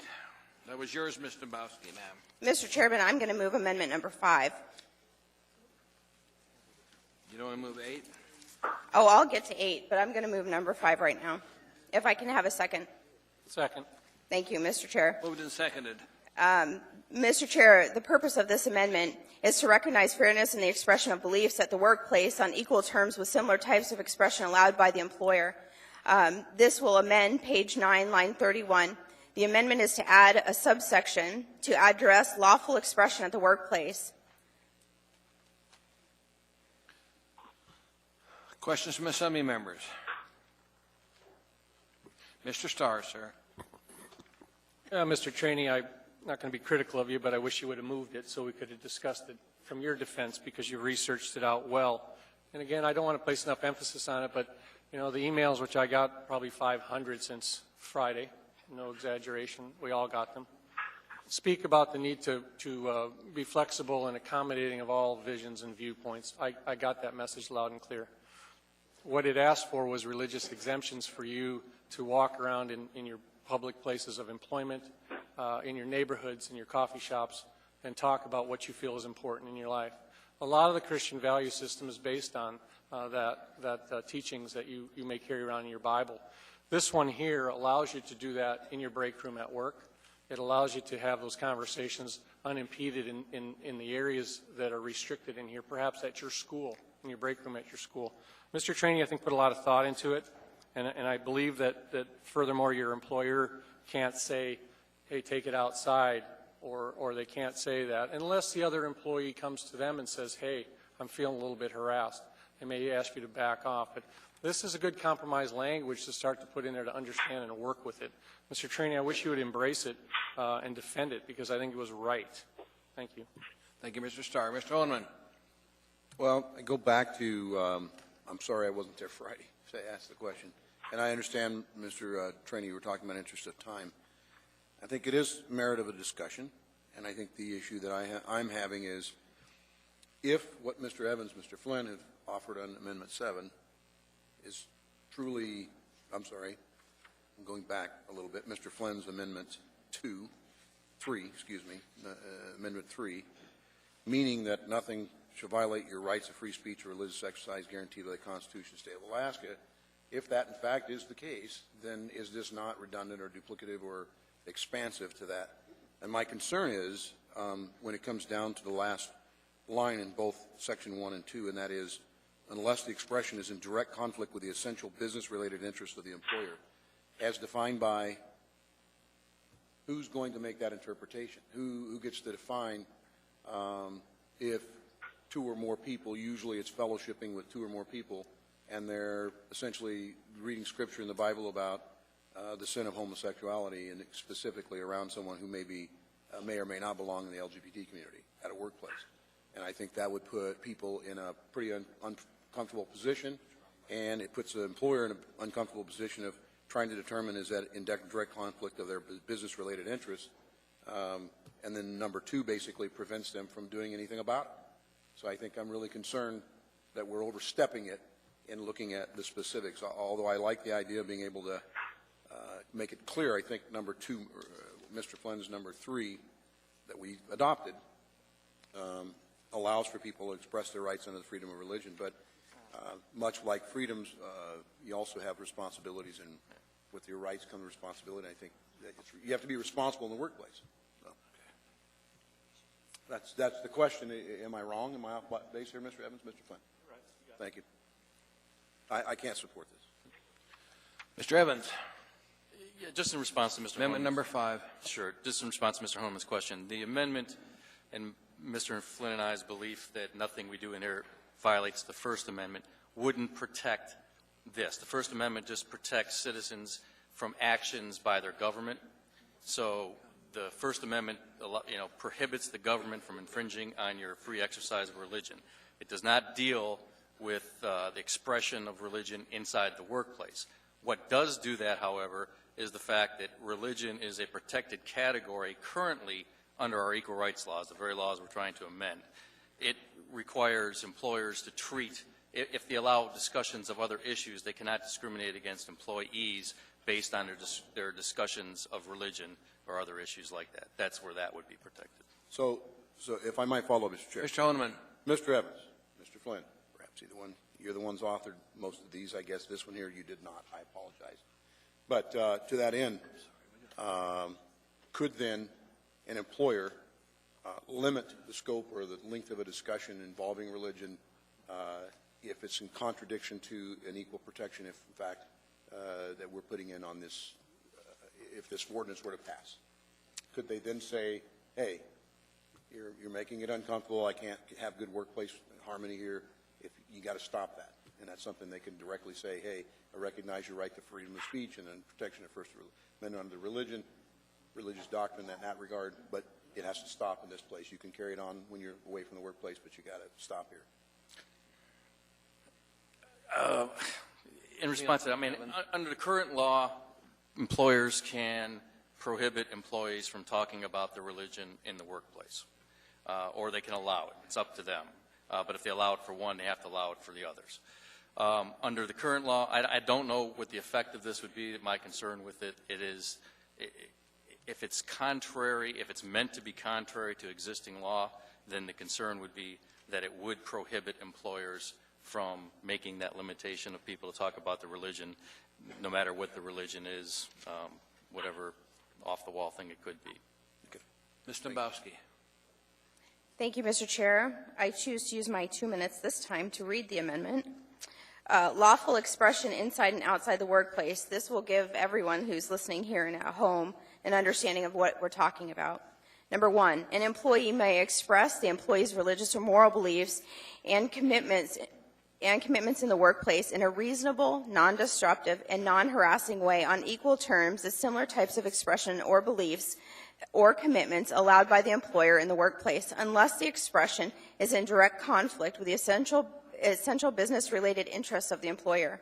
Number two, an employer may not discharge, demote, terminate, or refuse to hire any person or retaliate against, harass, or discriminate in matters of compensation or in terms, privileges, and conditions of employment against any person otherwise qualified for lawful expression or expressive activity outside of the workplace regarding the person's religious, political, or personal convictions, including convictions about marriage, family, or sexuality, unless the expression or expressive activity is in direct conflict with the essential business-related interests of the employer. So this will not only protect people that maybe have closely held religious beliefs, but it will protect people that have other beliefs. And when we're talking about sexual orientation, that's where it seems like everybody's focusing on, whether it's somebody who supports an LGBT lifestyle or not, or whether it's somebody who doesn't. The point here is everybody's protected. Whatever side of the aisle you fall on, whatever side of an issue you fall on, as long as it's not disruptive and everybody's given a fair chance to express their views, this is not a bad amendment. This is a good amendment. All it's saying is that we think everybody should be treated fairly. That's it. Whether you're religious or not, everybody should be treated fairly. That's what this amendment does. And I think, Mr. Traney, you did a good job in drafting it. Mr. Holman, last one on this. You're over limit, Mr. Holman. I'm sorry, sir. Mr. Chair, just because this is driving me crazy, and you'll probably shoot me down anyways, but Mr. Chairman, I move to overrule the chair on the process items that you laid out, limiting us to 2 minutes of testimony and only speaking once. Second. Okay. Only speaking how many times? How many times, Amy? You said once on each amendment. I said twice. Whatever. You limited me to 2 minutes, and that I don't agree with. More, but that's all right. Okay.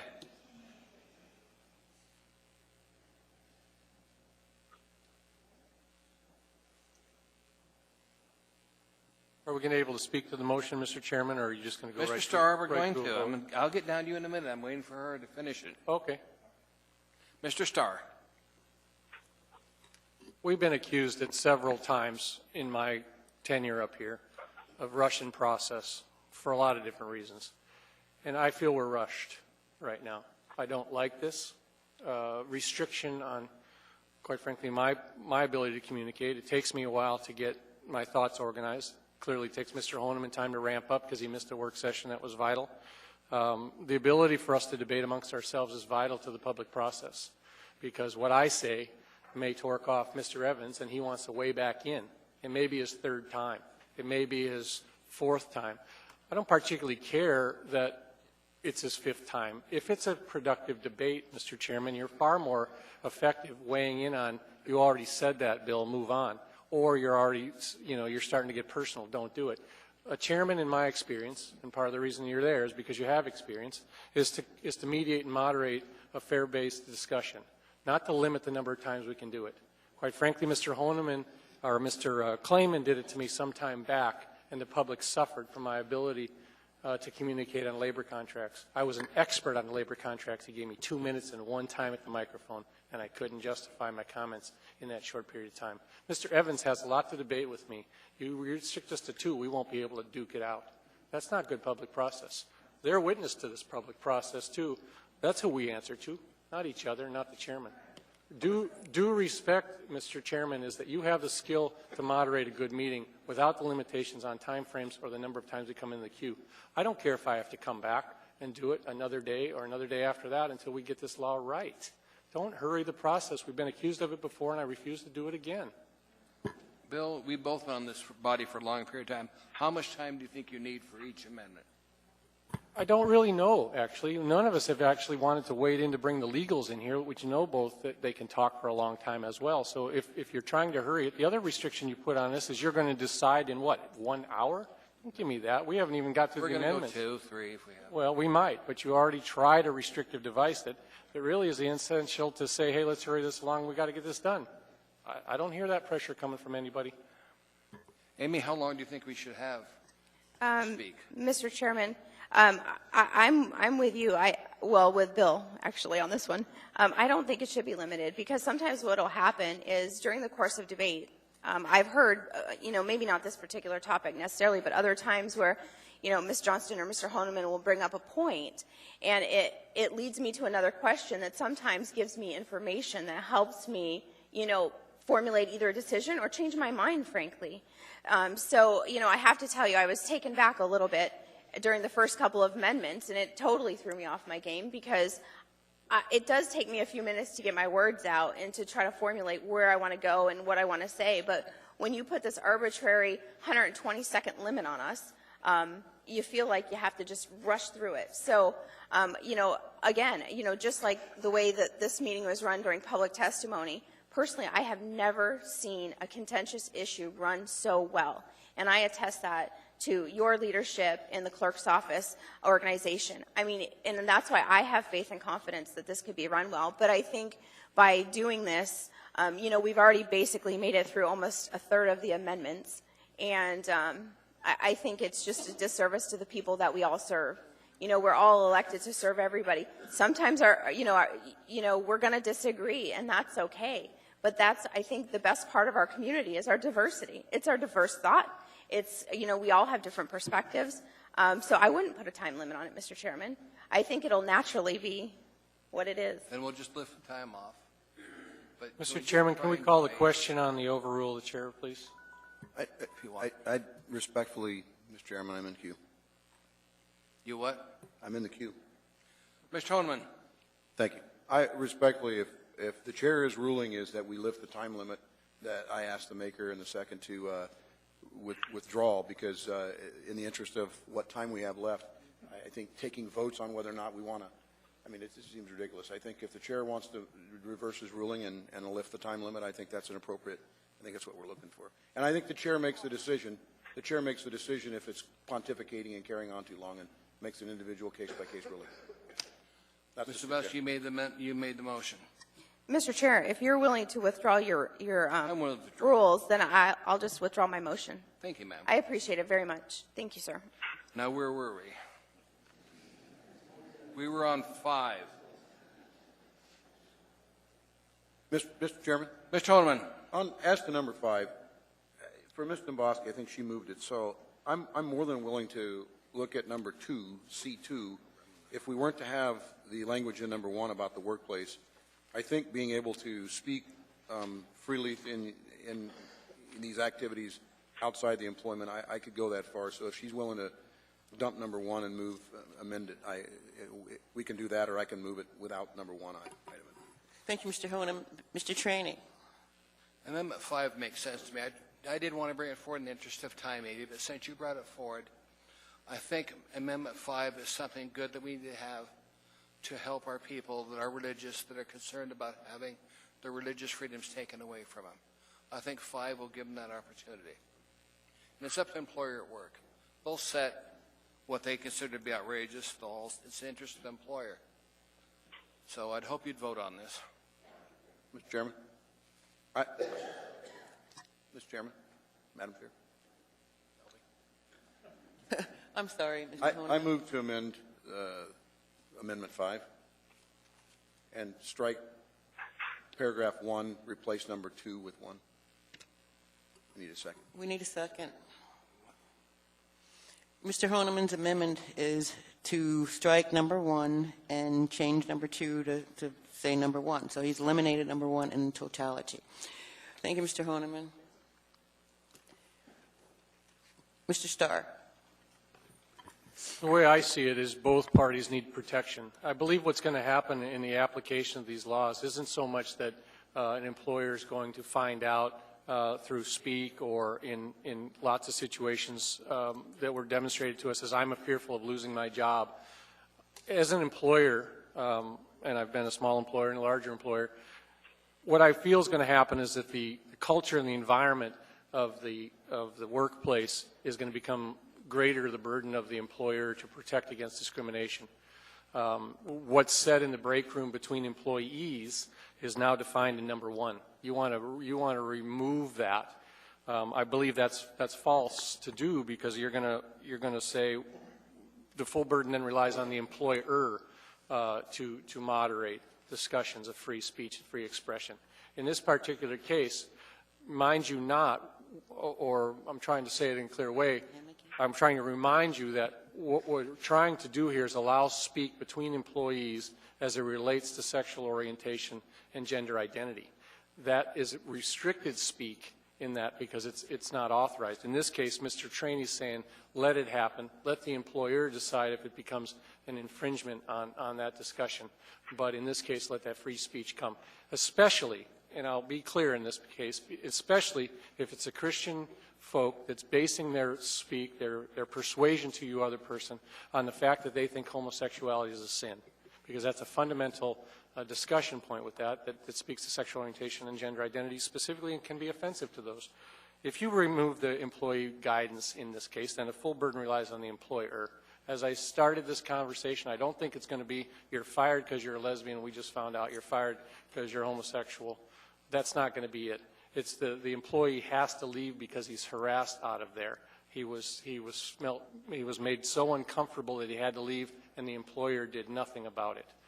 That's why I feel like if the employee has a responsibility here and the employer has a responsibility the way Mr. Trainey wrote it, I think it helps the law.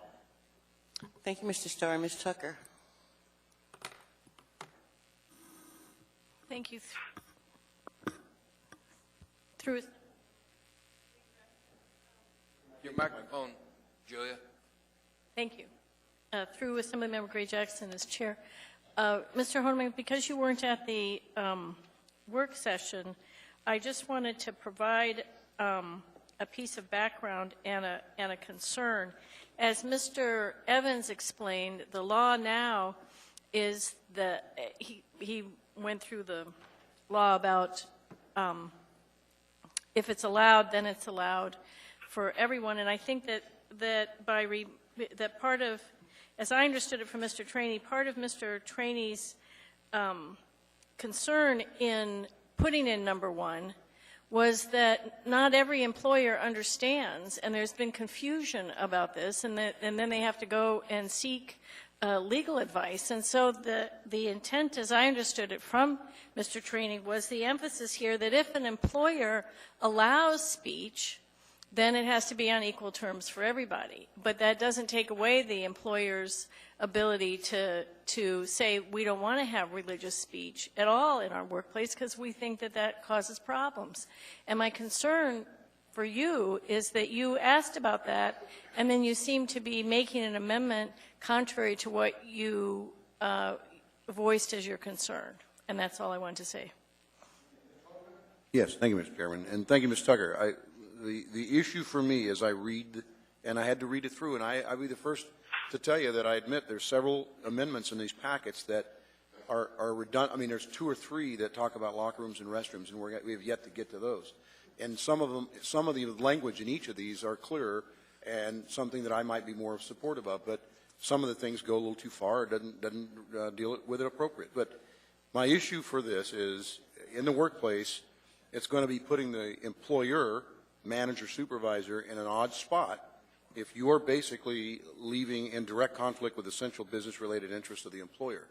I think that employee conduct, whether it is secular or non-secular, is something that is defined by the workplace.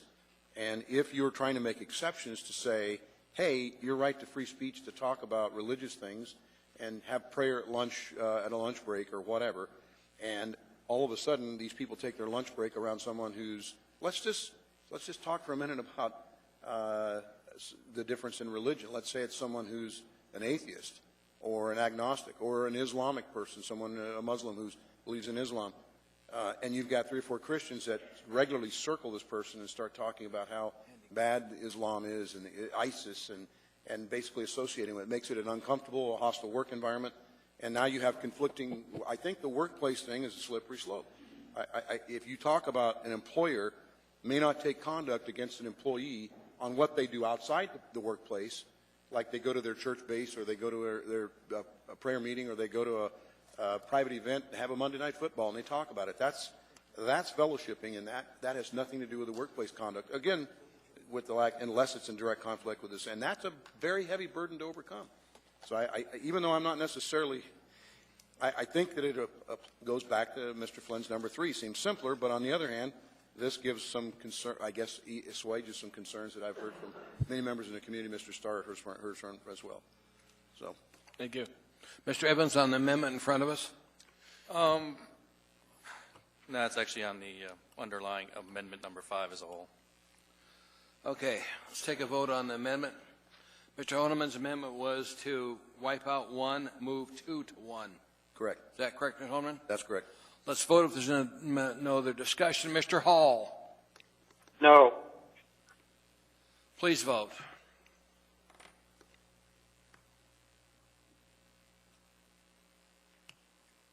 Mr. Honeman, that failed, but you did find it inherent. Thank you. Vote was 2 to 9. So we have in front of us the motion on amendment number 5. Mr. Evans.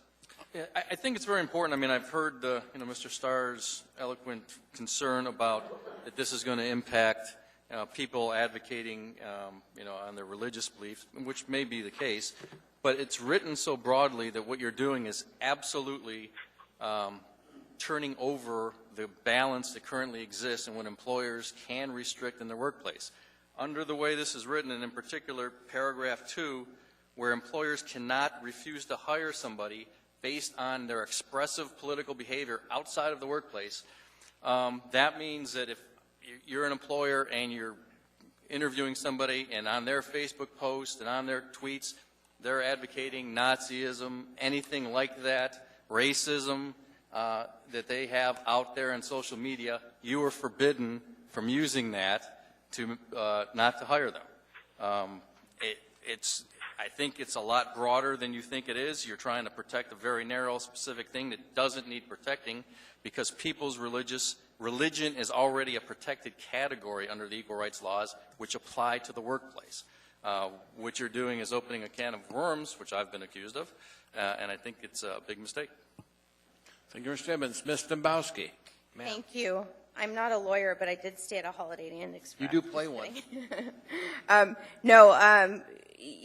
Just to go a little further, Mr. Evans, I disagree with you because if you look at the last sentence, expressive activity, unless the expression or expressive activity is in direct conflict with the essential business-related interests of the employer.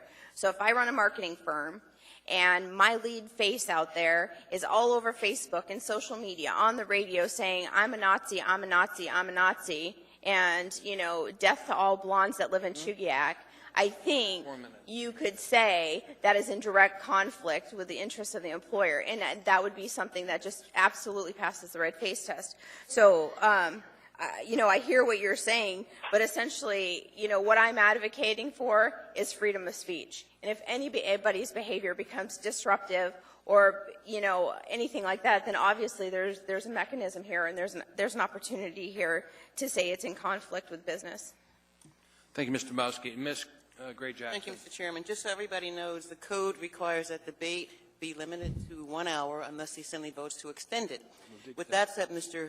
Chairman Traney, I move to extend the debate for another hour until 11 p.m. Second. Moved in second. Is there any objection to that? Mr. Hall? No. I don't know what time it is where you're at, but thank you, sir. Madam Clerk, there's no objection to us extending for another hour. Mr. Chairman, can I have a question of personal privilege as it relates Mr. Starr, absolutely. I'm a little confused with, sometimes we mandatorily cut our meetings off at 11 o'clock.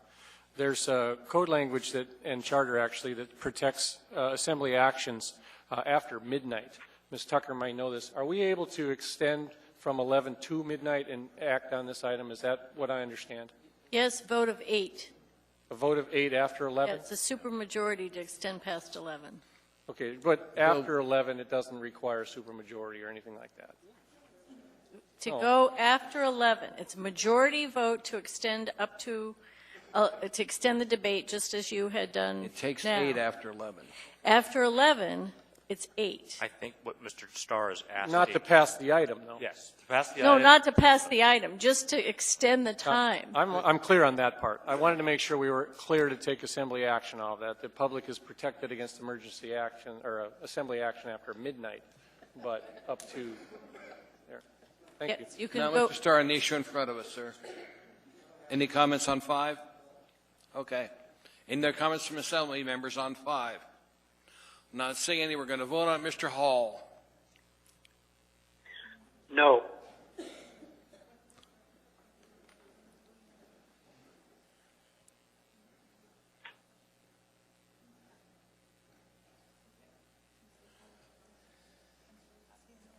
Mr. Hall was a no. Actually, if you don't remember, I can tell you something else. He was a no. That fails.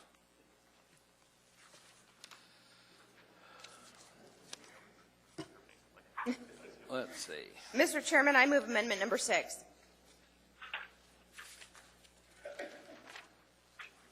Ms. Dombrowski? If I can get a second. Go ahead, Ms. Dombrowski. Thank you, Mr. Starr.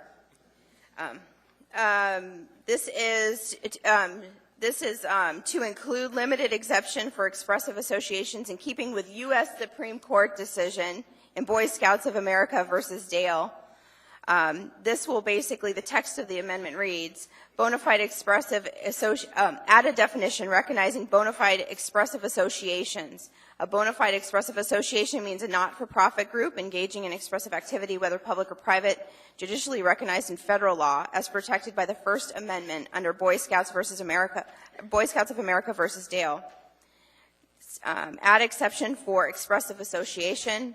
5.20.040, unlawful employment practices limited exception, section B. This section does not apply to a bona fide expressive association when employment of a person protected by this chapter because of sexual orientation or gender identity would significantly burden the association's First Amendment rights of expressive activity as judicially recognized in federal law under Boy Scouts of America versus Dale.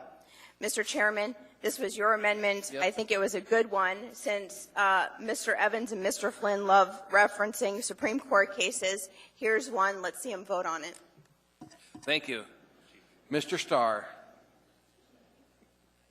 Now, this is the ball teams. This is the coach of the ball teams. This is for Awana. This is for the leaders of Awana. This is where the challenges become to those that may influence our kids, or in this case, the bona fide nonprofit groups that are trying their best. So I think Mr. Traney's onto it. I struggled with the reference to the Boy Scouts of America, but that was the big one that took place a couple of years ago about needing to allow the homosexual members into the clinics, or in terms of the troop leader conversations that occurred. I think it's too complicated. I'll probably push my yes button, but I think I want to hold to the conversation that we ought to be able to write local code without forcing you up to federal law. And we're not doing a very good job of it tonight. That's because we're hurrying it. We haven't had any committee work on this. We're making it up as we go. It's poor government, and I apologize. Thank you. Mr. Starr, I shouldn't ask this question, but I have to. What's Awana? I have no idea. A lot of Neither do churches some of have my it. It's an colleagues here. entry-level program. The equivalent, perhaps, to me, as I was raised Catholic, is confirmation. Okay. But it's a good group of folks that get together weekly. Children's Awana has a designation, but I can't remember it. My kids went through it. I thought it was great. Thank you, Mr. Gave them Starr. something to do. Appreciate it. You bet. Other comments from assembly members on amendment number 6? Mr. Falsey. Thank you, Mr. Chair. I just wanted to point one legal feature of Part 2 of the amendment out. Right now, the exception that would be codified in code would be limited for exceptions because of sexual orientation and gender identity under Boy Scouts of America versus Dale. I don't believe the holding of that case is limited to sexual orientation or gender identity. I think an expressive association such as the Knights of Columbus could validly refuse to have someone who's anti-Catholic not join their association. So that piece of that actually limits the Supreme Court case in a way that probably may not have been intended. I don't know. I'll leave that to the chair. Thank So you, the sir. phrase because of sexual orientation or gender identity may not be necessary or even desired. Other comments from assembly members? No comments. Please vote. Mr. Hall. No. Please vote.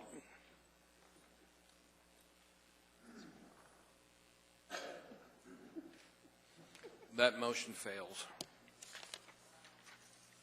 Mr. Chairman, I move amendment number 8. Is there a second? Come on, Mr. Starr. Thank you. Ms. Dembowski. Thank you, Mr. Chairman. This amendment, the summary or purpose of this amendment is religious organizations and affiliates should be afforded a limited exception in the municipal extension and protections of sexual orientation and gender identity to accommodate sincerely held religious beliefs. Religious groups should not face the threat of litigation for refusing to host ceremonies that conflict with core values of that religious group. This is dealing with public accommodation, so it would be section 5.20.050, unlawful practices in places of public accommodation, limited exception. Section B, this section does not apply to a bona fide religious or denominational institution, organization, corporation, association, educational institution, or society, including not-profit affiliates, when the public accommodation of a person protected by this chapter because of sexual orientation or gender identity would be in conflict with a sincerely held and demonstrable religious tenet or belief.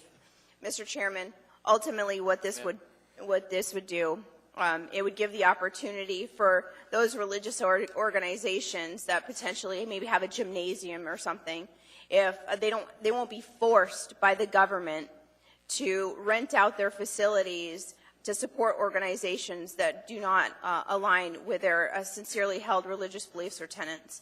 Again, each one of these amendments, I believe, is absolutely consistent with the spirit and the intent of the First Amendment, and I am not asking religious organizations to check their faith and limit it to try to fit in this new box. Thank you, ma'am. Mr. Starr, sir. No one said the word tolerance tonight, and I think I might, but I think when you force things to happen or you provide laws that allow them to happen against the will of others would be the case, and I'm not going to be silent about my attendance in church. It's not always every Sunday, but I certainly go. I'm active also in the church development and help buildings and all the other stuff, and you develop a certain culture within your church. This amendment in itself would speak to the ability for a church to say, I'm sorry, we can't conduct your wedding in our facility because it's male to male. or it's woman to woman. It may be challenged because of the same-sex ruling. It may be a bad example, but I'm not certain that it doesn't apply. It would provide, I think, the facilities as the way I would see inside my own church structure, without speaking for the elders, is that it would allow the flexibility for them to say politely, no. Thank you. Mr. Honeman. It's perhaps unfair of me to keep going to Mr. Evans, Mr. Flynn. Mr. Falsey, if possible, through the chair. We passed, if this ordinance passes with Amendment 3, which we did pass, nothing in this chapter should be construed to violate any rights to free speech or religious exercise guaranteed by the Constitution of the State of the United States. Is this necessary? Can a religious institution say no thank you based on their religious beliefs and their exercise of freedom of religion to someone who's not of their faith or not of their beliefs, or in this case, can they use that and, for lack of better terms, discriminate against someone who is not of their same doctrine or feeling? Or do we need this exception in there to allow that? Through the chair, Mr. Hardeman, I think it is up to the body to determine whether it is necessary. I think the legal answer is that the scope of this is somewhat hard to predict. I don't know of another provision in law that looks exactly like this. The question would turn on the scope of the bona fide religious institution's public accommodations. Public accommodations are typically thought of as restaurants, hotels, and things, other affiliated uses. So I'm not sure what the canonical example is that's driving this amendment, but we would be forced to figure that out, I suppose, if it passes. I will also say, as currently written, the sincerely held and demonstrable religious belief is not explicitly tied to any person or entity in this amendment. So there is a free-floating would be in conflict with a sincerely held and demonstrable religious tenet or belief. I suppose that would have to apply to the institution, but then we would be into the question of what is a sincerely held and demonstrable religious belief of a corporation, educational institution, or society, including nonprofit affiliate. I don't know if that's a clear answer, but I think that's the best I can give you. Mr. Honeman? I'm not sure it's very helpful, but Mr. Evans, thank you. If I could. Thank you, Mr. Falsey. Do you want to give free legal advice? Yeah, why not? Okay. Hopefully it'll help clarify that a bit. I think with respect to issues like same-sex weddings that Mr. Starr was talking about, the First Amendment would prohibit absolutely forcing a same-sex wedding. You know, you can't make the Catholic Church hold your same-sex wedding. I don't think there's any question about that. I think the more subtle area where, you know, and Ms. Dabowski mentioned it in her comments, if a church has like a gymnasium that it makes available to the general public and people can rent it out and do things like that, currently if they put it in the marketplace, they have to basically do it on a non-discriminatory basis. So if the my Catholic church rents out its gym, and it does from time to time, and the Mormon volleyball team wants to use it on Tuesday nights, they wouldn't be able to say, well, we're not going to do that because we offer it to these other different groups, but we don't want to have it offered to your group.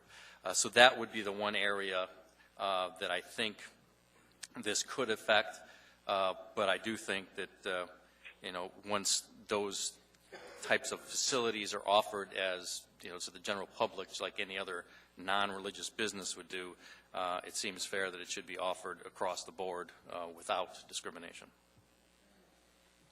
I think that helps. Anything else, Mr. Holman? Well, to Ms. Domboski, I could go so far as to say a bona fide religious or denominational institution and stop. For instance, the sanctimony, if you will, of the four corners of four walls of, or however many walls there are, of the religious institution. I could go that far. I can't go any farther than that. I don't feel comfortable in saying that if you own, let's go to the bake shop idea, the restaurant, the radio station, that you should be saying, well, it's all church-owned and church-based, and so therefore, under the doctrine of my beliefs, you'd be saying, in essence, I don't know, we've gone to the part of what part of sin can you accept and tolerate versus that's part of the scripture. You know, it's a real slippery. If you're willing to take out everything past religious or denominational institution, I'm okay with that. Thank you, Mr. Honeman. I've got 4 others in here, and I'll come back to you, sir. Mr. Starr, sir. Mr. Honeman, I see you struggling a little bit, and I need to guide you just a little bit. It's not to be ignorant. I'm not a lawyer, but I do know code, and I know how to read it, and I know how to interpret it. So what I'm trying to ask you to do right now is you need to key in on, this is all 520, chapter 5, section 20.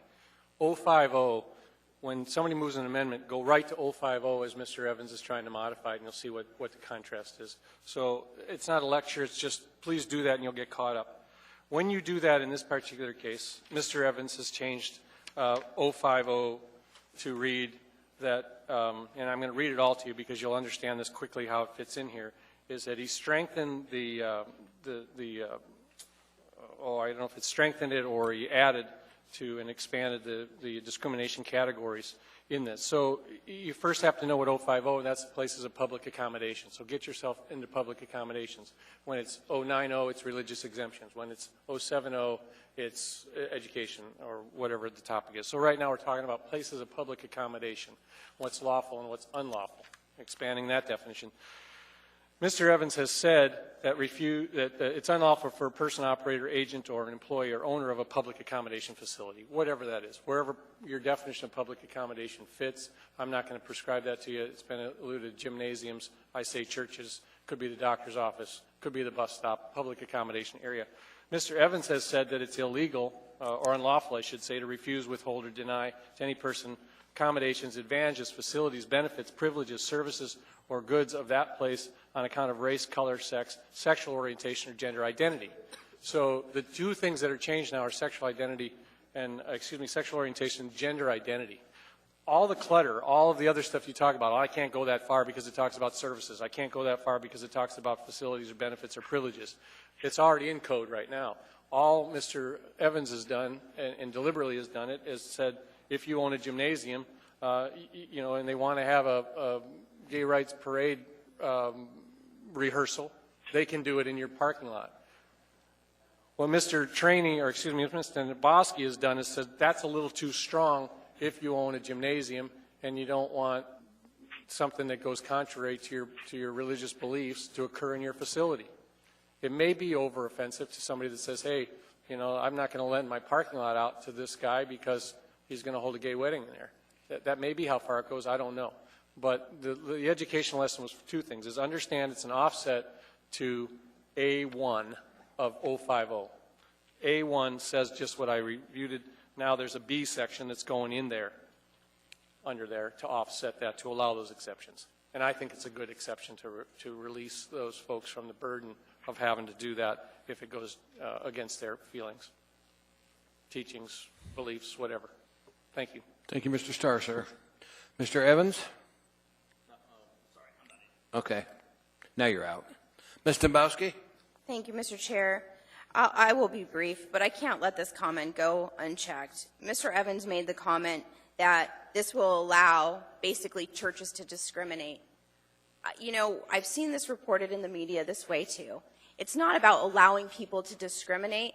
It's about allowing people of faith to exercise their faith. And all we're talking about is a church. Okay, look at ACS, for example. Let's just take that one for example. It's a private Christian school which has a gymnasium. So what you're saying, and what I've heard many times, is that, well, it's fine to have your faith in your four walls of your church, but bring it to a Christian school, oh, forget about it. You're in the public now, throw the Bible out the window. That's what we're saying. I mean, the fact of the matter is, it's not about faith or religion in four walls of a church. It's not. It's about living your faith. It's about looking at the gospel. When you want to know, Mr. Falsey, what is the basis? What is the basis for a sincerely held religious belief? I submit to you, it's the Bible. That's my basis. It may be the Quran for somebody else, and it may be something for somebody else. I'm not saying my way is the way it should be, but what I am saying is there is this real separation in our society that's developing that says it's okay for you to be religious, it's okay for you to be a person of faith, whatever that is, but it can only be done in your home or in your church. And I submit to you that is not at all what our country was founded on. At all. And there's been this real ramp up about separation of church and state. Read the Constitution. That phrase is not in there. Separation of church and state is not in there. It was meant, the whole point was we were never going to have a state-sponsored church. That was the point. So as a steward of history, we have to go back and say, okay, we're not asking to discriminate against anybody, Mr. Evans. Nobody's asking that. I've never heard one person say, I want to discriminate against you. All they're saying is, this is a church that is owned. This is a school maybe, or gymnasium, whatever it is, that is owned by people of faith that practice their faith inside their schools, inside their gymnasiums, and now you're telling them, you know what, your rights, your beliefs, your values are subservient to this special group that we're about to create. And fundamentally, I think that is absolutely contrary to what our founding fathers meant. So to me, this is a simple thing. This is not changing anything. This would maintain the status quo, essentially, when it comes to public accommodations within, essentially, the church structure. And I'm not talking about the temple. I'm not talking about just the place of worship. I'm talking about the campus. Because I can tell you, when they walk from the campus of the temple and they walk into their classroom or their gymnasium, they don't check their religion at the door. And I'm just trying to preserve that. Thank you, Mr. Dombrowski. Mr. Honeman, then Mr. Flynn. Then I'd like to vote on this thing. This is the, and thank you, Mr. Chairman. I understand we need to make sure we meet the obligations. This is the exact concern, and thank you, Mr. Starr, for pointing the direction. I was looking at 5.0. There is no B, and so we're putting in new language, and that's the thing, is we're looking at exceptions. And so that's where my concern about how I can go so far is to, I firmly believe that there are going to be exceptions. And that's the thing about policies and rules. There's always going to be an exception to the rule. And so I'm looking at this from a practical standpoint of, and I'm not saying limit your religion to the four walls of your church. What I'm saying is limit your denial, the exceptions under protected, keeping protections. I think Mr. Evans or Mr. Flynn may have said it better than I, but it puts in something more that's not there already. But in essence, because the item is silent, it's no different than take out the LGBT community and go back into the 60s or the 50s even and put in racial minority. I mean, we're talking about the same thing. I think we're getting into the point of of the public accommodation and what you have in here or society. Now you're talking Anchorage in general. And so you're putting an exception into people walking by and being able to, for lack of better terms, use their religious doctrine to impose their will, if you will, upon someone else. And again, this is not, I'm not trying to do this for divisiveness. God knows we have enough of that. What I'm saying to you is that I'm willing to go for exceptions into the doctrine of the education facility that's attached to the church. I mean, for instance, you used ACS. Their school is attached to their church. You have the children's temple there. And it's absolutely connected. And there's several churches that have schools attached to theirs as well. So those would be protected. I think that you're onto something, and I'm certainly willing to go as far as to say, hey, take out everything past religious or denominational institution, and I think we're good. I'm willing to support it. Any other comments from Assembly members? If not, we're going to vote on this item. Mr. Hall first. No. Please vote.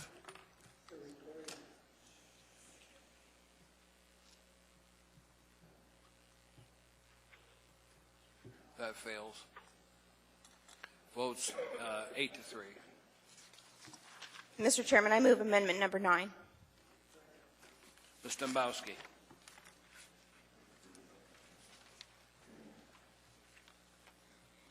Mr. Chairman, the purpose of this amendment is that no person shall be compelled to make or create any form of communication or expression supporting a ceremony,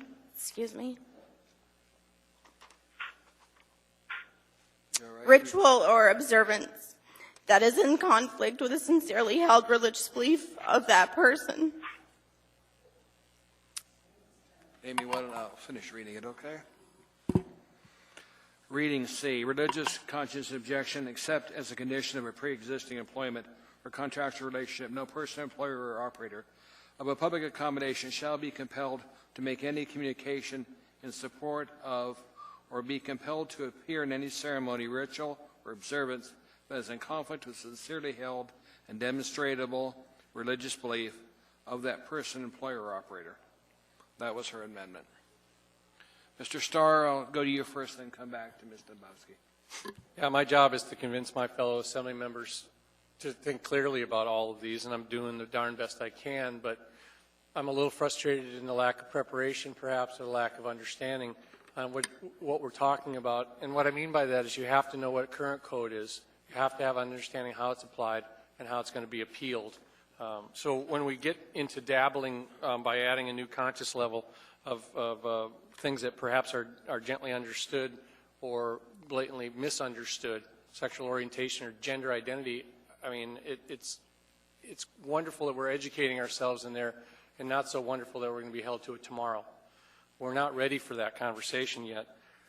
What's structured in this one, in 090, under the religious exemptions, and this isn't directed at you, Mr. Honeman, this is directed at all of them, is an allowance.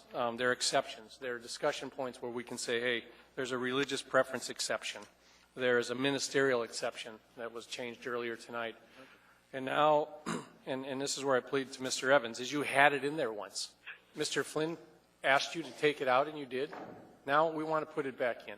Let's debate that from the merits, Mr. Evans. Defend that and why it needs to be in here. Because that defends those folks that are made to deliver cookies to that wedding that they don't want to. That's the one that's going to be frustrating for that person to say, I don't want a photographer. I don't want to be your photographer.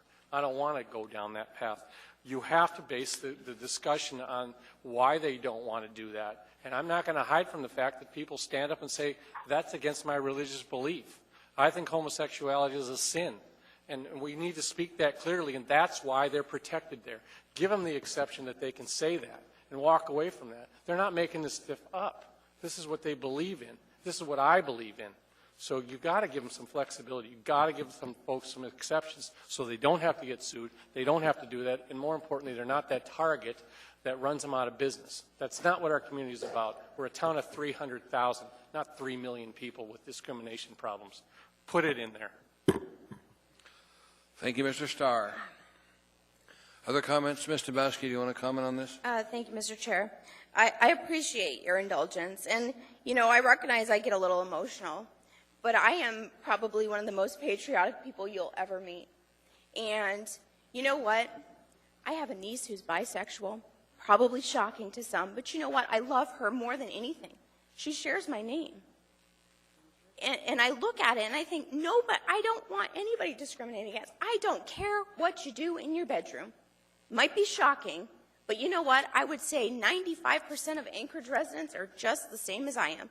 They don't care. It's your business. It's not my business. I'm not judging. I am not the one who is going to be the judge at the end of the day. And I know that, and I'm okay with that. And so all I'm saying, so when I get emotional about something like this, it's because I truly, truly believe that all people are equal. Absolutely. And it's the people I disagree with, and it's the people that agree with me, that shouldn't matter to any of us. The fact is, having a religious conscience exemption, having freedom to be able to speak our beliefs in a very articulate and compassionate way, thinking about our neighbor, those are all values that I hold very, very dearly. So when I see the Assembly shoot down virtually every single amendment, don't be fooled. This is not a compromise. Not at all. What they're doing, and so when we talk about the exemption we're adding, Mr. Honeman, in the last amendment, we wouldn't have to add it if they didn't add sexual orientation and gender identity to the religious exemption that was there before. The religious protections were there before because those religious protections were grounded on the First Amendment. So all I'm saying, I can see how this is going to go tonight, and I will reserve my other comments for the very, very end. But all I'm saying is people should not be forced by the government to do something or participate in something that is contrary to their faith. That's all I'm saying. And I think that this amendment is a step in the right direction. Thank you, ma'am. Mr. Flynn, sir. I'll pass, Mr. Chairman. Thank you. Other comments on this amendment? If not, Mr. Hall. No. Please vote.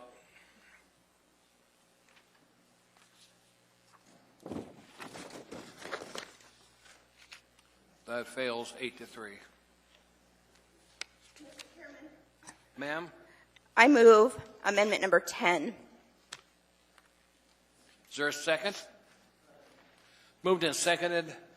Ms. Dembowski? The purpose of this amendment is to exclude churches and other bona fide religious organizations from Title V by redefining employer in AMC 5.20.010 definitions in the interest of preserving free exercise of religion. Text of the amendment will read, employer means an employer, public or private, of one or more persons. With respect to sexual orientation and gender discrimination, employer does not include bona fide religious or denominational institution, organization, corporation, association, nonprofit affiliate, educational institution, or society. I think it speaks for itself, Mr. Chairman, and I urge approval. Mr. Honeman. I'm going to stop asking Ms. Dembowski. I'm just going to move the amendment, and I'll go this far. I'd like to amend. You're proposing an amendment? Yes, amend this amendment to put a period behind denominational institution, period. So all other language would be struck. And I need a second. Is there a second? Mr. Honeman, it dies for lack of a second. I'll second it. Okay. Okay, Mr. Honeman, speak to your amendment. As I said from the earlier perspective of the church not wanting to rent out and using that as an exception, I'm willing to say we'll go so far. It's the same thing about what people, your language is, Ms. Dembowski, no offense, but to say it's a bit hypocritical to say what you do in your bedroom. It's no different if you're trying to say, well, oh, it's okay if you do it only in your church. All I'm saying is I think there's some protections, some exclusions, and exceptions we can make, and I think that everybody would be understandable that in the instance of a denomination, you shouldn't, as a Lutheran church, be forced to hire someone who's agnostic, or a Catholic church hiring someone who's a Baptist as your janitor or as a teacher, if they're not of the same denomination or faith. So I'm willing to go so far as to say religious or denominational institution. That's as far as I'm willing to go. Thank you. Mr. Honeman, thank you, Mr. Honeman. Mr. Starr, on the amendment in front of us, his amendment. Mr. Honeman, it's important for you to argue correctly here, and I think you need to understand that it's the words with respect to the sexual orientation and gender discrimination. The rest of the discrimination categories are unaffected by this. Employers are still required to have protections against that. Churches are still required to have protections against race and sex and age, all the other categories of that. So it's really looked to exempt what's been wrapped up in all of this make code discussion that Mr. Evans started. You see with the respect to sexual orientation and gender discrimination as a qualifier for the rest of the exemptions. What else this does from a practical perspective is I believe it protects those nonprofit agencies that have sort of for-profit connections that could be potentially that if they run a daycare for hire or they run that. So I feel that the law expands or this amendment allows those non-for-profit groups to have the profit protections that are connected perhaps to their churches and their organizations thereof. So I think it works good. Remember, it's only limited to the sexual orientation and gender discrimination expansion, and in this case focuses on those categories that Ms. Dembowski's skipped.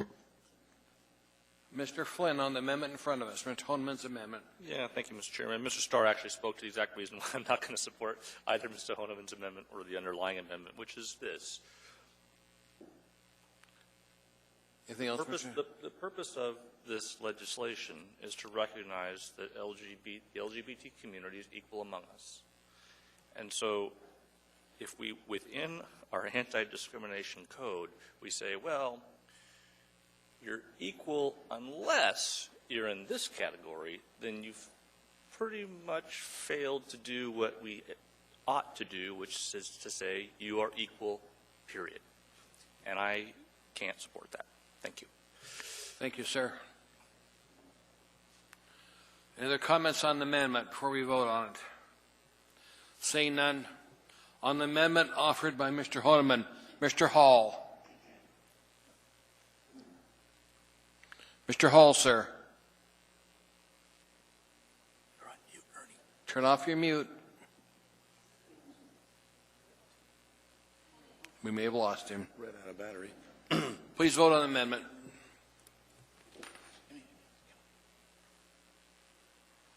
No.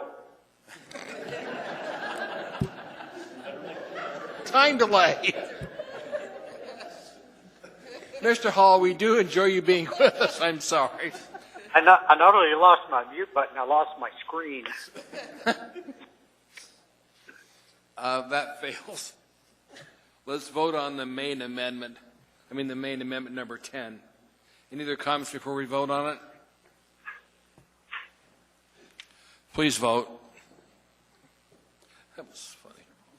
No. Mr. Hall, sorry. Yes.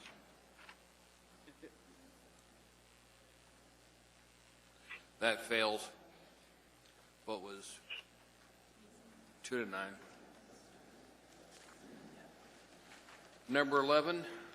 Mr. Hall, number 11 is yours. Mr. Chairman, I'm not going to move that amendment. Okay. Mr. Chairman, I move amendment number 12. Second. That was fast.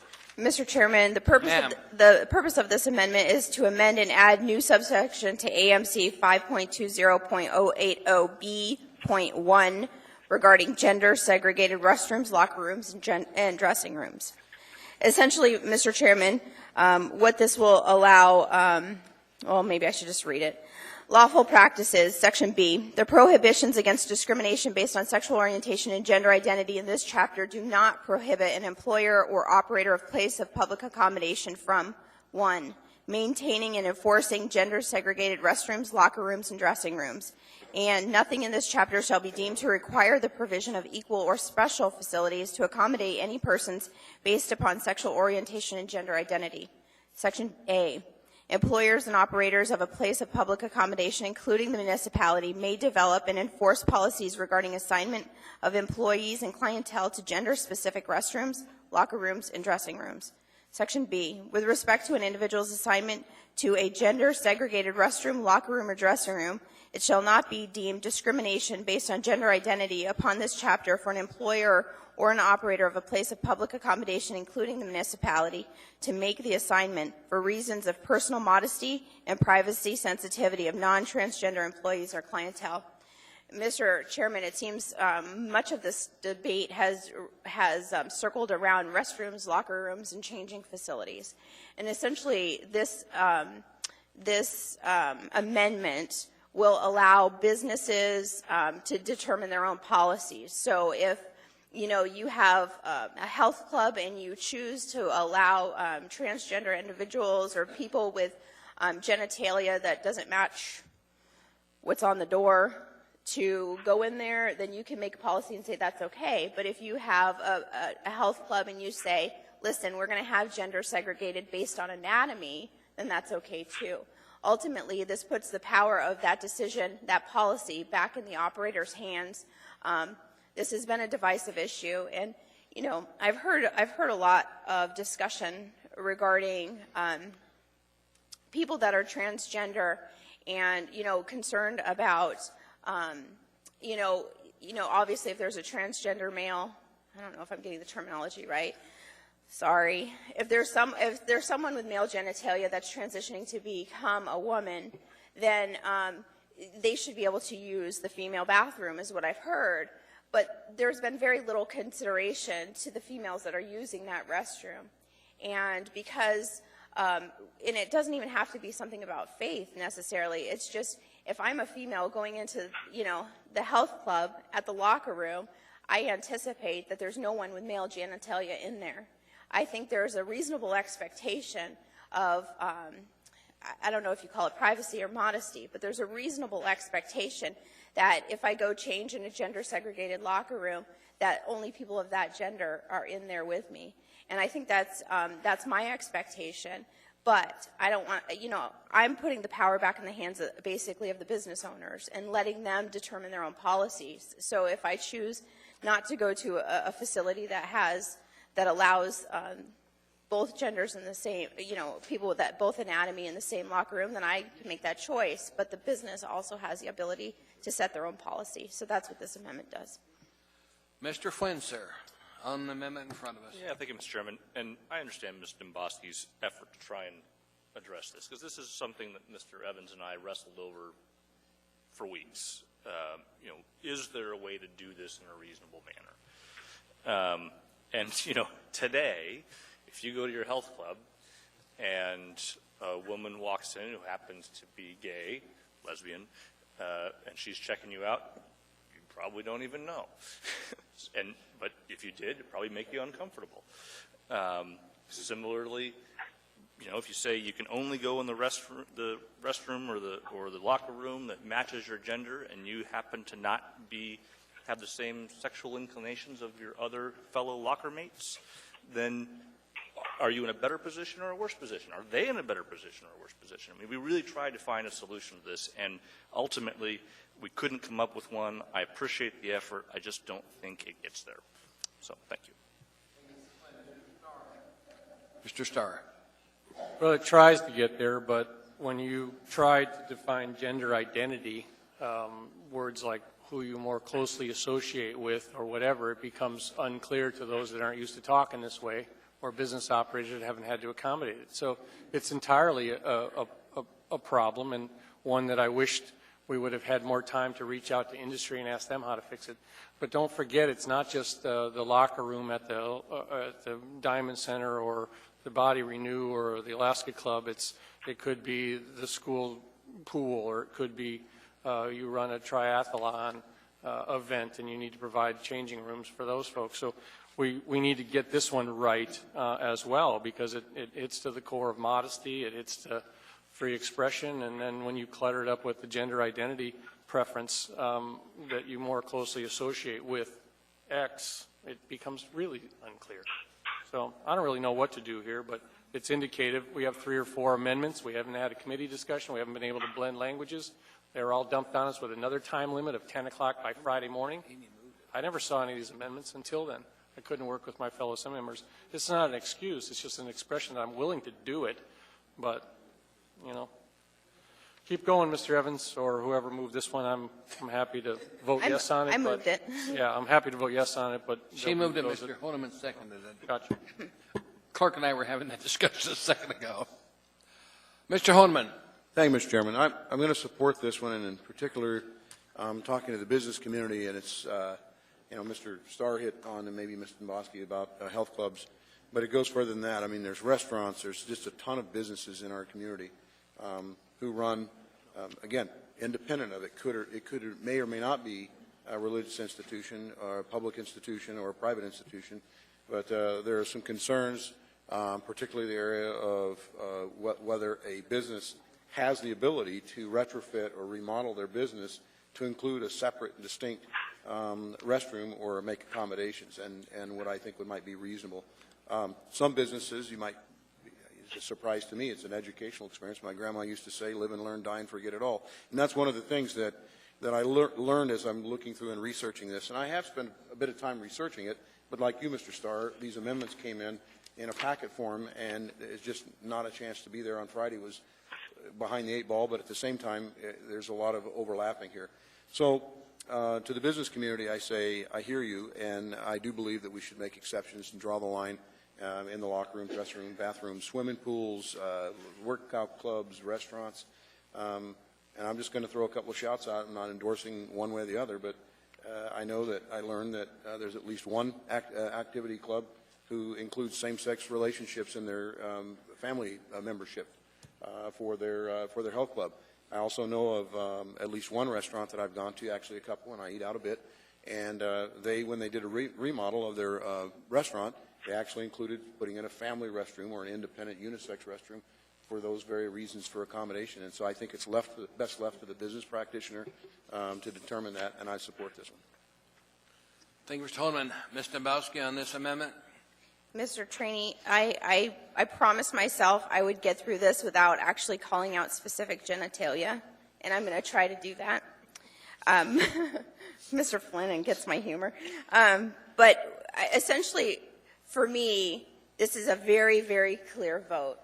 And what that vote is it's allowing people to say, listen, if you have male genitalia, it's okay for us to say you don't go in the locker room where there's mostly female genitalia, and vice versa. That's it. And it doesn't say you have to do that. What it says is if you're a business, you have the opportunity to develop a policy to say, listen, we don't want P's in the room where there's a V and vice versa. That's all it means. And so to Mr. Flynn's point, you know what, frankly, if somebody has the same genitalia as me, I don't care if they see me changing because I'm not in their mind for the most part. I'm not running down the street naked, but if I go into a health club and I change, you know, there's this expectation of modesty. And for me, it is very much tied to my faith. And it's completely inappropriate for somebody with male genitalia to see me unclothed. That's not my husband. And so for me, this is this is something that to me is just very, very common sense, and I think it's fair, and I think it gives people the opportunity to set their own path if they're a business owner. And as a purchaser, somebody who purchases the service, I have the choice to understand the policy and either go there or not go there. So I think it's just a fair way to try to strike a balance. Thank you, ma'am. Mr. Evans, last comment, sir? Thanks. It seems like things used to be simpler than they are now. I think one of the things to keep in mind, and I think, you know, Ms. Dombrowski makes a good effort at, you know, letting individual businesses decide this. I think there's something to be said for that. I think one of the things we have to recognize, because it's not like we're starting from scratch. You know, transgender people are out there. We're not creating them by passing this ordinance. And are using restrooms and are using locker rooms, and generally they're using the restrooms and locker rooms that kind of match how they present. That's the reason we don't go into the men's room and see people dressed like women in there who are, you know, by birth, you know, have male genitalia. So, you know, even though it sounds kind of weird to us to say that you should be basing bathrooms, locker rooms, all that stuff based on presentation and not necessarily anatomy, I think the reality is it gets almost more confusing when you do it the other way, simply because you're saying that people who are transgender, who present as males or females, will have to start using the restroom that is basically looks to be the opposite of where they would normally go. And that causes a lot of people to be concerned as well. So I agree with Mr. Flynn. It's a very difficult issue that I haven't found a great Solomon-like example for, but you know, I think it's best to probably just leave things sort of as they are. And I think, believe it or not, the way things are is that people that are transgendered are using restrooms based on their presentation, not their anatomy. Thank you. You really want to do this, huh, Mr. Steele? You're in line. You know, people are around and they're doing it. They're changing clothes, they're taking showers, they're working out in gyms, they're going to the bathroom. In most cases, I suspect people that have these issues find ways around them. They go into stalls, or they don't change and shower at the gym. They go home and change after exercising. There isn't a mass movement for folks to expose themselves, I don't think. And this is not a bad amendment. The last line of it is good because it does not require the owner to build new facilities. But you talk to Alaska Club. Alaska Club has handicap stall showers where you can go in, and people that were different would be able to do that, and then they would not be exposed. And they don't want to be exposed because there's a societal condemnation oftentimes. But people find a way around it, but this is a reasonable amendment, I think. Thank you, sir. Mr. Starr, sir? Yes, Mr. Evans, I hope I never see you in a court battle because you're very good at what you do. And part of it is that you don't tell the facts all the way through, because if this amendment doesn't pass, the one that will pass is the one that Mr. Evans wrote that says maintaining, and this is an allowable requirement or an allowable operation. Sorry, my vocabulary is waning here, but if Ms. Demboski's doesn't pass, this will be the law. Maintaining and enforcing gender-segregated restrooms, locker rooms, or dressing rooms, meaning that you can have gender-segregated restrooms, locker rooms, and dressing rooms. That's allowable. But provided that persons are allowed to use such facilities consistent with their gender identity. That's what I was trying to bring the argument back to. The gender identity says that you can't tell that person that wants to present as a woman, get out of the men's bathroom, get out of the women's bathroom. You lose control over the structure and the facility operation if Ms. Demboski's doesn't pass. That's the only caution I have, is that you're going to go back to allowing that that person, and maybe this is the root of the discussion. Who has the rights here? Do you have the rights of the facility, or does the gender identity person say, I get to go there, you can't throw me out? Thank you. Thank you, Mr. Starr. Mr. Falsey, before we vote on this. Thank you, Mr. Chair. I do want to vote on it. I will happily not vote. I'll let the Assembly take care of that business. I'll just offer, to the extent that it may be helpful to the Assembly, that from the legal research that we've been able to put together, the United States Department of Justice, the Federal Occupational Safety Health Administration, the EEOC, the states of Maine, Colorado, Delaware, Iowa, Vermont, Washington, and the cities of Boston, Philadelphia, D.C., and New York City have all settled on the rule that individuals should be allowed to use the facilities appropriate to their gender identity rather than to the gender that we're assigned at birth. Thank you, Mr. Falsey. Any other comments from Assembly members? Mr. Hall, you're going to vote first. No. Please vote.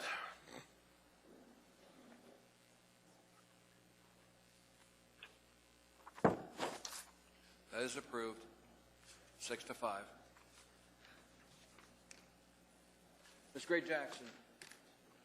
Thank you, Mr. Chairman. I move to extend this debate until midnight. And everybody knows we need 8 votes. Second. Moved and seconded. Discussion from Assembly members. Mr. Hall, vote first. Yes. Please vote.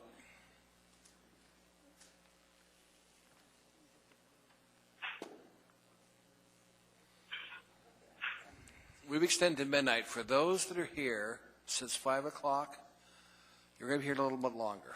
I suspect we're going right up to midnight. So, we're now on to item 13. We did just voted on 12. I move Amendment 14. 13's kind of moot after the discussion that we just had. On 12, Barbara. Believe me. So you're going to drop 13? Bill? No, it's already been covered. Okay. 14? Mr. Starr? Yeah, this is just the practical sense of the employee-employer relationship, the client-based operator. It does do in the public accommodations section, basically just allows to ask the question in some capacity or another, do you need special accommodations? I don't know if it's intended to profile. I suppose it could be used that way, but the amendment says soliciting and obtaining gender-specific information by questionnaire or other means for the purposes of facilitating gender-specific accommodation in accordance with law. That's what I move. Is there a second on it? Second. Moved and seconded. You have it.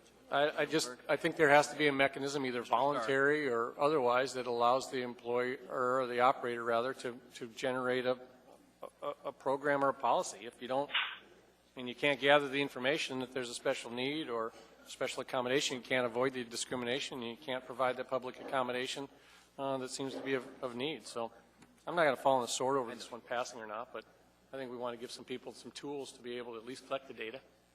Oh, okay. Thank you. Any other comments on this item? Ms. Dabowski. Thank you, Mr. Chair. I think this makes sense. I mean, there's got to be mechanisms to be able to implement policy, and I think this is one tool that Mr. Starr has introduced that would be helpful. No, we're on 14. 13 was dropped. Mr. Evans? Yeah, yes, sir. I think it's We are on Amendment 14, just to make sure everybody knows. 14. We're on the same page. I didn't mean that.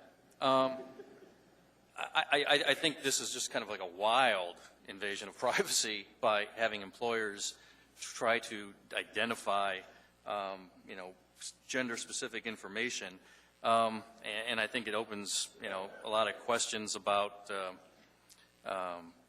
people that are going to be hard to say. If somebody says that they're a male because they live life as a male, but they were born, you know, as a female, are they supposed to disclose that, or they have a requirement to disclose that?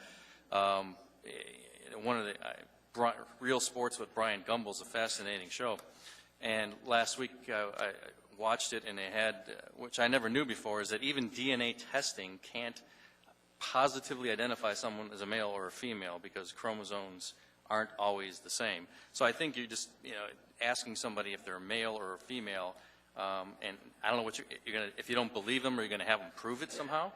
And what is the criteria for that going to be? I think it goes far beyond what we normally would accept as far as privacy in the workplace and in the marketplace. So I would be strenuously against this. Thank you. Other comments from Assembly members? Then we'll start voting. Mr. Hall on Amendment 14. No. Please vote.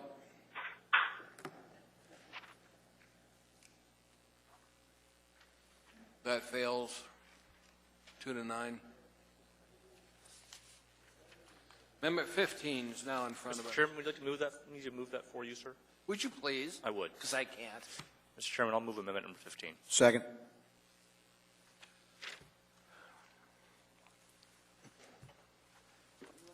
Yeah.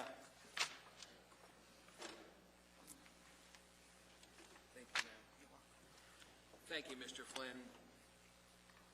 These are whereas findings. You need your microphone on, Mr. Chair. These are whereas findings.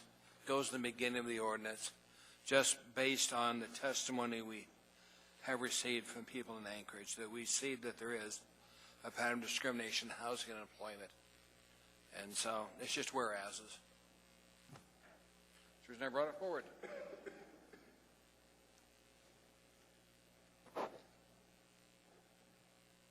Mr. Honeman. Thank you, Mr. Chairman. I thank you for moving that, and I totally agree that it belongs at the beginning of the ordinance. Thank you. Support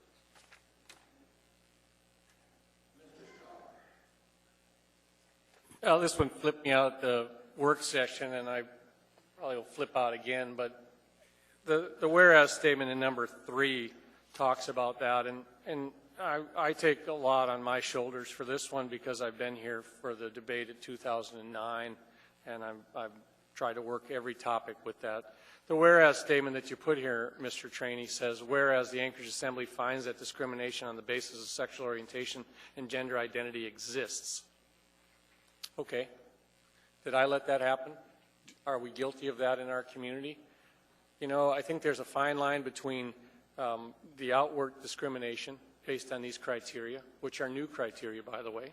They've not been part of our measuring on discrimination up until the debate tonight. They've been debated before. They've been at the polls and turned down.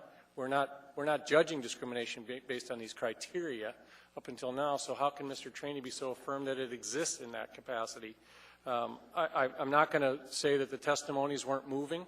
They were hard for us, as Ms. Demboski illustrates. It's hard for us to sort of badger the witness at that. Did that really occur? Did that doctor just refuse to do medical corrective surgery on that, or did they refuse to do a sex change operation? Did that application for housing get rejected because the names didn't match, or was there some other mechanism? Those are the definitive facts of discrimination. If it's a judgment in a policy or not a policy concern, if it's a judgment or just a general sense that there's hatred in our community or dislike, we can approach that a different way. We don't necessarily need to make a law to force that. We can do it through ways that we've done before, including education, including exchange of information. So this one bothers me. It's not anything more than fluff language at the beginning. It'll never enter into code, but it sets that legislative tone. I wanted to be so bombastic, or I've used that word twice, and it's not necessarily right. I didn't want to get in your face so much, Mr. Evans, but can you tell me why you did this? Why did you move this? Why did you move the whole ordinance in that? Was it because of this whereas statement number 3? I'm done.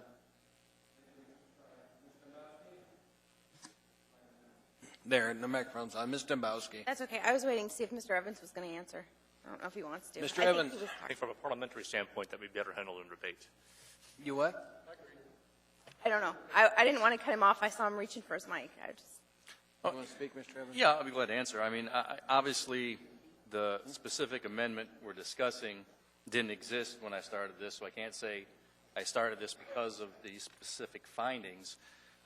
If the question you're asking is whether I did this because of a belief that discrimination against this community exists, the answer is yes. Ms. Dembowski. Thank you, Mr. Chair. I thought for a second I was getting my second win, maybe not so much. Yeah, I know. I need something a little stronger than water, I think. Mr. Chairman, you know, as I look at this, I was very clear in the work session, and I'm going to repeat it. The fact of the matter is, when we took testimony, assembly members were given instructions not to talk, not to ask questions. And so when I look at this whereas clause, all these whereas clauses, there's a whole page of them. And basically what it says is the Anchorage Assembly finds definitively there's rampant discrimination against, you know, these groups within Anchorage. I fundamentally disagree. I watched the debates that happened years ago, and I remember the Anchorage Equal Rights Commission being charged with go out and look and tell us if this is happening, come back and we will address it. That never happened. During the testimony, we weren't allowed to ask questions. Evidence was not presented. Both sides were not asked questions. We watched somebody get up and testify and say that their niece was kicked out of a Christian school because, you know, she was living with her views on transgenders had changed and they were no longer, you know, and she wasn't welcome there anymore. The very next day, we had that school administrator send a letter and say that's exactly not what happened. In fact, what happened was the girl said, I don't believe in this anymore, and if you don't expel me, I'll do something to make sure I get expelled. So I think when the Anchorage Assembly definitively declares that we found this has happened, you know, to me, what this really is, let's just get through the politics of it. What this really is the Anchorage Assembly is trying to create a foundation in order to pass this law, because otherwise they don't have one. That's what this is. And so I want to be very, very clear that I do not believe Anchorage is a city full of bigots and people that hate other people. In fact, the AEDC came out just a couple years ago and said we are the most tolerant cities in the nation. You know, I believe this is a wonderful community. You know, we love our neighbors, and I think that's how we live. And I don't think people ask, you know, who are you having sexual relations with in order to determine if they like you or not. You know, it doesn't matter to me. To me, a person's judged on who they are, not, as some will say, who they love. People aren't judging people on who they love, not that I've seen evidence of. Now, you're always going to have those people, you know, that, you know, treat people poorly because, you know, they're making bad decisions or maybe they're bad people. I don't know. But the fact is, to make a definitive declarative statement that we have found discrimination exists, I think it's poor politics, and that's all it is politics. Thank you. Mr. Steele, sir? Well, that's not quite true. We were presented with surveys, documents, published reports specific to Anchorage. We had public and private testimony to us. I'm not saying it's rampant. It's not rampant in Anchorage. but it exists, and to deny that it exists is just wrong. Thank you. Anything else, ma'am? Since there's no other comments, let's vote on this. Mr. Hall? Oh. Please vote.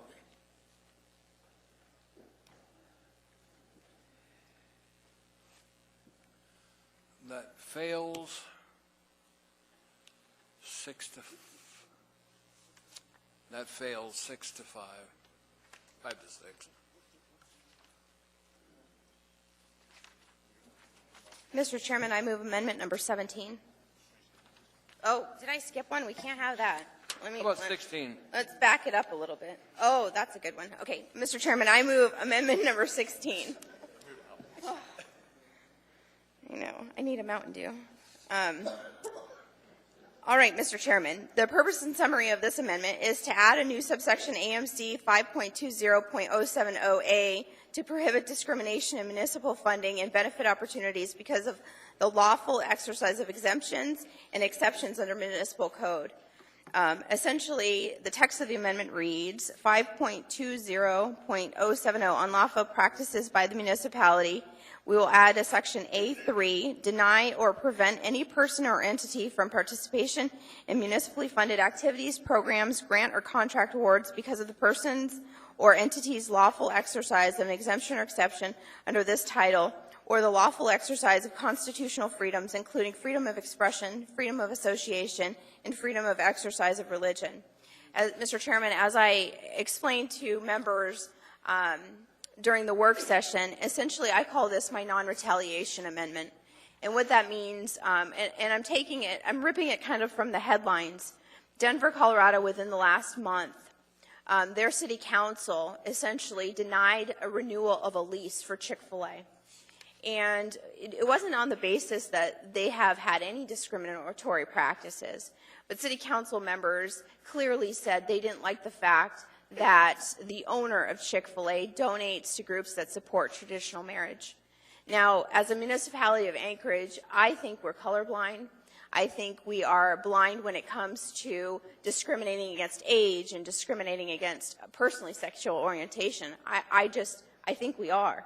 And I think for the legislative body to make a declarative statement saying, listen, whether you're Chick-fil-A or whether you're Ben & Jerry's, we don't care. If you fulfill the requirements of the code and you are come in and you are a good employer and you do all the things that the law says you have to do, we're going to welcome you regardless of your political beliefs, regardless of whatever. And I think that's just good policy. I think in the effort, and in the spirit of tolerance, I think this is fundamentally, I think this is a no-brainer. I think it's just, again, like I said, a declarative statement of the municipality that regardless of what your beliefs are, we're not going to discriminate against you. Thank you, Mr. Chair. Thank you, ma'am. We're going to take about a 5-minute break. We've been at this for a couple hours. Let's take a 5-minute break. We've still got time between now and midnight. I'll set this, huh?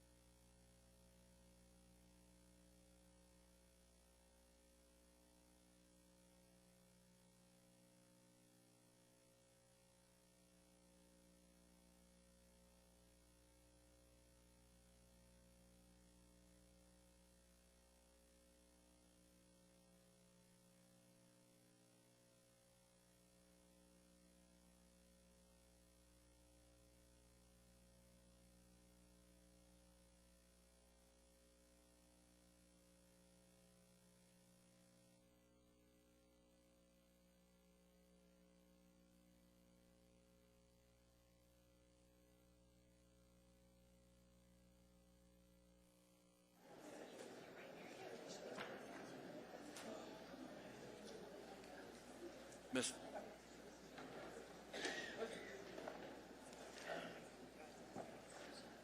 Okay. Mr. Dombrowski moved 16, but we don't show a second. Mr. Starr, are you going to be the second to move 16? We show where she moved it, but we don't have a second, sir. I certainly can. I think it's appropriate I would to debate all the amendments. I'm not sure that, but I want to make sure that she gets expeditious in her verbiage. Madam Clerk, is that sufficient? Okay. Other comments on 16? Mr. Flynn.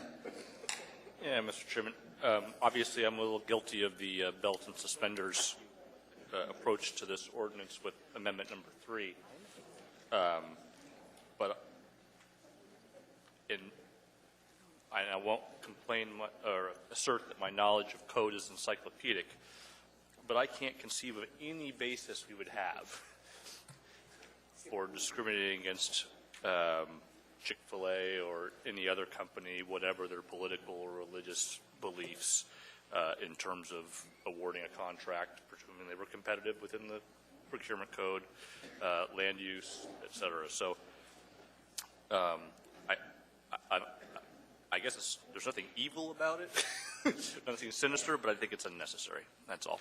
I've tried to be economical in my use of language in this ordinance, and I think this goes against that impulse. That's all. That's all. Thank you, sir. Any other comments on 16 from Assembly members? Not seeing any. Mr. Hall, please vote, sir.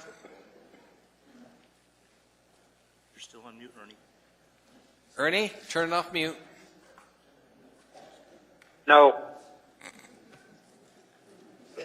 Please vote. You're voting on 16. That fails. 2 yeas, 9 nays. Mr. Chair, I move amendment number 17.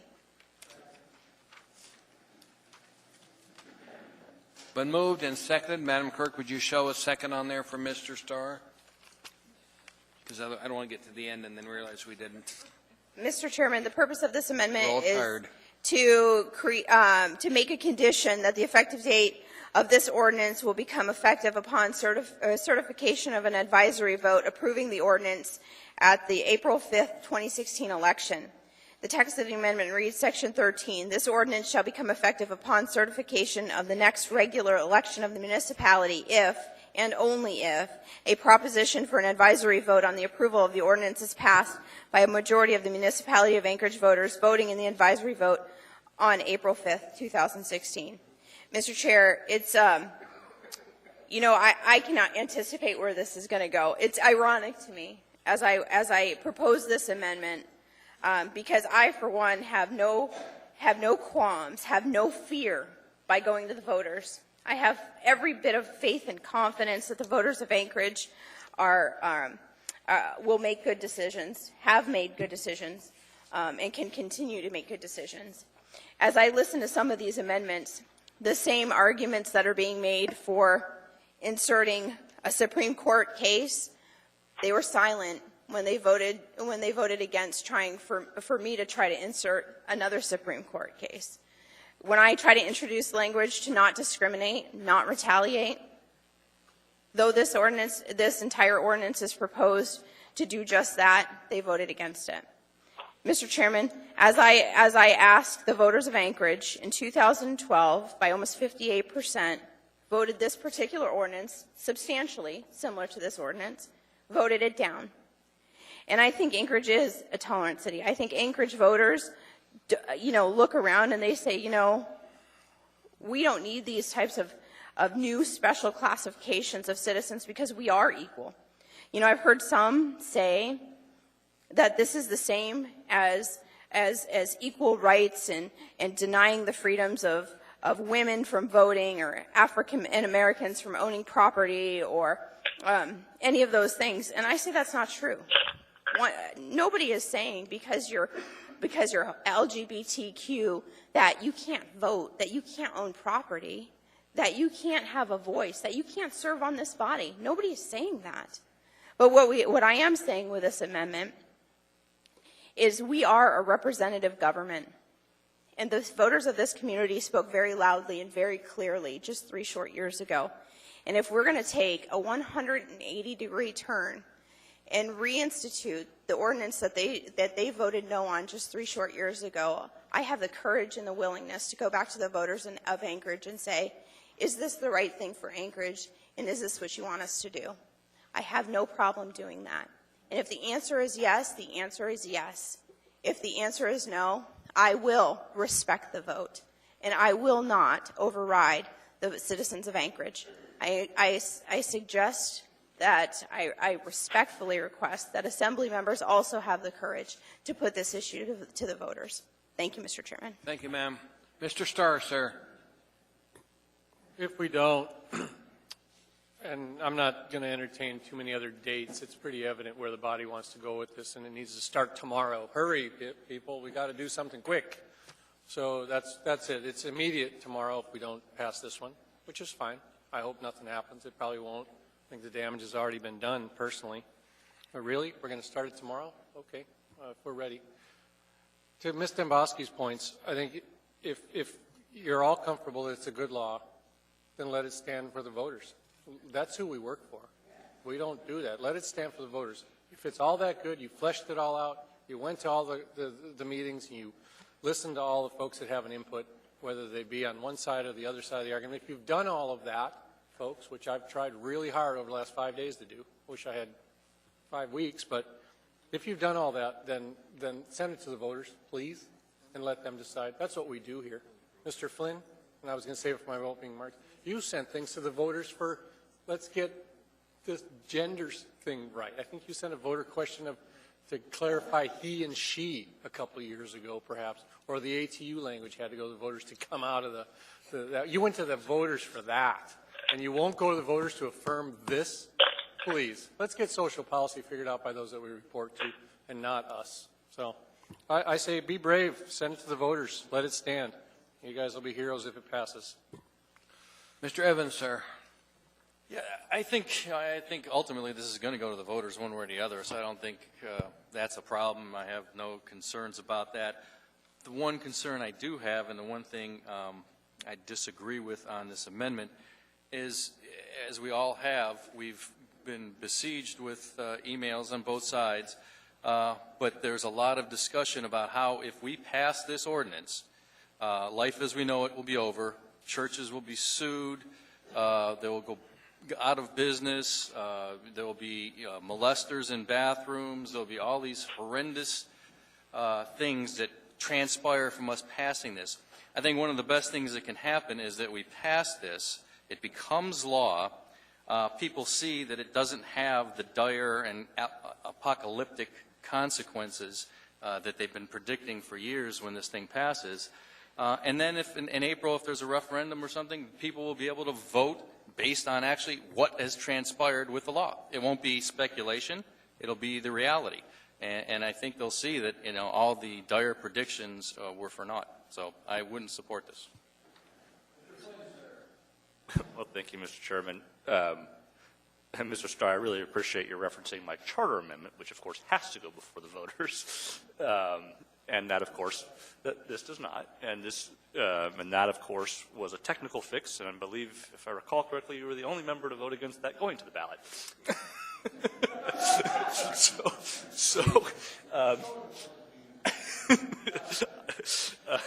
It's getting late, gentlemen. But the larger issue is this, for me. Standing up for the minorities among us is a job that we have the responsibility to take on. And I know it's hard, and I know it's uncomfortable, and I know that there are people who are offended by the actions that we're trying to take. But to prescribe the rights of the few to the majority, I think is inappropriate. We have to make a stand. We have to do what is appropriate. And I've suffered the slings and arrows of this one before, as have you, Mr. Starr. And I'm willing to take whatever blame I get, as have you, Ms. Johnson, as have you, Ms. Gray-Jackson. And I'll take whatever blame and whatever consequences come with it.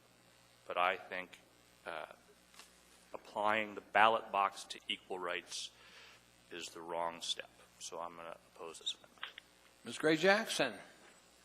Thank you, Mr. Chairman. I haven't said much this evening and deliberately haven't said much, but Mr. Flynn, thank you for your words just now, because nobody knows what it's like to be discriminated against unless you've been discriminated against. And for me, as a black woman, to have the rest of this community vote on whether or not I could have equal rights, it's just wrong. Thank you. Thank you, Mr. Chairman. Thank you. Other comments from Assembly members? If not, we're going to vote. Mr. Hall first. No. Please vote.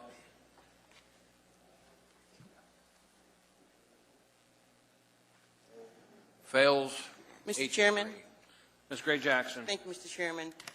It's really late, and I voted in error on amendment number 15, and I would like to correct that this evening. Therefore, I move to reconsider amendment number 15.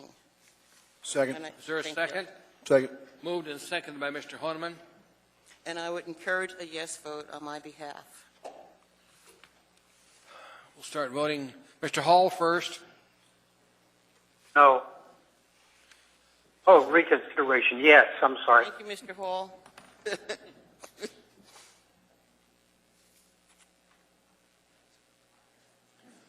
That is 9-1. It's back in front of us. Ms. Gray Jackson.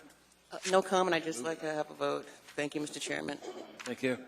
Do we need a motion on that, Shelby? Barbara? It's back before us. Okay. Move, I just want to check with her because it's move getting to late. approve amendment number 15. Thank you, Madam Clerk. We get a second on it? Second. Thank you. Ms. Dembowski, on item 15 in front of us, ma'am. Thank you, Mr. Chair. And I just want to keep everybody up to speed for those in the audience and those at home. So essentially what they're going back to do is they realize they didn't have enough votes to pass the amendment that says Anchorage discriminates, the Assembly finds Anchorage discriminates. I still stand by my position. I think we're a tolerant community. I don't see rampant discrimination across the municipality of Anchorage, and I do not support this amendment. Thank you. Ms. Gray Jackson. Thank you, Mr. Chairman. Ms. Dembowski, I appreciate you serving on this body with me, and I have so much respect for you, and I know you know that. But I'm really insulted by your last comment because under no circumstances am I bringing back this amendment because we thought we didn't have enough. It's late, and I truly had every intention of voting no, and I made a mistake, and I want to correct that mistake this evening. Thank you. Thank you, Mr. Chairman.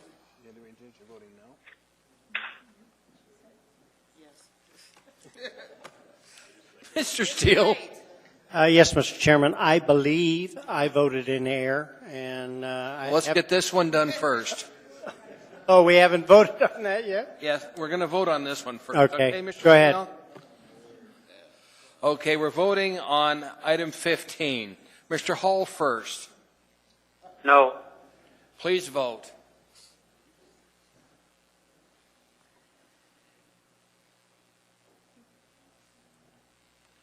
That is approved 6-5. Mr. Chairman. Mr. Peterson. Thank you, Mr. Chairman. I would like to move to reconsider amendment number 12. We on the prevailing side, sir? Second. We on the prevailing side, Mr. Peterson? Yeah. Okay. Moved and seconded to reconsider it. Discussion from Assembly members. If not, we'll vote on it. I'm sorry. Let's hold on. Yes. We all right, Barbara? I'm sorry. She's been at it all day long, and it gets old. Ms. Dembowski. Thank you, Mr. Chair. And in an effort to try and irritate every one of my members, I'm going to recap what this amendment is. This was the bathroom amendment, the one that actually gave people the opportunity who own businesses to say, if I own a business, I can limit who goes into the female restroom or the male restroom or locker room or changing room. So as you watch tonight, the members that vote no believe it's okay for someone with a penis to enter a female locker room and someone with a vagina to enter a male. I'm sorry I didn't make it through the meeting without using that terminology. Again, I support this amendment. It's common sense, people. This is common sense. Thank you, Mr. Dombrowski. Mr. Starr, sir.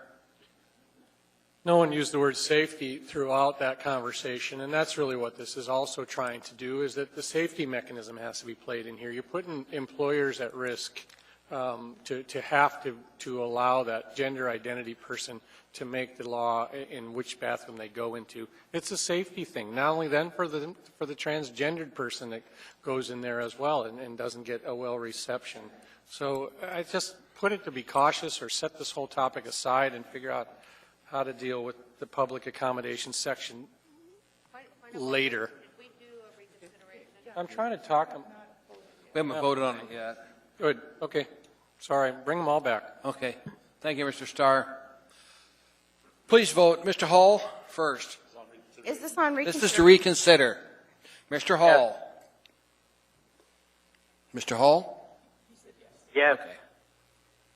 Please vote. Item is back in front of us. Mr. Peterson, just to make sure everything's squeaky clean, would you make a motion to approve this? Move to approve amendment number 12, Mr. Chairman. Okay. Doesn't require a motion. I know. I just want to make sure we've taken care of it. Okay. To speak to Amendment 12, Mr. Honeman. Mr. Chairman, and to my colleagues, this is one of the amendments that it has absolutely nothing in the interest of, with no offense to any one of my fellow Christians, it has nothing to do with a religious institution. However, they would be protected. So I will say they're not excluded. They're included. This is something that would affect the business community. It affects, not to say that there aren't going to be swimming pools or I think the Anchorage School District actually said they're going to try to make efforts to accommodate for the particularly the transgender community. This has everything to do with economics, commerce, and business. Unfortunately, we're moving pretty fast, as Mr. Starr said. We haven't had a chance to actually work through this to determine what is going to be a big concern for our business community. And I know that we're a very tolerant society, and I know that we need to make sure we take care to protect all people, including the LGBT community. This particular matter, it leaves it to the operator that there would not be a finding of discrimination if they cannot accommodate a separate bathroom, or that they essentially say, hey, we can set a policy within. Their policy may very well be you go into the room that is, that you identify with. But we leave it to that operator and not to government to dictate. And I think that's the rule here. I think that we had it right the first time, and I really encourage all my colleagues to vote yes on Amendment 12. Thank you. Mr. Starr, on the motion, amendment in front of us. Yeah, Mr. Honeman's right. We got it right the first time because it allows the facility operators or the people to decide. And again, I'll remind you, if we don't pass this one, then the law that's going to take effect is that persons are allowed to use facilities consistent with their gender identity. And that is an unsafe scenario. That puts people in an awkward place because it's not even discussed then by the person has the right to walk in there and claim it. The facility operator can't overrule that. Based on that, they'll be charged with discrimination. That's not an appropriate way to guarantee safety for all parties and all users. So stick with the first one. Vote yes, please. Mr. Flynn, on Amendment 12, sir. Yeah, thank you, Mr. Chairman. I'm a little bit frustrated we keep coming back to this conversation about bathrooms. I promise we won't have to do it again. Fully. You know, we had a woman who testified before us during the public hearing, and she talked about her now ex-brother-in-law going into women's facilities and taking pictures or video or whatever it was. That's deviant behavior. And nothing in this amendment addresses that. It exists today without this legislation. I'm sorry that there are people like that on this earth. I wish there weren't. But this isn't going to solve the problem. And instead, I'm sorry, it's just, Mr. Evans put it very well in the initial discussion. People are acting in a restrained and appropriate manner. People in the transgender community are successfully using facilities without offending anybody. This is unnecessary, and I'm really bothered that we're somehow associating the trans community with some sort of deviant behavior when they're not the ones causing the problem. It's frankly the straight people who have weird ideas about how things are supposed to work. So, thank you, Mr. Chairman. Thank you, Mr. Flynn. Mr. Honeman. Well, again, I don't want to. It's getting late. We'd like to get this thing, I guess, addressed, or maybe deferred to a committee, working committee. I don't know how we're going to direct it at the end. But I have to say, this is not. I'm going back to this. This is not about. It's apples and oranges. Deviant behavior is covered under the criminal law. Yeah. This has nothing to do with behavior. This has everything to do with the right of the business, and not to put the bullseye on their back, basically, in the area of economics. This is a request of businesses who are open and welcome to the LGBT community, open and welcome to the point in extending family memberships to same-sex relationships, married or not. Married or not. This is simply a matter of excluding for the issue of economics and to protect the business owner. It says, again, it can include a religious institution, but it certainly doesn't exclude all others. This is not just solely based on that. And I think this is one that makes sense. We got it right the first time. I urge my colleagues to vote this. Approve it. Thank you. Thank you, Mr. Chair. Again, I do support this, and I appreciate you letting me speak one more time, but I have to be very clear. I don't remember one assembly member, anybody having this discussion that they're calling anybody who's transgender deviant or a sexual predator or any of that. I didn't say that. I don't think that. So, to make that assertion, I think sets up this false paradigm of how the debate has been going, and I don't believe that for a second. So this has to do with, there is a discussion to be had about safety. I think Mr. Starr makes a good point, but also the privacy and modesty and expectations that people who aren't transgender who are using those facilities have. And I think as a female, my expectation is that people with the same genitalia are in the changing room with me, not somebody who has different genitalia. That's just my expectation.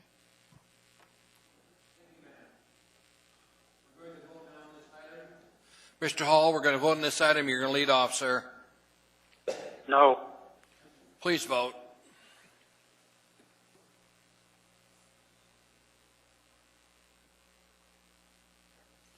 Item is defeated. 7 nays, 4 yeas.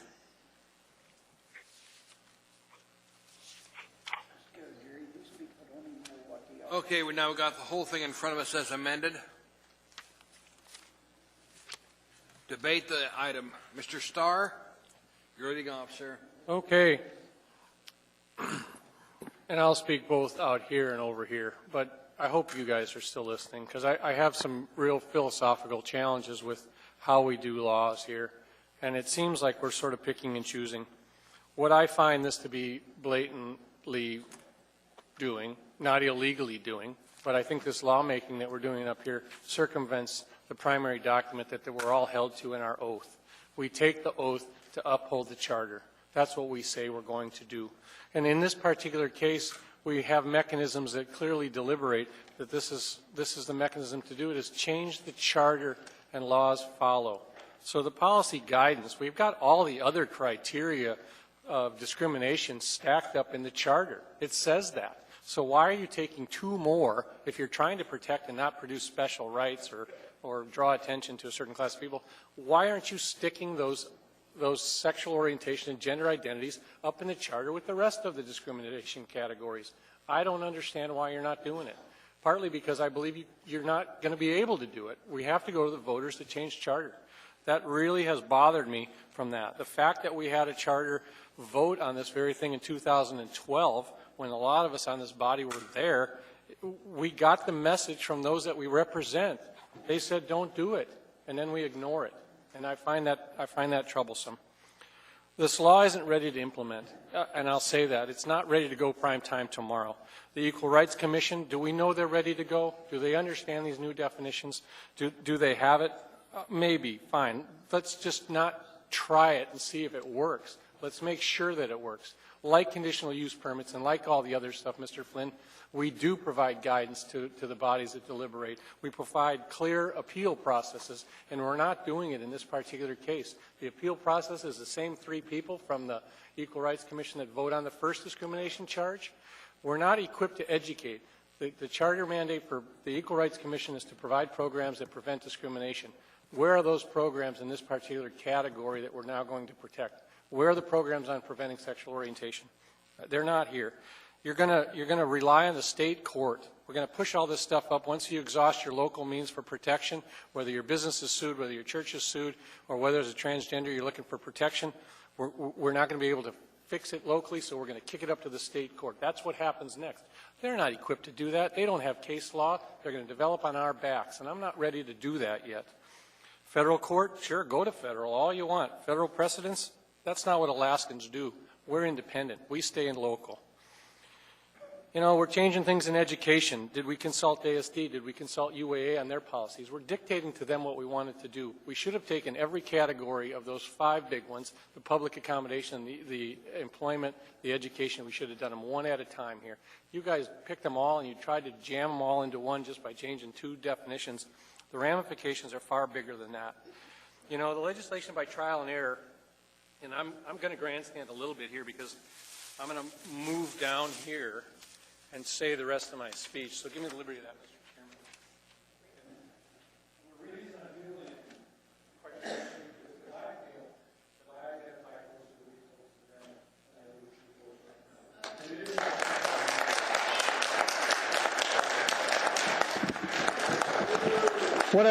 now. What I wanted to say was legislation by trial and error, Mr. Flynn, is very dangerous. And Mr. Evans, if you can say that nothing's happened, and I hope it doesn't happen, that's all well and good. But I'll venture to say right now that things have already happened. We've divided our community. These folks in red have to be here to make sure we do our job. We've divided that. We've lost their confidence and we've lost their trust in us to do the right thing. Ms. Gray Jackson, I've heard you say that, do the right thing. Let's slow the process down. AO 37 hurried. We were accused of all of that. Now what are we doing? 2.5, 3 weeks? We're taking on a major topic that's been fleshed out since 1993 in this community. You want to do it in 3 weeks with no vote of the people. I closely identify with this religious prescription because I've been trained, I've been taught, I've been schooled, I've been spanked, all of that stuff it makes me, I buy into that Bible, that book that says homosexuality and that type of deviant behavior is wrong. It would appear right now that you want to have the simple stories, the Christmas stories and the Easter stories and put all this stuff out there, but don't talk about Sodom and Gomorrah for God's sakes, because that one bothers me.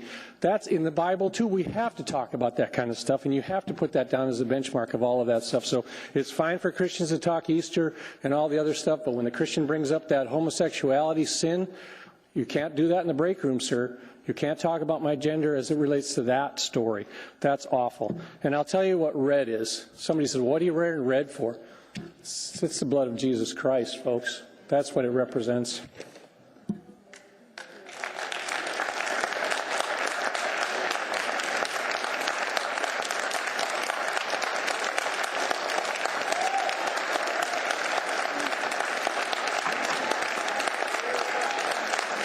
Ladies and gentlemen, we still have more of a meeting.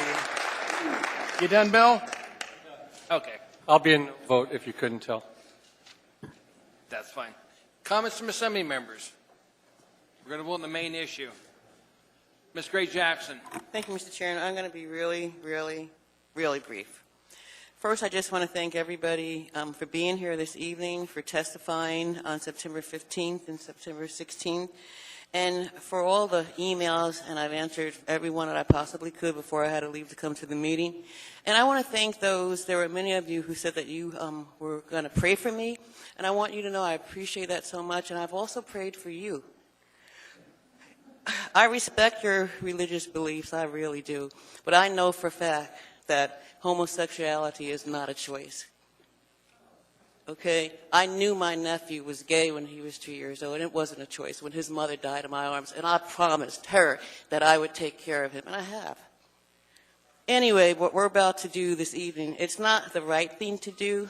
It's simply the only thing to do. Again, thank you all for being here. Thank you, Mr. Chairman. Thank you, ma'am. Ms. Dombowski, then Mr. Honeman, Mr. Flynn. Thank you, Mr. Chair. I will be nowhere nearly as eloquent as my assembly members. You know, I didn't prepare remarks tonight. I felt as we went on, I would speak from the heart. And one thing I know, it is it's a privilege for me to sit in this chair and press this button. I was elected by the people of Chugach and Eagle River, but I serve everyone.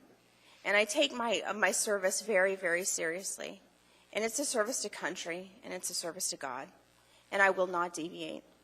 I believe in the Constitution. I believe in the First Amendment.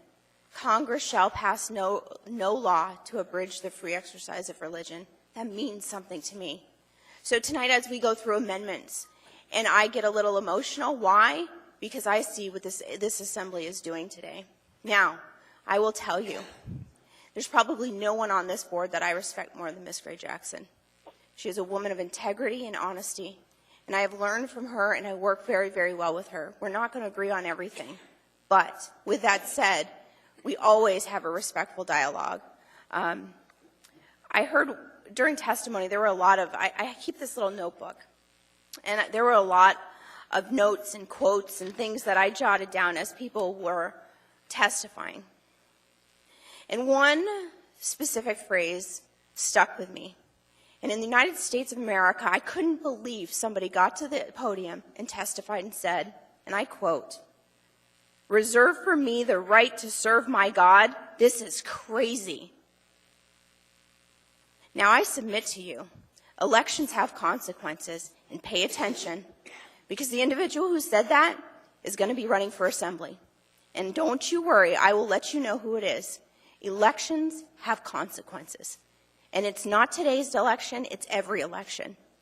So as I say, you know, the other thing that, there's a lot of things, as I hit these points, people keep talking about protecting the minority at the, you know, the minorities at the, basically the will of the majority. And throughout our history, that has been the case. When you look at African Americans, they weren't even allowed the right to vote. They weren't allowed the right to own property. We've made mistakes in our history, and that is wrong. And we've corrected that. But when we're talking about sexual orientation and gender identity, when we're talking about these buzzwords, I've heard it said from Mr. Evans and everybody, we shouldn't tell people who they should love. Who the heck is telling people who they should love? Not me. I haven't heard anybody say, you should or shouldn't love that person. No one. I've not heard it. So when we start having these discussions and we're talking about it, let's be intellectually honest here. The government is not telling you who you can or cannot love. The government is not saying because you're LGBTQIA that you cannot own property or you can't vote or you can't serve an elective office. I got to tell you, I've met people that I have dear friends that have a different sexual orientation than I do. And you know what? Some days I think they're better, some of them are better people than I am. I try every day. I am a sinner. I know it. And I work on that. I'm not perfect. And I don't stand in judgment of my fellow man. So those are the two things that I wanted to really hit on, was the equality thing where people keep saying they're not equal. Yes, you are. We're all Americans. We're all Alaskans. And we all live here in Anchorage. We all can learn from each other. And the moment you stop thinking that, the moment you've just lost out on a great opportunity. The other thing I hear is by basically adhering to the First Amendment, by allowing religious protections. It's not exceptions. It's not exemptions. They are constitutionally guaranteed protections. By allowing religious protection, somehow, as a government, we're facilitating discrimination. The fact of the matter is, no, we're not. We're living up to our founding fathers' principles that each of us should be able to live freely and practice our religion freely. It's not hurting anybody because somebody believes homosexuality is a sin and somebody else believes it's not. That's not going to hurt you. But what does hurt you is when your government comes to you and says to you, we know better than you.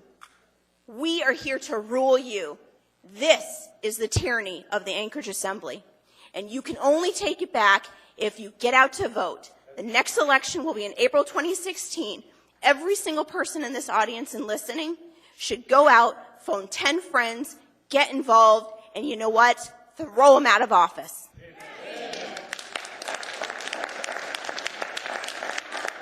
Mr. Honeman. Thank you, Mr. Chairman. You know, the thought's not lost on me, and I've said it before. I'm a baptized Southern Baptist from the muddy waters of the Carolinas, and I grew up in a rural area where, and I didn't realize it until later on that we were a pretty predominantly all-white church. I don't remember anyone of color in our church, and yet we did good things for our community. If someone's house or barn burned down, we actually put working parties together and we built it back up from the ground. We've got donated goods and donated volunteer hours. I just, setting that aside, I want to go back to this. We're in a moment and an era in our time in equal and civil rights. And in going back in time, you look at our Constitution, the Declaration, all men are created equal, and yet in the 1920s, we actually had to have a constitutional amendment to say that women were equal. It wasn't until 50 years later that the Supreme Court is still ruling in the 70s that, yes, that means discrimination based on someone's sex, being a woman, was illegal. It was a discrimination. So 50 years after the amendment was passed in the U.S. Constitution, for the African Americans, the black people in our community, goes on even longer. Even longer.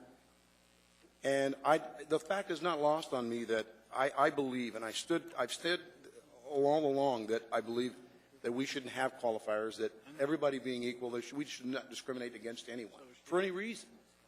And that would be more fair and equal across the board. And unfortunately and sadly in our own nation, through the history of time, talk about strict constitutionalists and what the Constitution means, that's what it means to me. That we shouldn't be talking about any other than what's spelled out in the Constitution. It is absolutely clear we're all equal.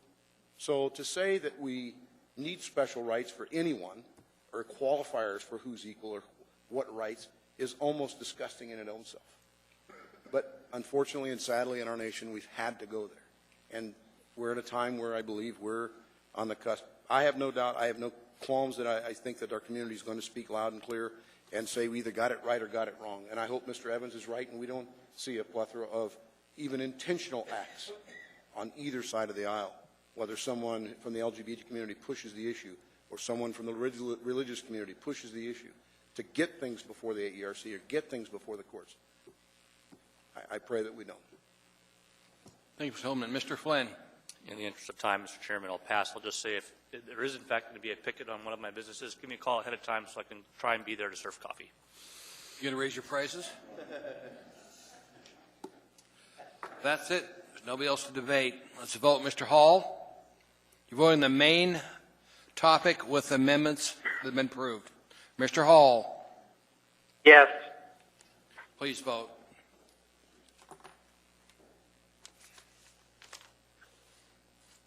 That is approved 9-2.